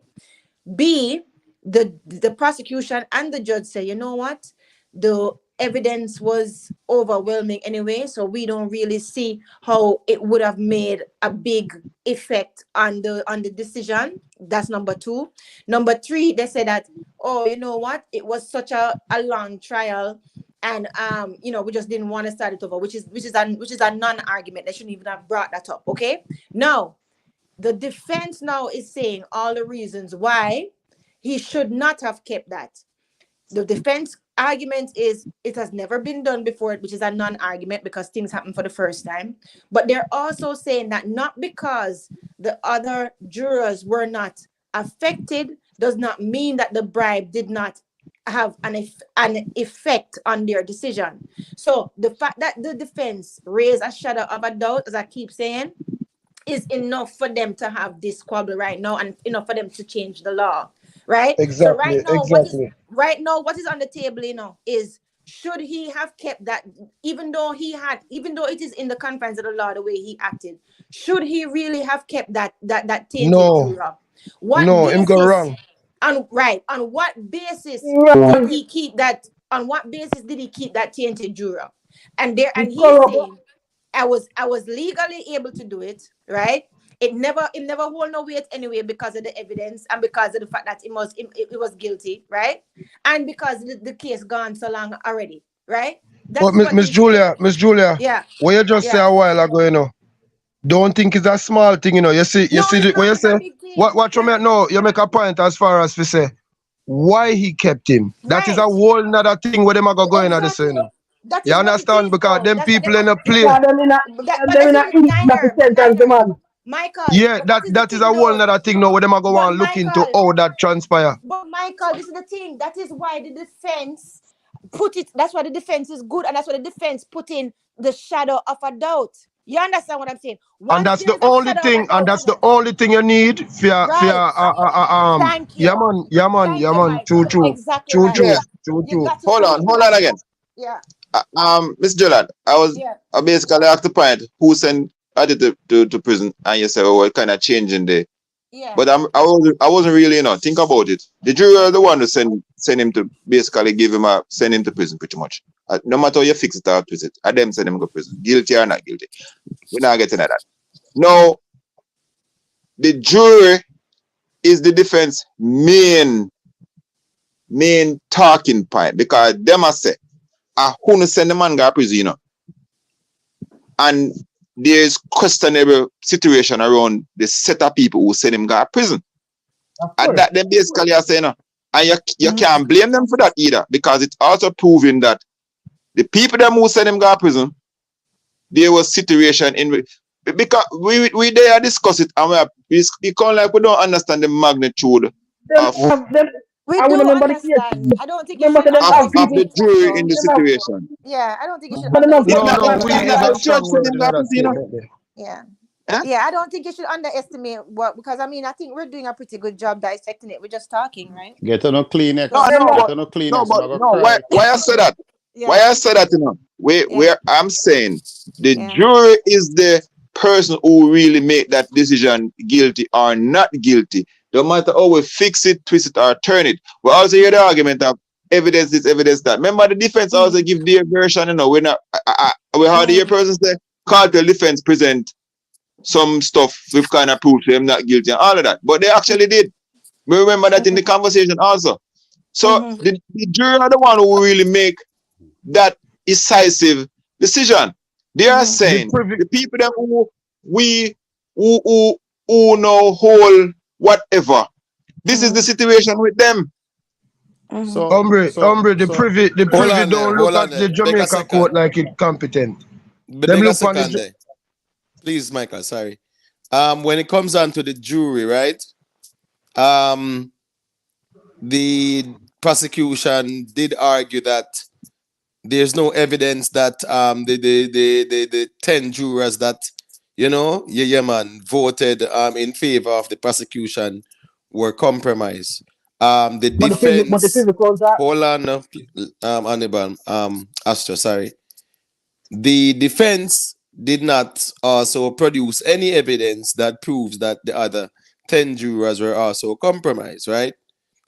So at the end of the day, the jurors, the other 10 jurors being compromised, it's not even an argument that is being proven to be of substance. You get what I say? But there's a shadow of a doubt. No. That's why I said I have substance proven to be of But substance. 360. Not saying But 360. Hold on, make Astro. Hold on, guys. Hold on there. Make me allow Astro to say a thing because I don't want him to overtalk and stuff like that. So Astro, you have the floor. Yeah, but hold on, Astro. I'm saying whenever others are talking and we talk, it's nice at the thing. We have people there upon the panel, people in the chat. Make it just kind of, make it more, appealing for the ears for them. So go through and say what I say. No, man, I say if Privy Council them did a pushback on the argument there. What you just say a while ago. If you really hold on, Hannibal, please, bro. All right. Let Astro tell us what was the pushback. Go through. A while ago, you had a defense. No, I hear that, I'm saying tell us what was the pushback from the Privy Council. I remember the Privy Council man, them asked the man who represent the prosecutors them. The Privy Council keep asking him. Then why? Because he must say, team argument, we just say. They don't have no defense evidence system why a jury of them was affected by whatever happened. But me remember the man said then, oh, you know that? How can you know for sure? So asking the question. How can you know for a fact? That's why it's a shadow of a doubt, my dear. That's why even though the defense can't prove it really affect them, the man them still affect them. Oh, you know though. You know it affect them though. Right. That's why there's a doubt. That's all why right. So all right. So watch this now. Me just allow the General Hannibal fee say what him did I say because me did cut him. He must say a pushback. He must say a pushback. So may I say asking a question on the deem that as a pushback. asking a question to get clarification is pushback. No, I don't think so. Okay. Why you say that? Why you say that, Hannibal? At one boy, I said. Oh, No, okay. man, a reason No, we are reason. But when I say Hannibal, yeah. you know, me don't think the Privy look on the Jamaica court as competent. And they don't have a choice because watch her, you reach all the way over there and I go say it would have taken too long to redo it. Which is not even a sensible statement coming out of your mouth in that court. Michael. Second of all, no, one thing where I beat Kartel bad. Yeah. As much as what him a do is saying that him didn't get a fair trial, the evidence against him is so overwhelming, big man. Is why these people is hesitant for just say, you know what, set him free. Because it is so obvious him kill this blood clot, man. Yes, Sorry. exactly. Zin, say the people them really don't want to say free, like just free, because obviously them don't respect how the whole thing was handled, and they do not look at the courts as a competent court. Them all look on it and I say, well, them do them best them could have do. But that I beat him bad right now. Astro, I tell you right now, just believe me, no man. That I beat him bad right now. Them know them when them look on that, them know say, well, what is he here for? What is he saying he didn't do? So you see, if them even glimpse at that, everything just I say, yeah, him do it. So right now that I beat him, charging me, I tell you. Hey, so Astro, which part you say? You keep saying, you see, Astro, you keep saying circumstantial evidence. What is the circumstantial evidence? Every single vice note as circumstantial evidence. That word them out. That's how you hear somebody say. And none of the vice note them call lizard name tonight. So them just basically assume they are lizard them. Hey, you see people like you. Here we people go. Like you are around Jamaica. Well, what is Hannibal? What is Hannibal? Make we choose some good words. Make we choose some good words. Well on, man. What's going on? What's coming? Again, I'm gonna say it again for maybe the last time. You see the emotional intelligence, we have to work with it, and we have to kind of, put the emotions aside. Give Miss Julia all our own emotions there, please. Right? And just make we reason as men, iron sharp iron. Let me finish, please. We're not in a rush. I'm saying, give Miss Julia own emotions. This is an iron sharp iron reasoning. We're not here to agree, but at the same time, we're not gonna resort to personal attacks. All right? No, because as a female, yeah, man. If anyone should be emotional, and I'm not emotional. I don't. Well, I'm sorry, Miss Julia. As a woman, no, I'm just saying if anyone should, then justifiably so it should be you. So what I'm saying is, I would love to talk to Miss Julia. She's so interesting. Let us reason about the context of the conversation, and we're not gonna resort to anything personal. True. Yeah, man. And I am not an emotional reason. Let me just say this for the women, for all the women that's listening, we can hold our own, and we don't have to reason with emotions. Let me say this. I agree, Miss Julia. I agree. Go to Hannibal, and please let us allow Hannibal to make his point clearly. So if you want to push back Astro, anyone wants to push back, at least you hear him clearly. All right, so we don't overtalk. So go to Hannibal.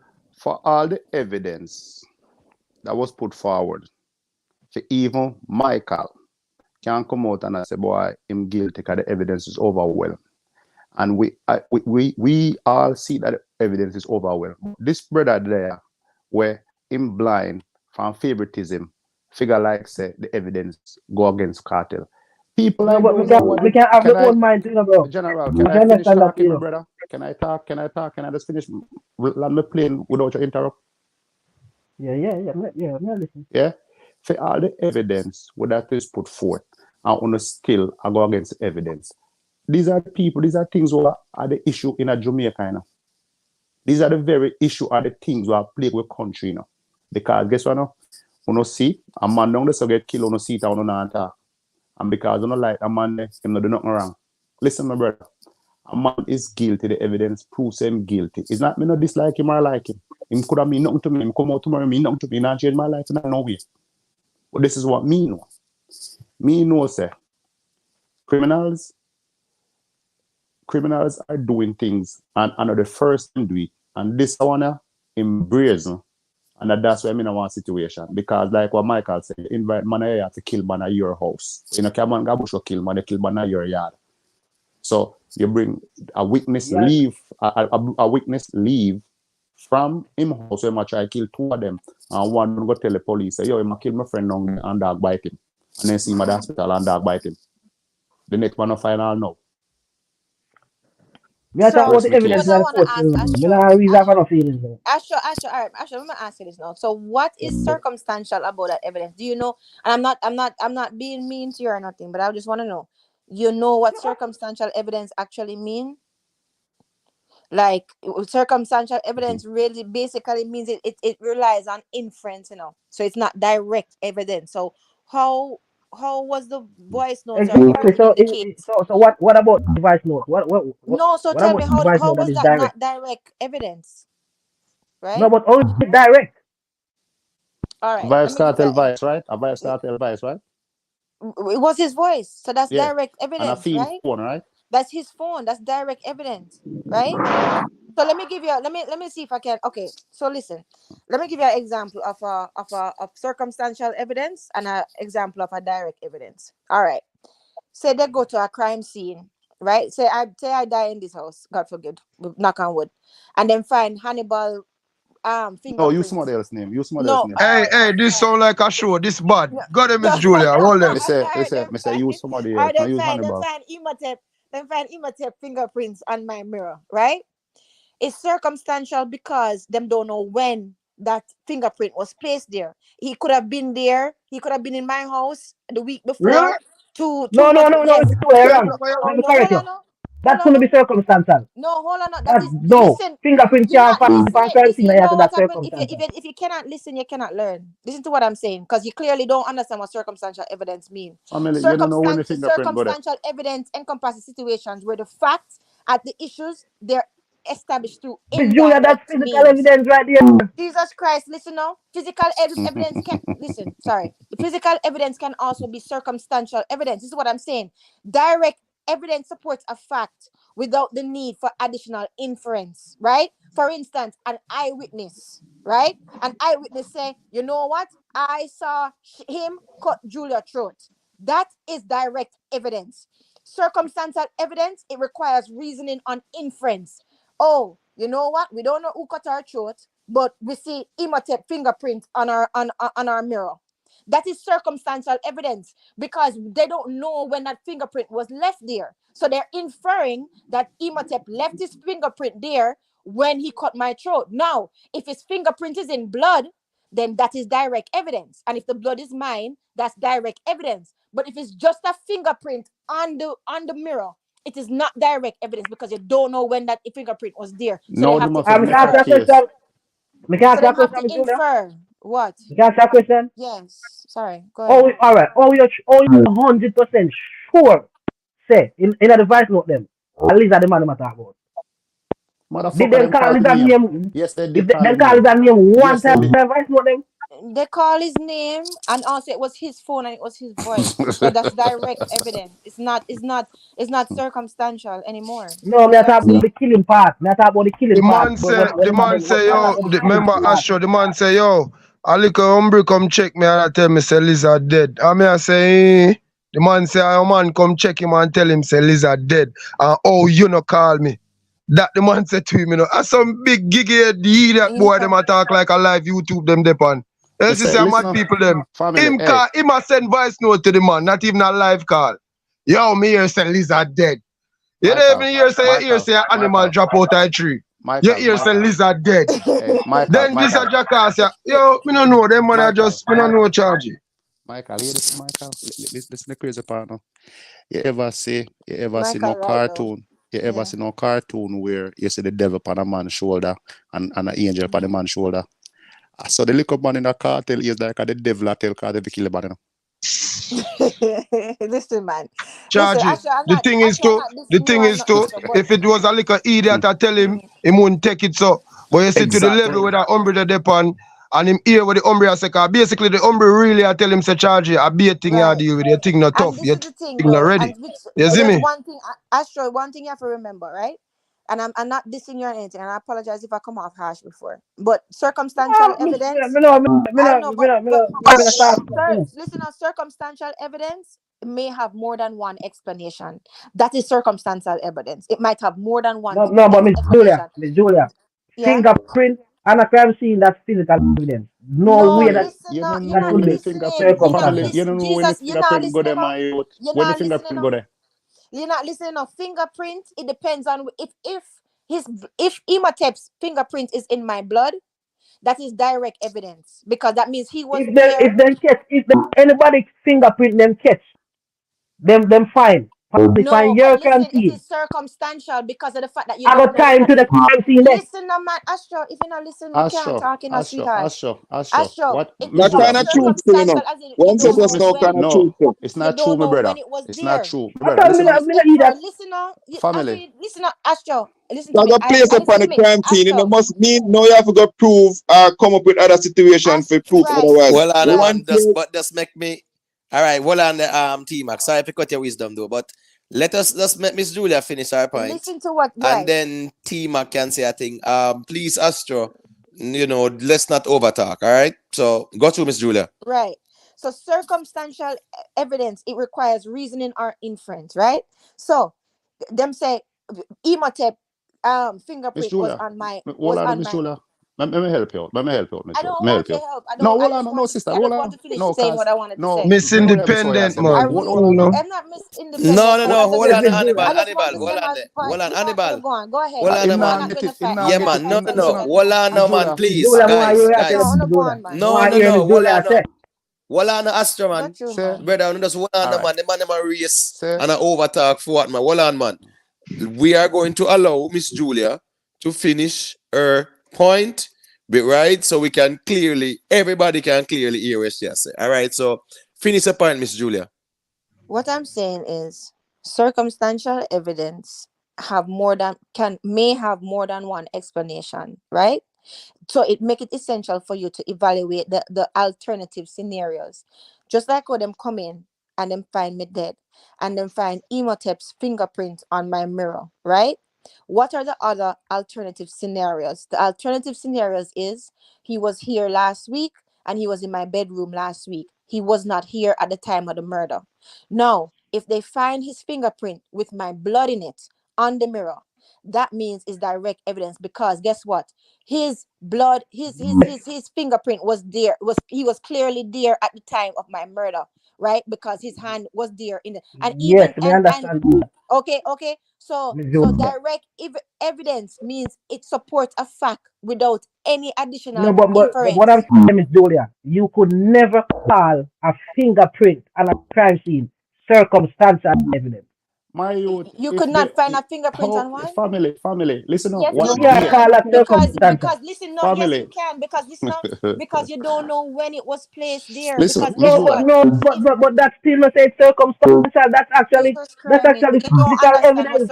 My circumstantial youth, mean. my you're youth, right, you're You going don't real just understand what know, man. circumstantial mean, and I don't you think know, I can you make it need any help. simpler. You need that's Miss Julia, that's why I'm telling you, All me right, help go you. ahead, So Hannibal, listen to because this, I'm my not general. thinking, I'm not Listen to saying this, I get through yeah, to. listen to this. I seen Miss Julia come check me. Yeah, Miss Julia come check me like what she said.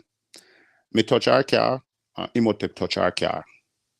She go back home, them find her dead in her car. Them find her dead in her car. I don't know I don't know type of we kill her. But she come check we last night and she dead this morning. Who then I know we kill her. But we fingerprint on her car. That is a circumstantial evidence, my brother. No, that's physical evidence tying you to the crime scene. What It's No, not hold on, Physical hold evidence circumstantial. on, can be Necessarily, no, circumstantial. hold on, necessarily. Astro.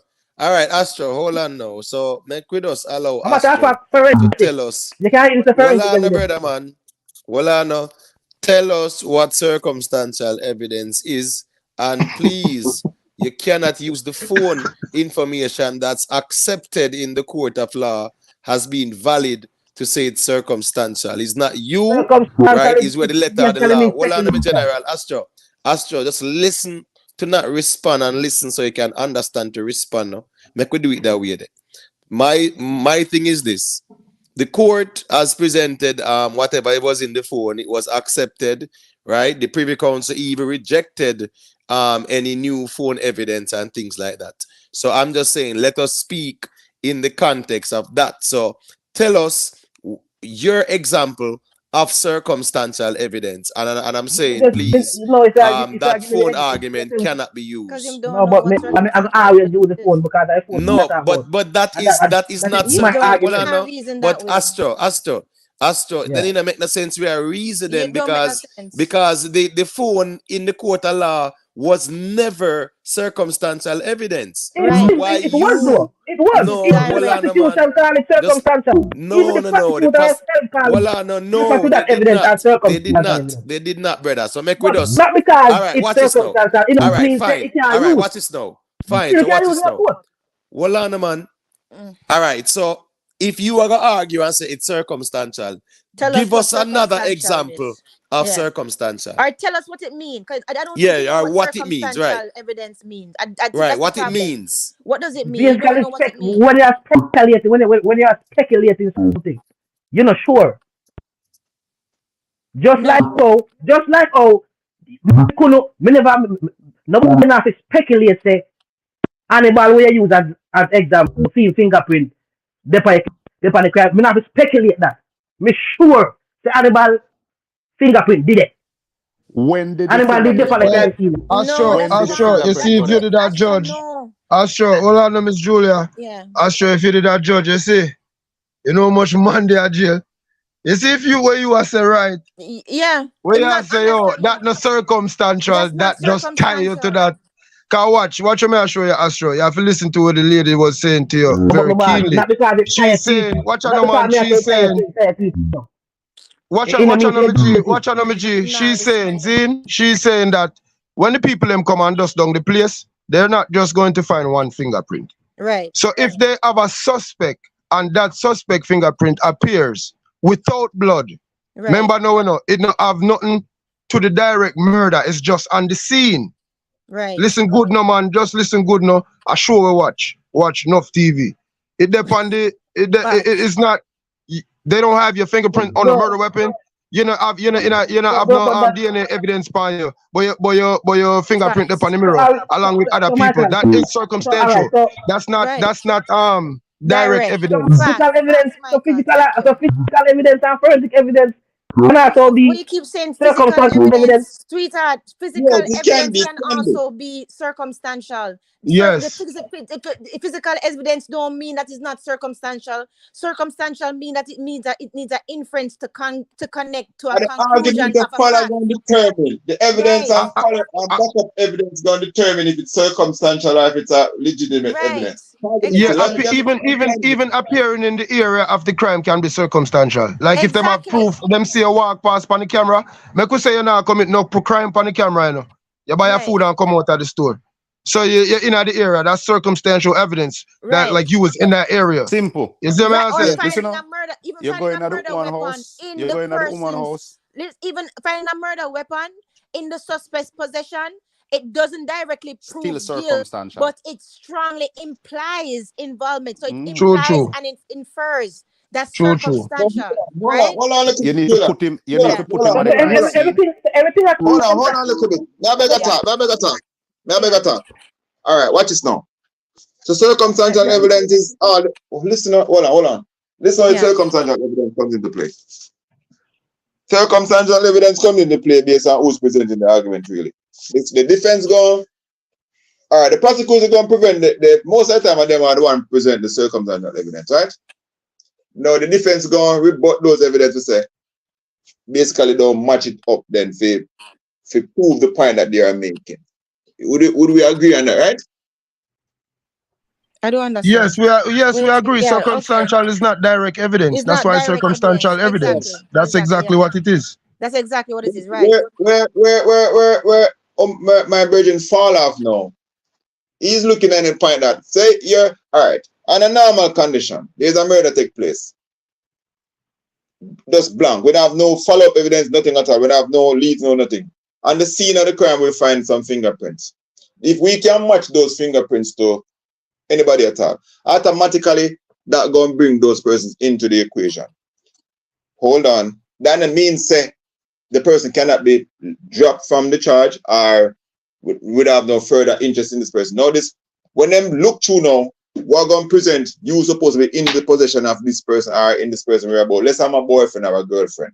That give me reason to in this vicinity. What time the crime take place or what time it's expected the time to place. Let's say I was out of the country at that point. Now that automatically takes me away from that crime scene because I wasn't in the here or the time, even though my fingerprint is present there or physically there, I have reason to be there. So now that you go too eliminates far, man. Charge, you go too far. Anything that is not direct evidence that can be used to implicate you in a crime is circumstantial evidence. Simple. It is not a highway. And if it more, is not, yeah, you're right, Michael. He's exactly right. And even to go back off of what Michael was just saying too, another way to simplify it is circumstantial evidence usually can have more than one explanation. Okay, so for instance, remember again, Juliet, is all the argument presenting them because one person can prevent the evidence as hard evidence, while the other person can say no. It's somebody who report it. It's either is or it isn't, because look at it this way: you have the murder gun in, you have the murder weapon in your possession. Weapon. Okay, yeah, the murder. Then me go say you see the murder weapon here, you me find the murder weapon from you, you're the killer. No, it's circumstantial because that don't mean that you used it. But it's not that word. No, you're wrong there. I'm not wrong. Listen. No, you're. I'm telling you, you're wrong. Listen to me. I listen to you. Let me listen to me a little bit too. We listen to you, so give us a chance to talk. Go ahead. I listen. If this is proved, if a murder takes place and it is proved that we find that murder weapon in your possession, you're the prime suspect for that crime. You are the suspect, but exactly. That's still circumstantial. Keyword suspect. No, not that's the keyword suspect. Listen. You are the suspect. But you have to be a suspect because the court doesn't prove otherwise. I'm not the police determining you are the killer. Or the court. So until the court make that decision. Yeah, but listen. Listen, we're not saying anything different. Listen. Yes, you are the suspect. But that evidence is still circumstantial. Why? Because even though it strongly implies your involvement, and even though it strongly implies your guilt, we do not know how you came into possession of that murder weapon. You could say, right? So but listen, you could say, right, T-Mac, and I hear what you're saying. You are the suspect, but that don't mean that the evidence against you isn't circumstantial, because you could say, but no, my cousin come and she leave the weapon, she leave the car, she leave this gun in the car. I understand it. But as long as we don't have the ICU, every evidence is circumstantial then. Based on hold on, Miss Julia. Hold on there. One little step further so him can understand what going on. Let me get him. If you have in other case the way I talk about murder and things, what happened is not that the lady is wrong enough, but what happened is why that evidence it becomes stronger when them put you under the light, them have one light where them shine for your body. So them are gonna look now to see if them have residue on like your wrist and like behind your hand and things. That's right. So all of them thing there is what go empower them evidence as far as so it you see me. So it's not just don't just look on it from a one way. Them are do them case and them are build it from all angles. Michael, hold on. Exactly. Listen right. I'm gonna give you a perfect case. I'm giving a perfect case. Listen, there was a brother in California named Robert Blake. Remember the Robert Blake killing? Remember Robert Blake case? Not really. It sounds familiar, but I'm not really sure. It's fine. If you are found with a murder weapon, long shot is if you are found with a murder weapon, no crime. Guys, let's listen to one and each other now. Let's listen to each other. Listen to each other. Can't be no circumstance. No, but you're not gonna have a high bail. If me get alright, listen to what y'all say. Somebody dead last week. Me get catch for the gun next week. Zin, now if that is my only felony, and me never got jail before, my bail not gonna be too high. Because even if you don't put the body upon me, you have to go prove now, somehow, somewhere, which is where the lady attacked. Circumstantial evidence. Was I on camera? Do you have any other thing that attached me to the crime? Indirectly. Listen to this for me. I say. Do you have anything that connect? I don't know. do you have anything to connect me to the crime? Right. Indirectly or directly? So me could say this then. A man get catch with a matic, we do something. Remember Tammy Lee, them say Tammy Lee did have thing they gun we kill such man, you know. But them can't really say them involved in it. You understand? So what I try to show you is them can only use circumstantial evidence. Them use other things to even boost that particular issue or other things around it. Right. So it becomes more than just a question of whether this or whether that. All Them right, get so more a specific. quick question now. Hold on. Astro. The fundamental. Astro, hold on. What on the team up? May I give the mic? Let me just do a little thing we quick there. People, remember to just like and share and subscribe, you know, please and thank you very much. T-Mac, go through and say what I say. I'm more to know if Astro is clear now with the understanding of circumstantial because disagree. I still disagree. all right, so all right, hold on there, guys. No, just let T-Mac go through T-Mac and then we really want to hear why Astro disagree. We're gonna allow him to speak. So, you know, nobody actually over talking each other. So go through T-Mac. So my thing is circumstantial evidence is basically somebody gonna present some type of situation to back up or to prove or to say this is what I'm gonna use this to attach to this in the area. We didn't see you go buy one gun, but whatever.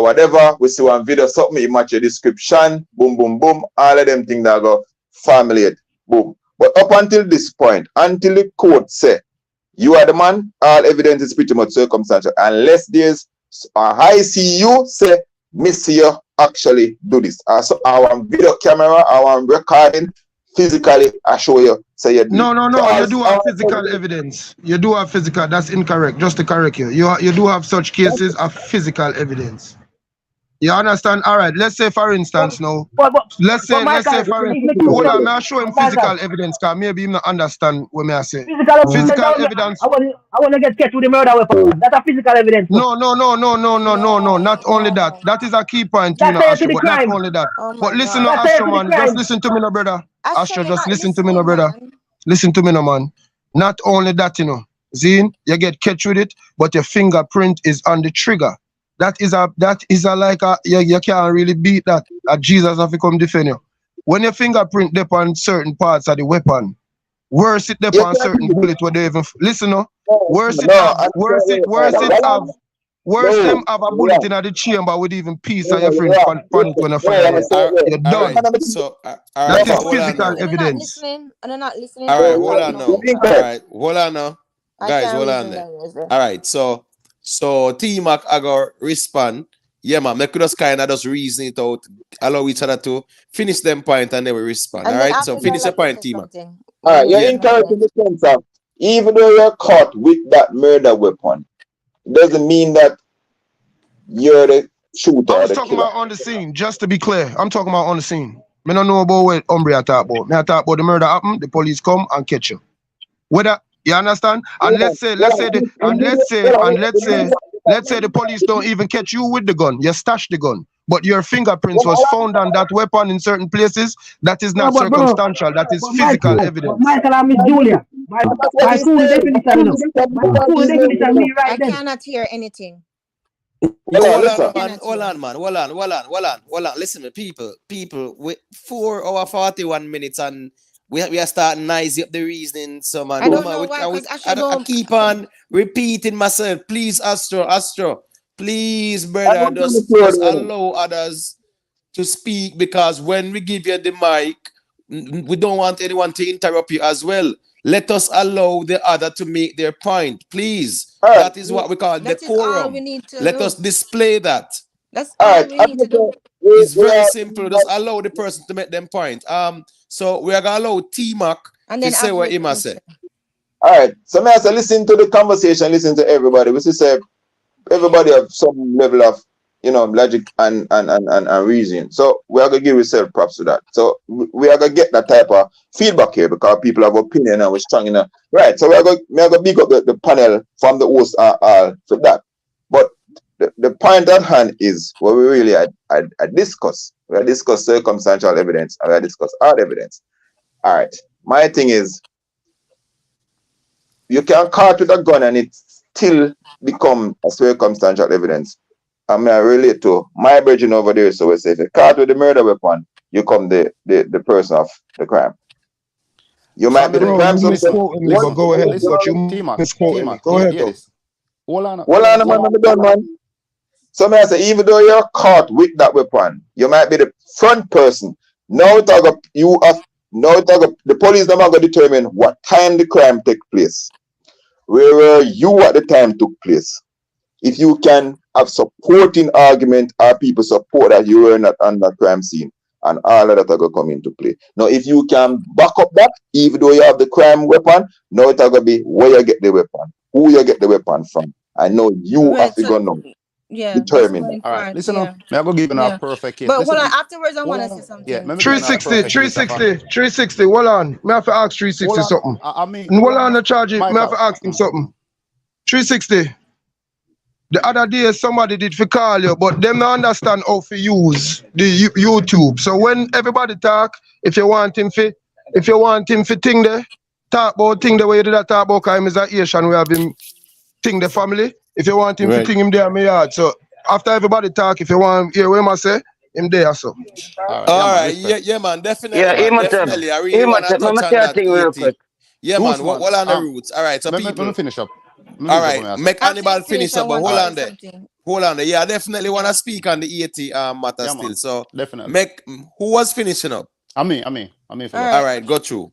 I'm gonna give a perfect case of a circumstantial evidence. Make a try and do it quickly too, please, so we can give Roots Corner a piece. It's Julie, everybody. There was a case in the 2000 with a man out of California named Robert Blake. Robert Blake got one restaurant one night. He have a girlfriend. He's a movie star, and he have a girlfriend where he have a daughter with a gun, and him see the girl a play him. So what him do? Him go to the restaurant the night. Sit down. First, him go to the gun range in the day. Him go to the gun range in the day, and him go shoot at the gun range. Then him go at the restaurant the night. Then him go to the restaurant, him and him wife. Him sit down in the restaurant, him eat. Him leave from the restaurant, him and him wife in the car. Him reach halfway on the road and say him forgot him left him gun. Left him wife in the car and go back to the restaurant. All right, hold on. Can you use a different word, please, Hannibal? Yeah, I use that too often. So him leave him wife in the car. Like him go back to the restaurant. Him stop where him there. Walk back to the restaurant and walk back to the restaurant. Him machine him left at the restaurant. When him go back to him car, him go back to find him wife dead. Gunshot wound, dead. No, him beat the case. And how him beat the case is like this, yeah? The gunshot ready to do upon him hand. Earlier in the day, him go at the range. Them don't find a murder weapon on him. Them find him gun. Yes, the gun him have, but the gun him have another gun do the killing. You can look at the case, Robert Blake. So no, it's a circumstantial case now because it's what happened now, my general. Them not see him with no gun. Them find him with him have a license gun. Him have gunshot residue on him body because him go at the range earlier. Him go, listen to him argument say him go at the restaurant and him take out him gun and put him gun on the seat and eat. And then him leave. All right, well on there. I have to go interrupt this because here go on now. I really want algorithm I work with, brother. You see, when I use one word, in less than 10 seconds, you mentioned the word about 5-6 times, it are going to be problematic. So here go on now. Make with us round something else because trust me, we have to kind of understand how the algorithm works. Say a buzzword. Yeah, man, them things that we have to be careful with. So that's, make with us try and go around that little reason. You get what I say? That's a circumstantial situation, brother. No more. What tell I want next circumstantial one? All right, hold on, Hannibal. No, Hannibal, me have to make Roots Corner say a thing because you know Roots Corner, they have to stay too long, and Roots Corner, you don't know it going on. We say family, and you check in the other night and you reason with me. So you have 1 minute Roots Corner, 1 minute. Yeah, so yeah, man, go to make a area semi general. My dad still, me don't want to cut me off because my dad still, I just, now for even now watch the reason, but so I just reach him and I say boom. Now go be a piece of fish right now and say a thing. You sound nice tonight, Roots man. Sound good, my brother. Yeah, man, because you don't know, I have to sober up a little bit. Some kind of choice. I like that, man. I like that. You don't have no choice, But with the Vybz Kartel, with the Vybz Kartel situation, it kind of delicate and skeptical because a lot of people Vybz Kartel the good music and bad music, but you have to take into consideration say the youth them come from poverty and and them turn millionaires in no time. You know, a lot of people not like that. You see me? And boy, man, I tell you, cause Jamaica rough, you know that for a fact. You see me? But more time, you have a one drug dealer in our family, everybody happy because I say things that more. You see me? In a cartel case, my rate cartel herbalist music them. You see me? And even more time when I see some fucker go on in the street, me respect the song them way aggressive also. You see me? Cause you can't run away for life, you know, dog. You just have to live it until it's over, you see it? Yeah, but the thing is, them never really give him a fair trial or whatever. He never get a fair proceeding. You see me? And that caused the problem. No have not much to say about this, but my dad say we are going to listen. Right. So Yeah, man, respect for that Roots Corner. respect for That that, Ruth was Corner. very well said, me general. You know what the thing go, Mm-hmm. you know? Yeah. Yeah, man, greatly said. All Yeah, right, so pick up Miss yourself, Julia. Ruth. Yeah, man, we're Yeah. there, Roots, so you So can just go and hold the fort here, man. Go to Miss Julia. yeah. So you know what? I just want to explain what I want everybody to, in your own time, go back and look at what circumstantial evidence refers to, okay? And what direct evidence is, okay? Circumstantial evidence is based on reasoning and inference from probability. In other Facts. words, right? So the judge now, them and whatever other evidence can be used to strengthen it, as Michael was saying, that is how you can probably get some more direct evidence, like using logic and common sense experience in the evidence. For instance, okay, this girl has been raped, hard and murdered. Okay, fine. They found out that she was hard at the time of the murder, right? Because them said this is how long she dead, and this is when she was hard. Okay, they find semen in that girl. Okay, they find your semen in that girl. Now, circumstantial, because them say, well, don't know when that semen was left there. Probably he had sex with her before she was murdered. But no, them said that she was murdered at the time she was hard at the time of the murder. Okay, so that ties you to her. So that's your semen. No, another thing, what time you do her? Underneath her fingernail, there's your skin, and on your face there's some scratch marks, right? No, That's people not would say circumstantial. that's circumstantial because of the fact that they don't know when that fight happened. But if they determine that there was a struggle when she was killed and she was asphyxiated when she was killed, and all of those marks on your face and on your arms are defense marks, right? Those are strengthened. You understand what I'm saying? So them can basically say that this is no longer a probability. This is how she died, right? And this is what it is. No, in a matter of a gun, say there's a murder weapon and them find me with the murder weapon in my car. That is circumstantial. Why? Because they don't know if I just bought that murder weapon from somebody down the street. They don't know if somebody come to me and say, Julia, you know what, I owe you this 10 grand, but guess what, let me give you this weapon. I know you've been wanting one. Fine, and I take it. Police pull me over, them find it. That don't mean that me kill the person. It's circumstantial. So now then we have to ask question, how did you get it? Where did you get it from? And blah, blah, blah. But it's probability them don't tie to. So the fact that there could have been many other outcomes make it circumstantial. That's different. Different than a direct evidence. Do you understand what I'm saying? Do you understand what I'm saying now? So there's a big that's all I'm trying to get through to you guys. So it doesn't matter of who shows it or who presents it, whatever. It's just a matter of circumstantial evidence it relies on inference to connect to the conclusion of fact.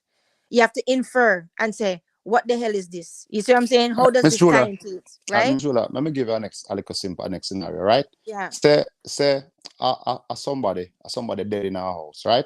Right. Somebody get killed in our house, and you see somebody run out of the house.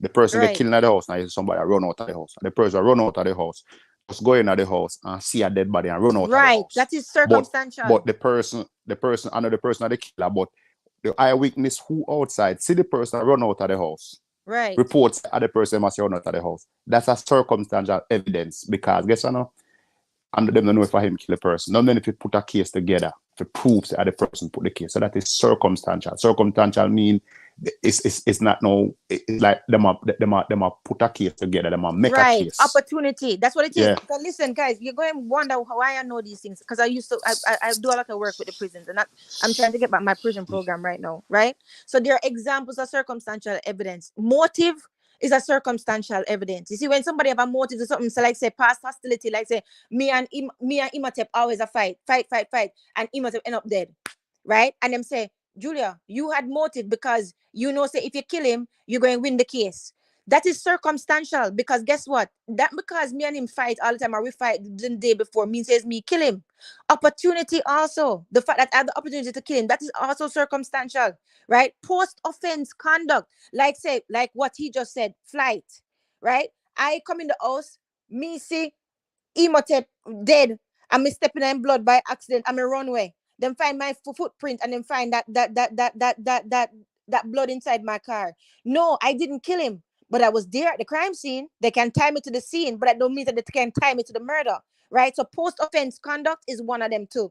A false alibi is one of them too. And it can, even if you destroy evidence, they will be like, why did you destroy that evidence? That don't mean that me kill a person. I could be covering up for somebody else, right? So all of those things are circumstantial. So not because something is physical means that it is not circumstantial. You understand what I'm saying now, guys? That's all I'm saying. That's all I'm saying. Right. Yeah. Yeah, but Mr. J, remember the person that was rebutting, his argument. I think he was coming. His initial statement was the evidence was circumstantial. Where he was coming from. I never said it to be Julia now. So Miss Julia, we can't just cover them. So that means the phone evidence are circumstantial, like me answer them. It can be circumstantial then. Okay, so let me ask you. I might on the phone in there, but I never made that use it. But it was his voice though. Was it not his voice? My voice though. But you know, I can't somebody so like me. I can't somebody so like me. Oh my God. Yes, that's what you are saying. I don't think AI was there at that time though. Astro. No, people so like people. Man favor man and man so like man. AI was not there at that time. Yes, that's what you are saying. Yes, that's what you are saying. You can say probably AI, but at 15 years ago, Astro, there was no AI to recreate his voice. So the phone can be website. They can say I know me that use the phone. Oh, well, all right. But him actually can, because remember now, listen, watch this. Yeah. All this thing is so twisted and all of that. You know, if you have video of a person even doing a crime, that in itself cannot just use against the person, even though there's a video. Somebody have to come and declare that. Stupid law that there. Only in Jamaica stupid law that there. Somebody have to declare or take ownership to say I recorded, I recorded on only in a Jamaica that the stupid law. No man, it elsewhere to man. It have it authentic and legit, man. Because remember, them I tell us a person can edit and do all of this and do all of that. Family, listen to me. If I had on the video, I got jail, I got prison. Say that again? If I had on the video, I got prison, I got jail in the state. I'm not going to talk about nobody, the person who recorded, I come say I them recorded. No, me I talk about Jamaica, we are talking about right now. So, Jamaica, you know otherwise. I don't know. I don't know, I'm not saying you're incorrect. I said only Jamaica. But I'm just saying, a video by itself cannot necessarily use against you without someone taking ownership of the video. Only in a Jamaica that is stupid law there. I don't think that's last week. Stupid still, no. What do you mean? Like you mean video of you actually hacking the body and chopping them up? No, I don't even want to go that. I don't even want to go that because that I got just carry a different type of meaning. Right. But if let's say there's a video of the policeman will kill the man in a public and not get no charge for it because them not have the person will come record it to say I them record it. That is a stupid law. That are the dumbest shit me ever see in a civilized time. No, but how can it be dumb? T-Mac saying? T-Mac, what you saying? What you saying? Hold on. What do you mean by the evidence? What you talking about the video, T-Mac? Them have a policeman kill a man in Jamaica. And just because the person who record the killing of the policeman no go to the judge and say him record it, them can't charge the policeman for murder. They actually did charge him. Yeah, that is stupid. But he got off. That is stupid because there are no eyewitness to come say the video is there. I show him the video. I show him I do it. Good night, hold on, General. Hold on. As I mentioned that, I was going to say this earlier. Good night. When I know ladies and gentlemen, my name is Patrick. So actually, I'm living in Barbados. I'm a Haitian, so I would love to give you some details about what's going on in Haiti right now. Sapase. Nabule, that's what it is. Haitians for life. Zo. So go on, talk now. What you say? Yeah. Okay, so right now I would like to tell you a little bit about barbecue, right? So you guys can have an idea of what's going on in Haiti now. So I'm not going to say that barbecue is good or he's bad or he's like revolutionary or he's doing something good. So the things about it is that barbecue is gathering like the youngsters so that he can do a revolution. But the way that he is doing it, it should not be the way, right? But otherwise there are other gangsters such as Izo, such as barbecue. We have a Morrison, and a lot of things is going on in Haiti now, right? So what I wanted to say is that we need like the CARICOM and the international to say a words, because so virtually the country cannot stay like that. Is something is really bad about what's going on there in Haiti now. 360, I want to ask him nothing. So what is the question? If you guys have a quick question. Nobody not talking. Yo, 360, I want to ask him nothing. Any No, question? make him go and talk, no, man. Who want to ask a question question for him. I got a question. Right, them For I him. listen to you. Them I How can't you hear. feel, my brother? How you feel about barbecue? So what do I know about barbecue is that barbecue is a victim. How you feel? How you feel about him? Okay, barbecue is a victim of the system because barbecue was never been the barbecue that he is today, right? So he was a policeman, so he was always be good, right? But the fact that the government promised him things that they could not complete. That's why so he become barbecue. That can happen to anyone. So if you got promised, if they tell you that they will give you this, they will give you that, and they don't do that. So at the end of the day, you will be a criminal, right? So that's meant to say that barbecue was never been a criminal, right?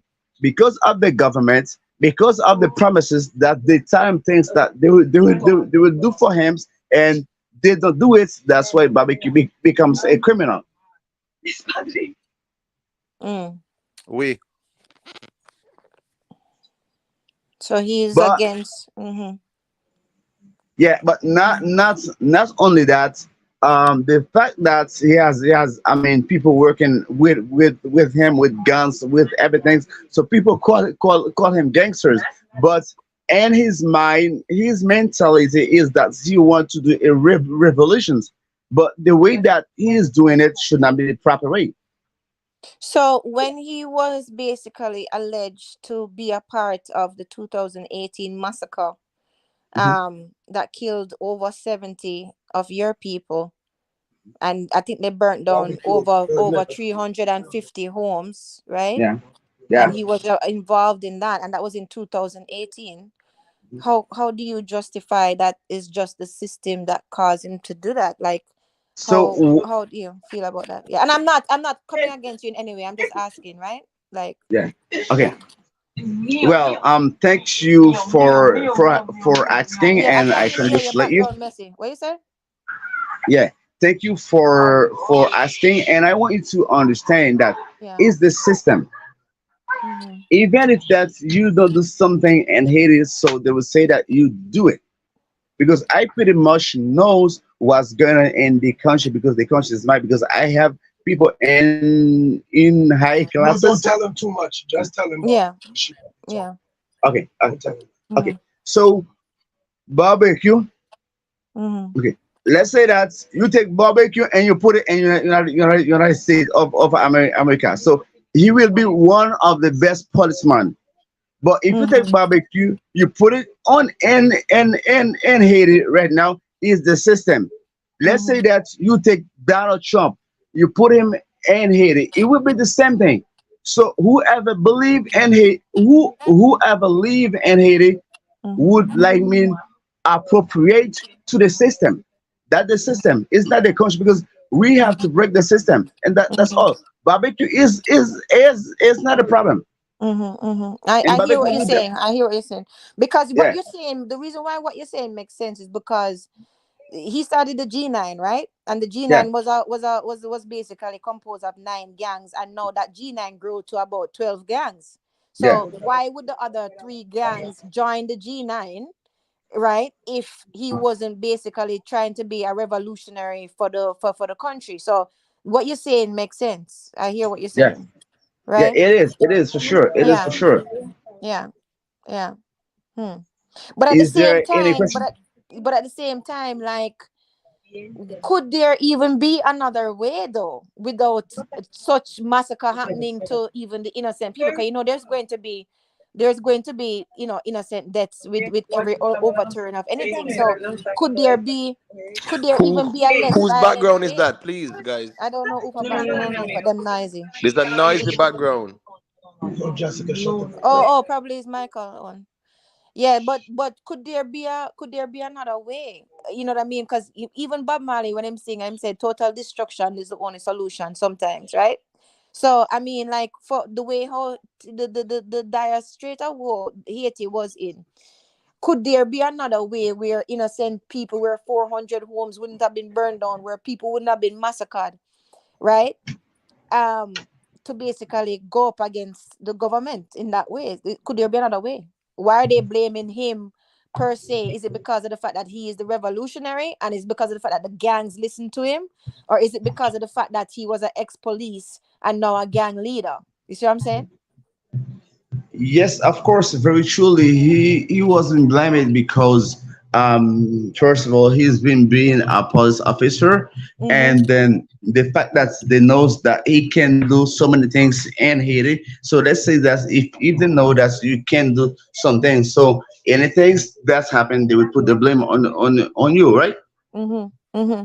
But this is the So, thing though, the G9 before was free from prosecution, from juvenile. My what name, Moisei, or you pronounce it Moisei, the president, Jovenile, Jovenel, Jovenel, Moise, Just say it for me. Moise. Jovenel Moise. See, I can't say it. So Jovenel Moise, right? So I know that they were free from prosecution, the G9, from him, as long as Yeah. they basically kept the peace in the street. So when did that change? Did that change why? No, not even when. Why did that change? Okay.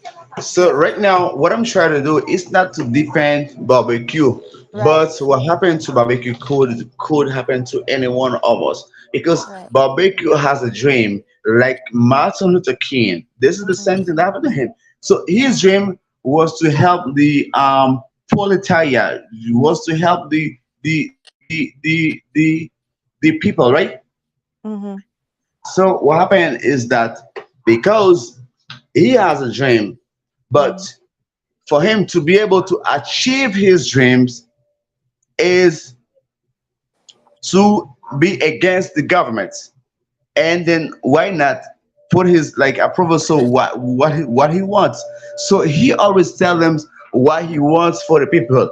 But unfortunately, them are doing the contrary. So that's why barbecue become the barbecue that he is today. So I bet if you put barbecue right now in USA, so he will be one of the best policemen.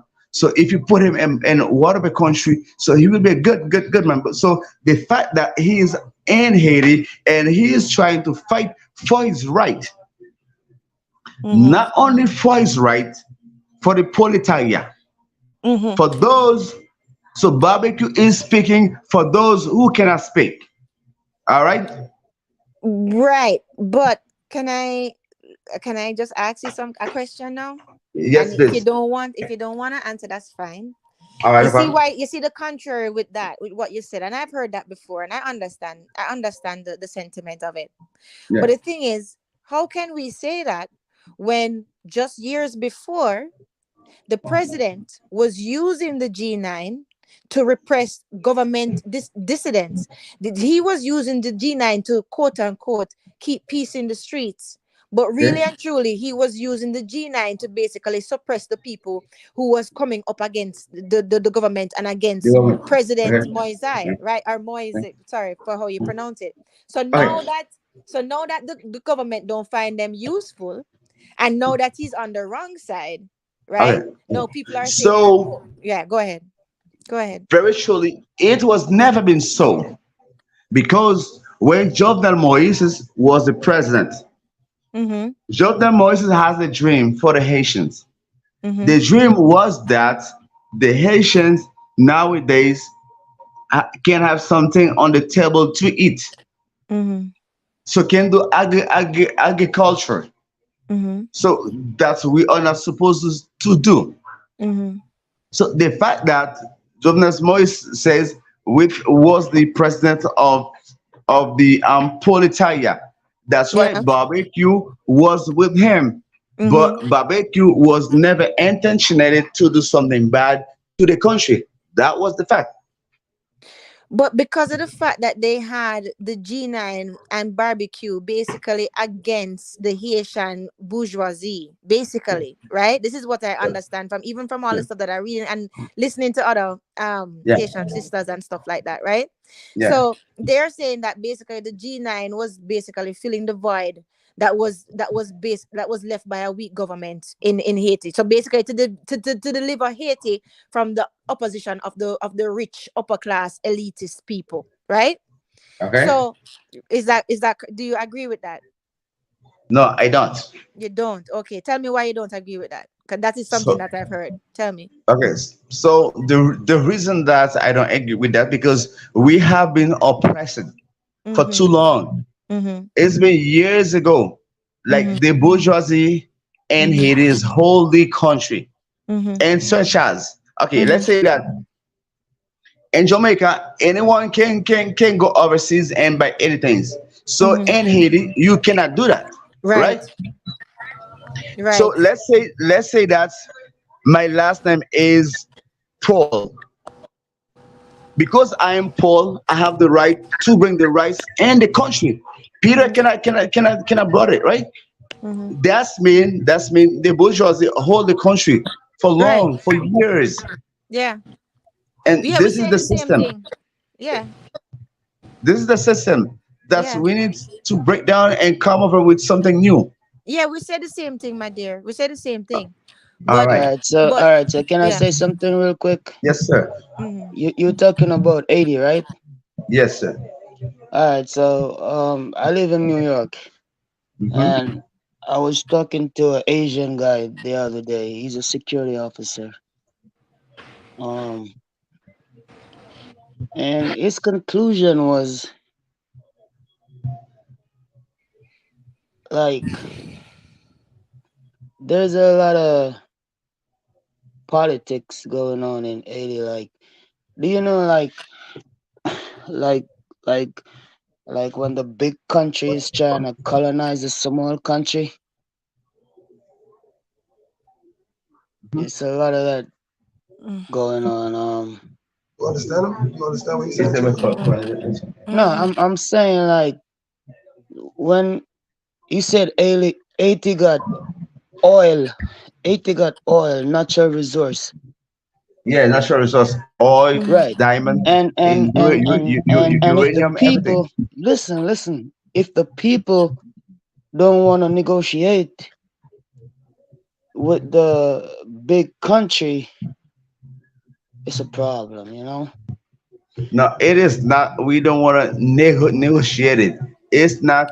We are paying a debt. It's that the United States of America make us pay for something that we don't even know because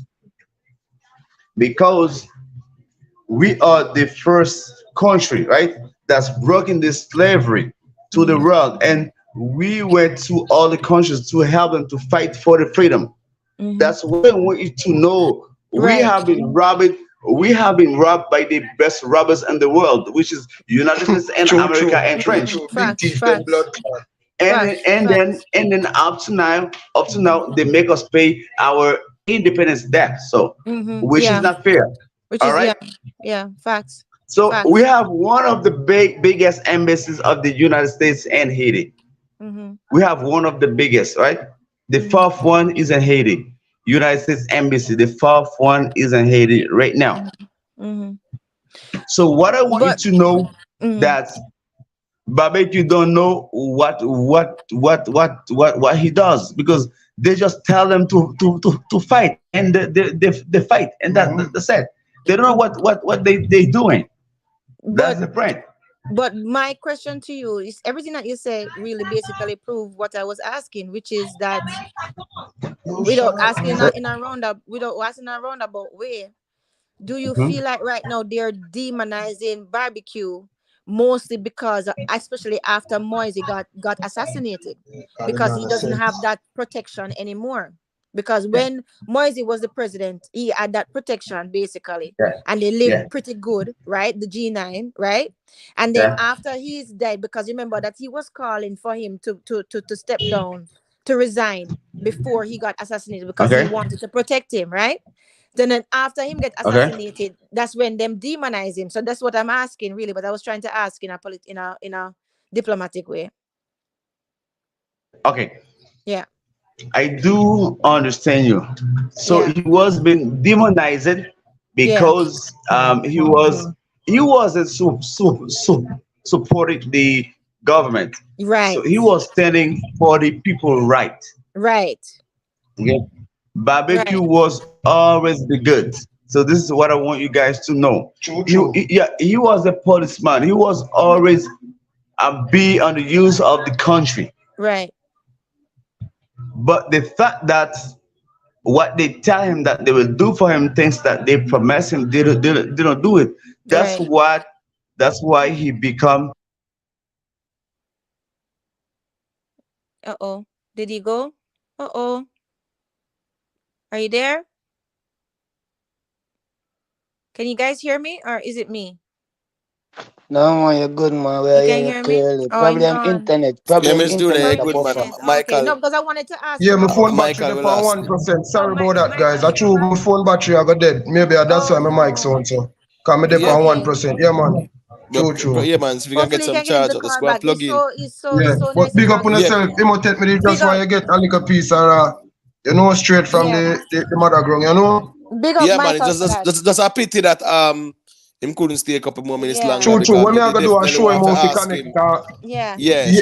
Show him the thing, man. Show him how him can connect, man. He wanna ask you something. Yeah, because I definitely want to ask him about the leader that the US deported last year.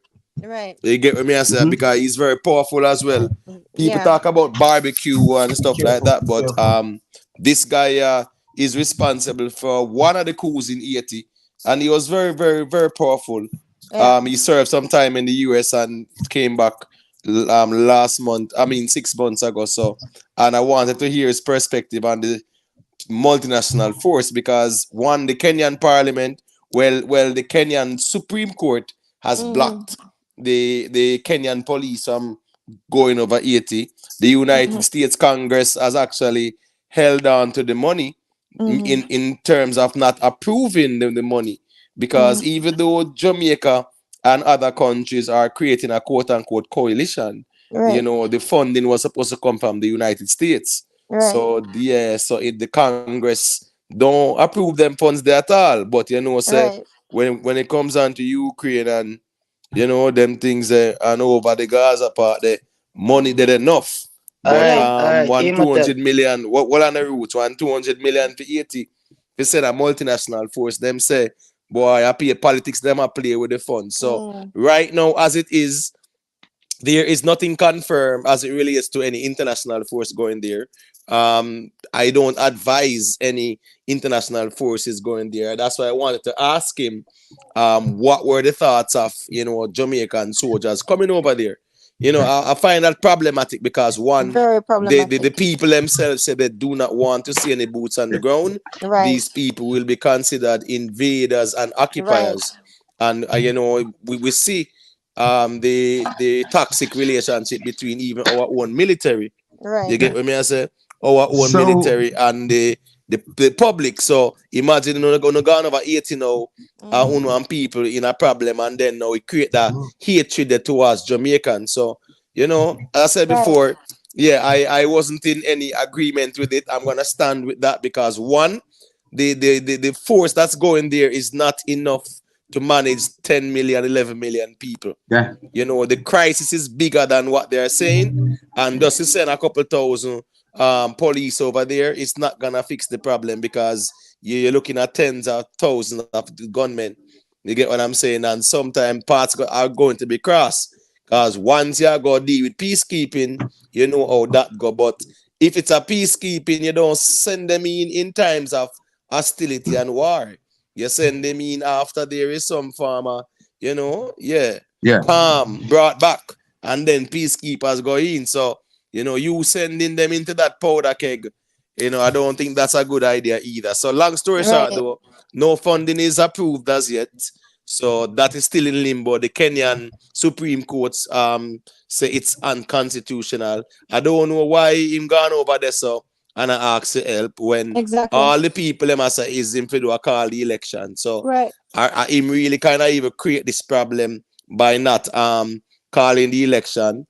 Right, February 17 time up, him extend time again and must declare elections for we are next year and them something there. So, you know, it's like a power grab because the year just start and you are saying we are next year before election when it should have been from 2021. So that is where the problem is. The man them said them not have no problem. You notice you don't hear the massacres going on over there. All the man them say it's called election and you step aside. And that's what the US is actually calling for now too. You know, man, him step aside, form a transitional government, call election, and deal with it there. So, because the United States know that them man they on the ground, them have too much power and influence, and all them are call for is, you know, man, the election. All right. So I would like to interact. I would like to interact and to let you guys know that the things that's happening in Haiti now, this was been happening before. So what I want you to know, if we Haitians make 1804, that doesn't mean that's what's happening right now. Consider like difference from 1804. 1804 was the big fight. All right. But if we did it, so nothing is going on right now. It is that the United of America don't want us to take our freedom. They just don't want that, right? Because we imagine that we have our own army, right? Which is the Haitian army. And they say that, so unfortunately they don't know like this army, so they cannot deploy it on any area because United States of America do not accept it that we have army in Haiti. That's the problem because we are autosufficient to resolve the problem. The problem can be resolved with Haitians. We just don't need people from outside to do it because our army is well equipped, so we can do it, right? The thing is that they know what we have done before, and years ago. If we continue to have an army like that, as we defeated the French army, that we can do better that, and we could do greater things. That's why they were trying to step on us, right? and don't let us to do the right things. Yeah. Yeah. So what I want you to know, the army is autosufficient to do the work. So we don't need no Kenya, no other country to do it. So we as Haitian can do it. But you see, the problem you see too is with barbecue is, well, this is what I've been hearing, right, from other people, is that him actually said that him help over 3,000 criminal escape from the two biggest prison them in Haiti. So people saying that, how good is he for the society with that? What you have to say about that? Because he just recently said it, I think. When he Say said, I again? think it was last month, when he said that him basically helped how much people, over 2,000 or over 3,000 criminals from two of the largest prisons in Haiti escape. Right? So what you have to, how do you think about that? Like, what do you think about that? So it is not right because people has been prisoned, people have been staying in jail for doing nothing, for things that they don't even know, and they've been hooked like years ago, like for 20 years, for any amount of years, right? So very truly, I am telling you, I'm a Haitian. I know this is situations, and I know what's going on there in my country, right? So I hear what you're saying, but you realize that there are other Haitians with other views on him, right? So this is what I'm asking you about, right? Just to pick your brain, just to talk. We got multiple Haitian people here. We got other people Haitian here. You want to say something to this? Because you're a different Haitian. She probably saying you got a different perspective, so you can put yours. Okay. So, hello, good afternoon, good Hi, night, good guys. evening. How are you doing? Hi, how you doing?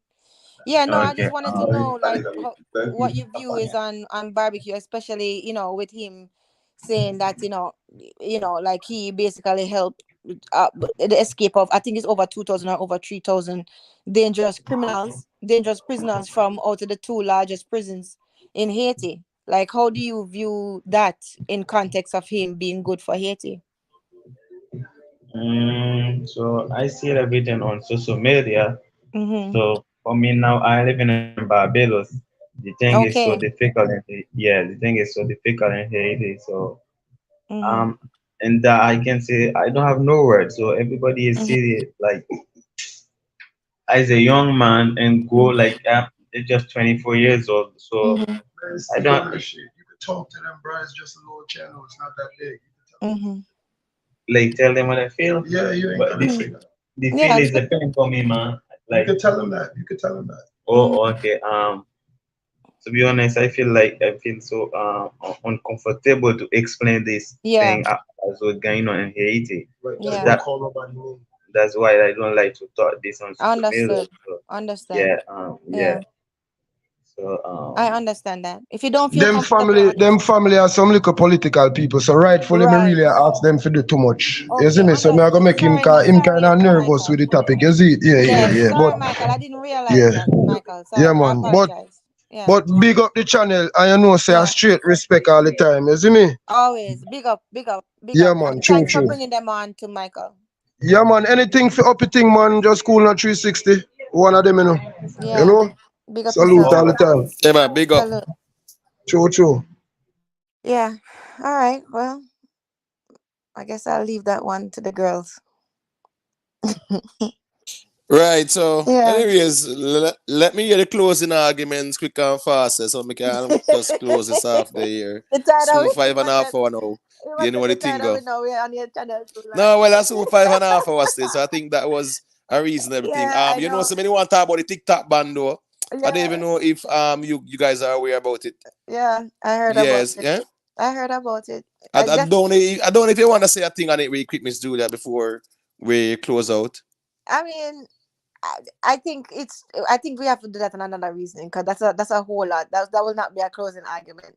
But just to close, people just educate yourself on the different types of evidence. There's circumstantial evidence and there's direct evidence, and also you know, we have to reason with the law, and we just have to wait 6 more days to find out what's going to happen. And whatever the judgment come down, we just have to just take it. That's just the way it is. Unless them we're gonna go for a retrial or whatever.